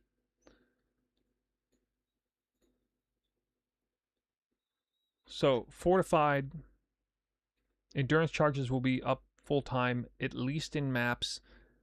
Not on pinnacle bosses, it probably won't be, but I don't know for sure exactly how that'll work. So I did put stun support in Val Smite though, which is kind of an interesting one. I think this would be really super great, reliable support for just getting a bunch of endurance charges instantly when you put this in. Another thing I really liked about Explosive Concoction and playing builds like this is Val Smite's an unbelievably strong skill. I don't know why people don't add it as a one-button thing. This thing gives me 50% more damage as in the form of an aura. Flat lightning aura. And part of that is because the build is kind of lacking for flat damage because they're not scaling up accuracy enough. But another thing that bridges the gap for the build's growing pains of trying to run accuracy stacker right off the bat when your flat damage roll is still kind of low, Smite or Val Smite comes in and kind of saves the day a little there. I just put it on Smite, but yeah, usually Val Smite is up even on bosses. I think you only have to hit the boss like 10 times or something to get Val Smite up. And I remember on Explosive Concoction, Val Smite with full clear expeditions, like super tanky expeditions, all in one hit. So it's pretty nuts. And it was excellent with Innervate. Usually I had to put it in with another kind of combo my gem links, because I remember I was running the abyssal gear stuff. I didn't have hardly any gem slots, But now I have a ton of gem slots, so I can run some really awesome supports like faster attacks both on Val's Smite and Whirling Blades. If this was a combined 3-link, it would be Whirling Blades, Val Smite, faster attacks. We get the power charge on crit on Whirling Blades. We get Rage for additional attack speed and extra Rage on hit. And we get Innervate, which is 100% dual upgrade. Both of these are up. So the way this actually works in maps, let me see the combined total damage. Yeah, this is like 80% more damage or something. 70% more damage. The combo of Val Smite, auto-granting Innervate in maps is like 70% more damage. In the form of like a 12-second duration aura. So it's just up 100% of the time. Because Val Smite spins over like every 4 seconds or something, you can use it. It's a very low cooldown period. Am I going to league start this? I don't know. I spent a lot of time theory crafting this yesterday. I'm still missing. I still have a 3-link that I don't know what I'm going to do with.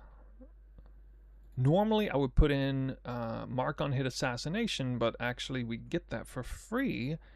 This is actually really cool. So one of the big issues with this build back when it was Frostblades or whatever, all these skills had a very low mana cost, so I could run a really low mana pool, except one. The Mark on Hit. The Mark was expensive. Super annoying. Yeah, I don't think I could run live tap because I needed the gem slot for something else. Anyway, now I don't have to worry about this. This is a free Mark, also more reliable than Mark on Hit. Mark on Hit has a cooldown, only goes off on rares and uniques. This is a no cooldown, no cost Mark off of Mark on Hit. It's basically Mark on Hit Mark with no cooldown and no cost, but only level 10. Assassin's Mark, though, is pretty nice on that. Great tech here that I remember before, and I believe this is the only convenient way to get frenzy charges in the build, both in a mapping or bossing situation, is this mastery here. When you hit your marked target, happen to not have Cull on the build, so great addition for just 4 passive points to get Cull and frenzy charges. And the alternative seemed a little less reliable, but 8% chance to get frenzy charge when you hit a unique enemy. I mean, you could go an entire map and not get any frenzy charges doing that, so depending on the content you're doing. If you're farming Rogue Exiles, I mean, yeah, you would have that up 100% of the time, but probably not.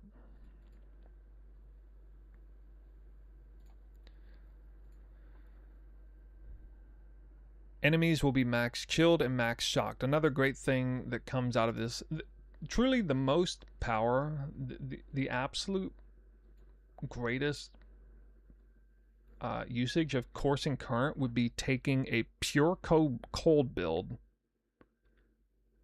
and then giving it max shocks when it would normally have 0 shock.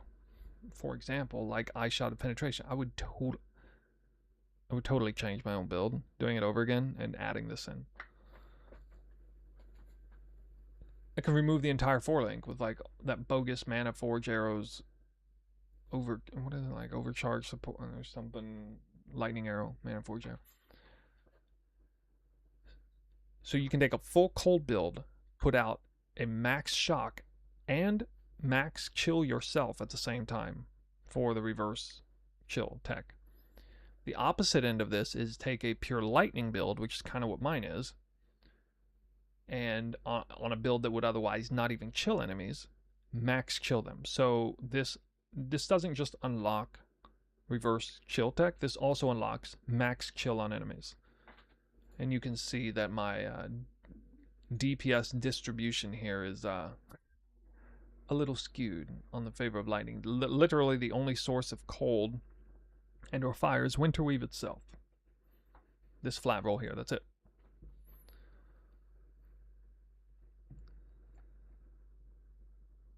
Let's see what else here. These close range. Blinded requires a tattoo. I think there was some other way to get it. I can't remember. Yeah, so we have power charges through Whirling Blades, which by the way is a I found it to be a vastly superior mobility skill than either leap slam, or shield charge. To me, it's way smoother. I found it to be that way anyway. Although with this much movement speed I would have, yeah, it's kind of crazy. Yeah, we get the frenzy charges from the mark, power charges when we whirling slash, endurance charges when we hit enemies and stun. All three charge types will be up 100% of the time in maps. Endurance charges might not be up on bosses. Power charges would not be up on bosses unless you whirling blades into them a couple times first, which you would probably do as an opener while you're waiting for the dumb DR thing to drain off of them anyway, and the start of a boss fight, so kind of makes sense. Movement speed in combat.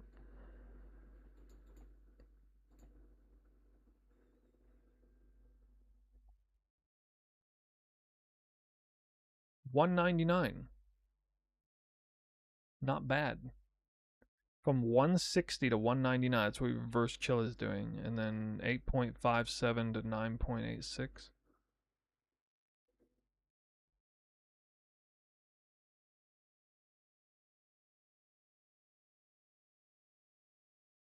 Pretty good.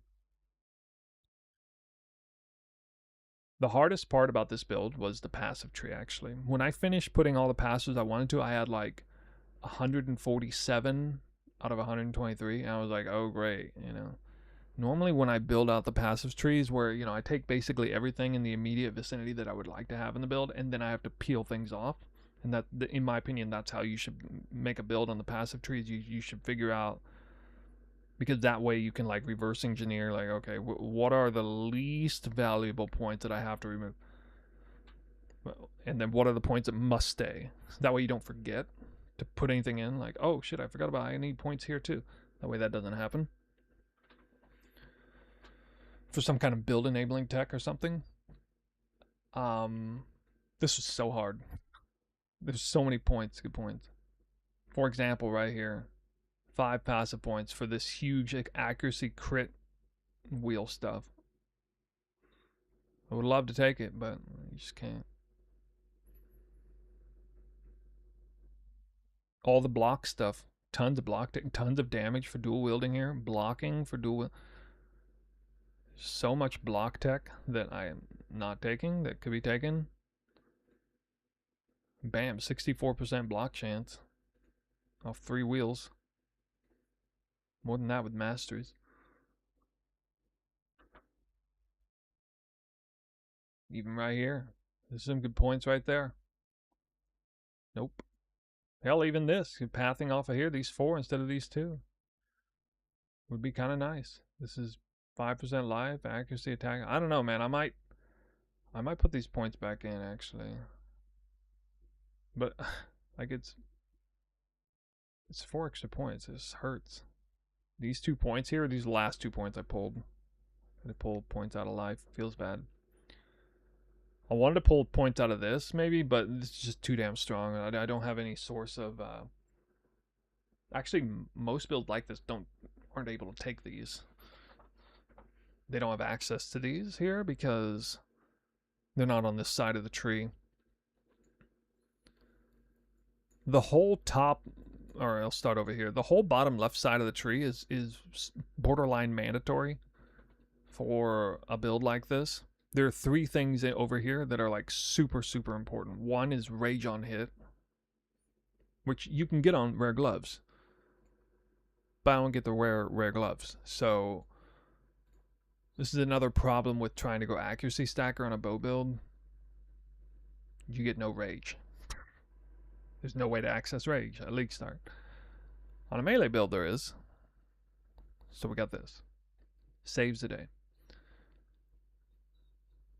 So you got to get rage on hit somewhere. Absolutely have to take this.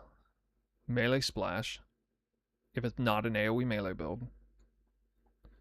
And absolutely have to get fortify on hit somewhere. All 3 of these are accessed over here. And as a honorable mention, there's the mastery, battle skills target an additional on nearby enemy.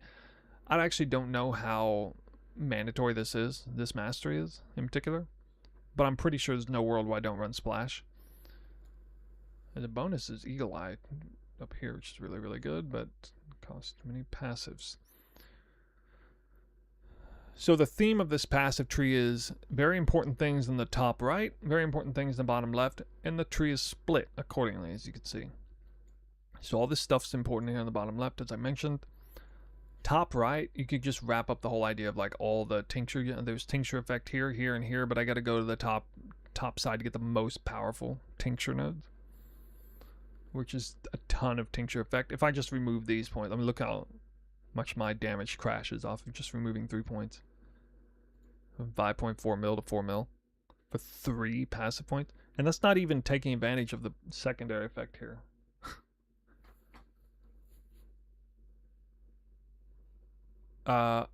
Yeah, so also need to get this math. Arguably need to get the evasion mastery somewhere. This is just a crazy amount of power. Wind Dancer is very strong for this setup. This is the strongest, aside from the tincture effects, this is the next strongest damage wheel. And especially good because of the inversion, and we don't have any source of reducing enemies' elemental res, so that puts inversion at the top of the priority. This is especially true when you factor in like fighting pinnacle bosses with flat lightning damage. You know, it helps virtually guarantee the max shock range.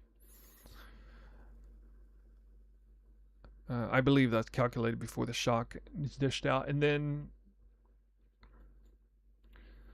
this stun mastery can be accessed other places, but not easily. So that was another reason. I knew after playing Frostblades before how valuable that was. Getting, especially if I'm not wearing a shield. These stun wheels are terrible. Absolutely terrible. No, like, I don't need stun threshold for my character. I don't need stun duration against enemies. Stun reducing enemy stun threshold is valuable. There's only 1 point of that. So really bad. This point, however, chance to avoid being stunned, good. Stun and block recovery, good. Movement speed, very good. So we get like the majority of our stun avoidance off of this wheel alone. And I already like taking this wheel at League start on a bow character.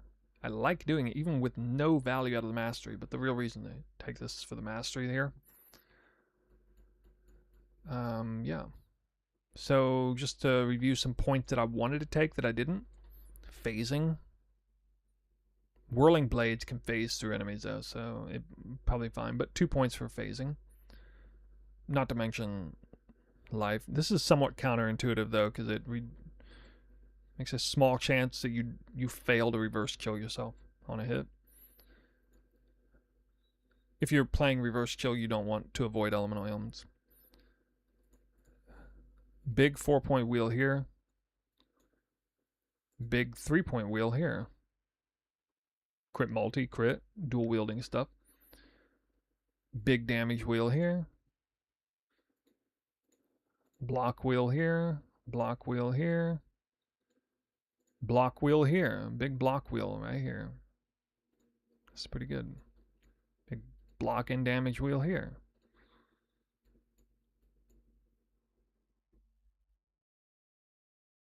More 6% life nodes. Would be kind of nice. We'd scale life pretty hard. I kind of wish I was taking that harder. Frenzy charge for 1 point. Endurance charge for 2. Frenzy charge for 2. Up here. Hell, even this is pretty good for the all res combined with the double dipping evasion off of this jewel. These points, very strong for this. So many good. Help me, hell, even this wheel would not be terrible. Oh, I kind of want to do this with the instant leech for mana. Contemplating Valpact for this. I'm not exactly sure how to play with it.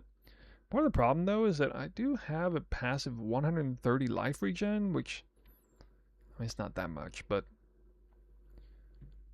It would feel a little nice against, you know, all the garbage ground effects that you got to deal with, especially like desecrated ground and stuff. Searing Rune probably won't even notice it, but desecrated ground, you would notice that difference. Would be nice. And maybe even Burning Ground if I end up taking the Reflect Mastery, which Burning Ground finally gets a little bit of competition now.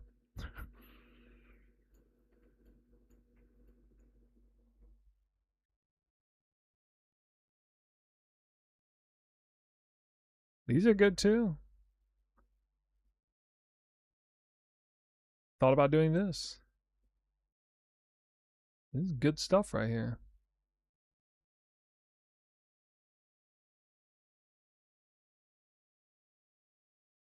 Block and damage again.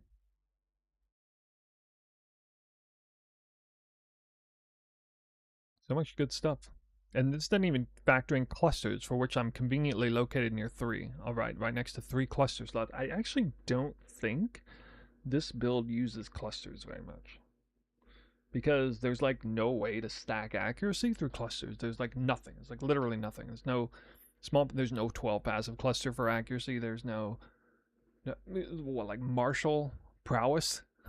Like it's like the only thing, like one cluster notable or something gives percent accuracy. I did go ahead and put a 2 points in here. Just, you know, if I take any jewel slots, I feel like if you're 2 points away, you should probably figure out something to put a jewel slot. Abyss jewels work all right here, but actually I think with my current setup, this was stronger. If anything, something like this. For 3 good nodes, 3 good mods.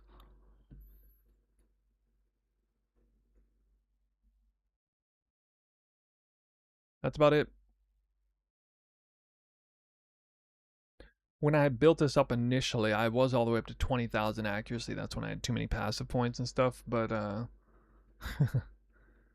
oh yeah, I almost forgot. I could take this and then anoint Eagle Eye instead of this.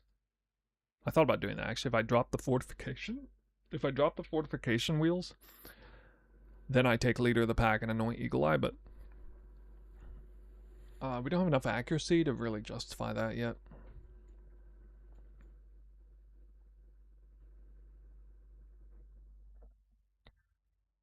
And yeah, the later stages of the build would just be harder scaling on the, like I showed off already, that this guy is, you know, I would use this as kind of a template. I would not be able to go 3 rings.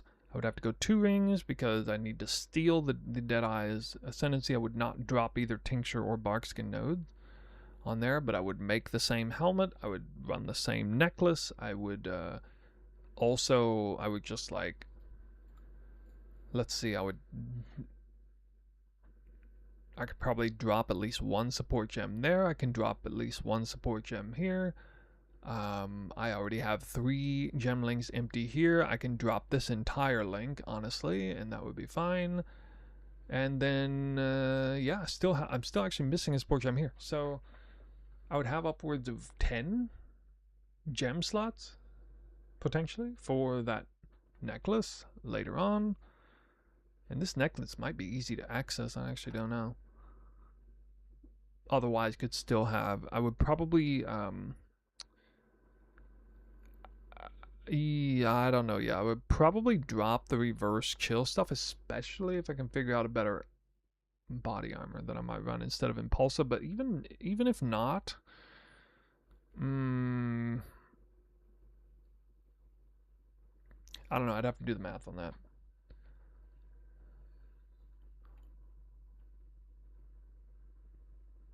Oh, bonus points here. At some point I would probably run the Writhing Jar anyway. The Writhing Jar is extremely strong for Innervate focus build. If you get Innervate, you get Innervate for free. Pop the Writhing Jar, pop Smite or Val Smite, get the Innervate Val Smite, or buffs up prior to a boss fight. And what that also does is it procs 2% life regen here, 4 mana on hits from here, and most importantly, 15% increased effect if you have used a life flask recently. Oh yeah, and that reminds me. Another reason why I might actually do the third ring slot. Check this out. You guys aren't gonna believe this shit. Runegraft of the Imbued. Tinctures applied, you have 30% increased effect while affected by no flasks.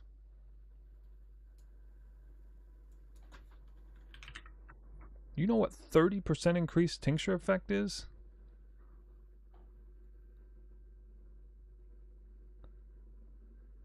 Utility flasks are disabled. +1 ring slot.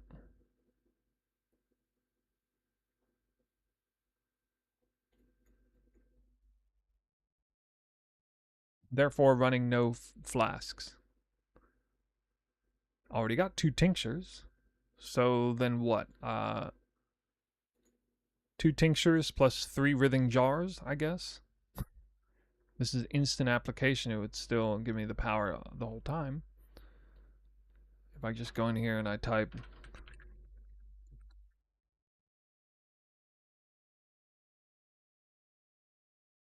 Well, look at that nonsense. That's from 5.4 to 7 million DPS. 30% effective tinctures is a massive damage increase on a build like this.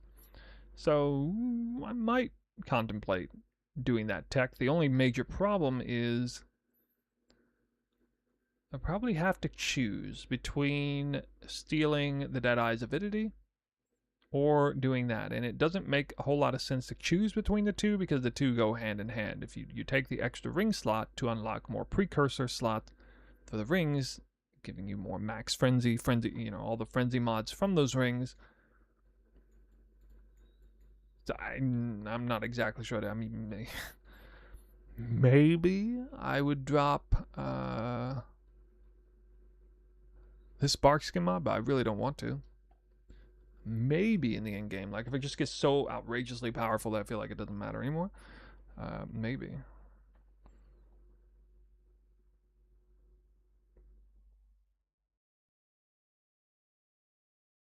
Yeah.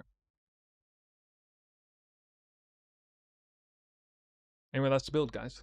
That's that was not the short. That was not the short of it. That was the long of it.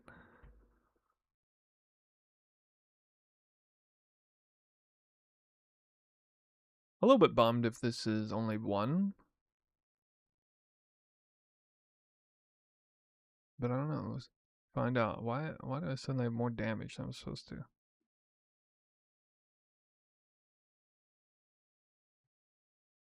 I clicked something accidentally.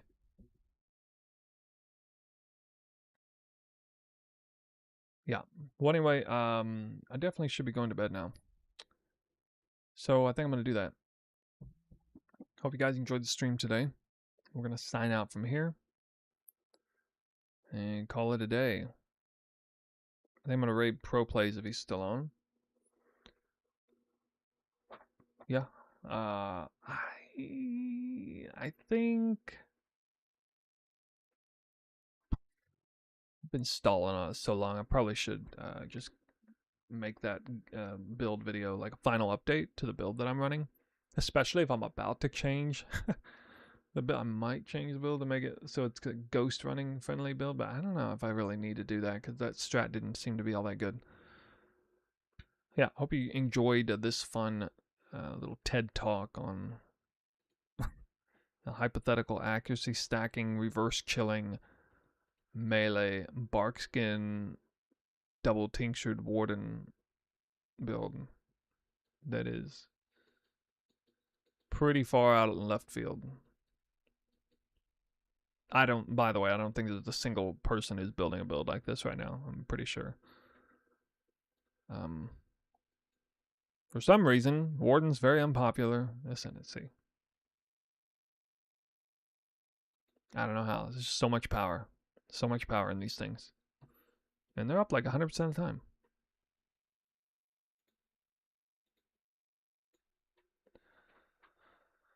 Black screened. Alright guys, thank you for watching. We'll see you probably in 2 days. And the stream will start earlier than today. Hopefully. enjoy Pro Play's stream. We'll see you guys next time.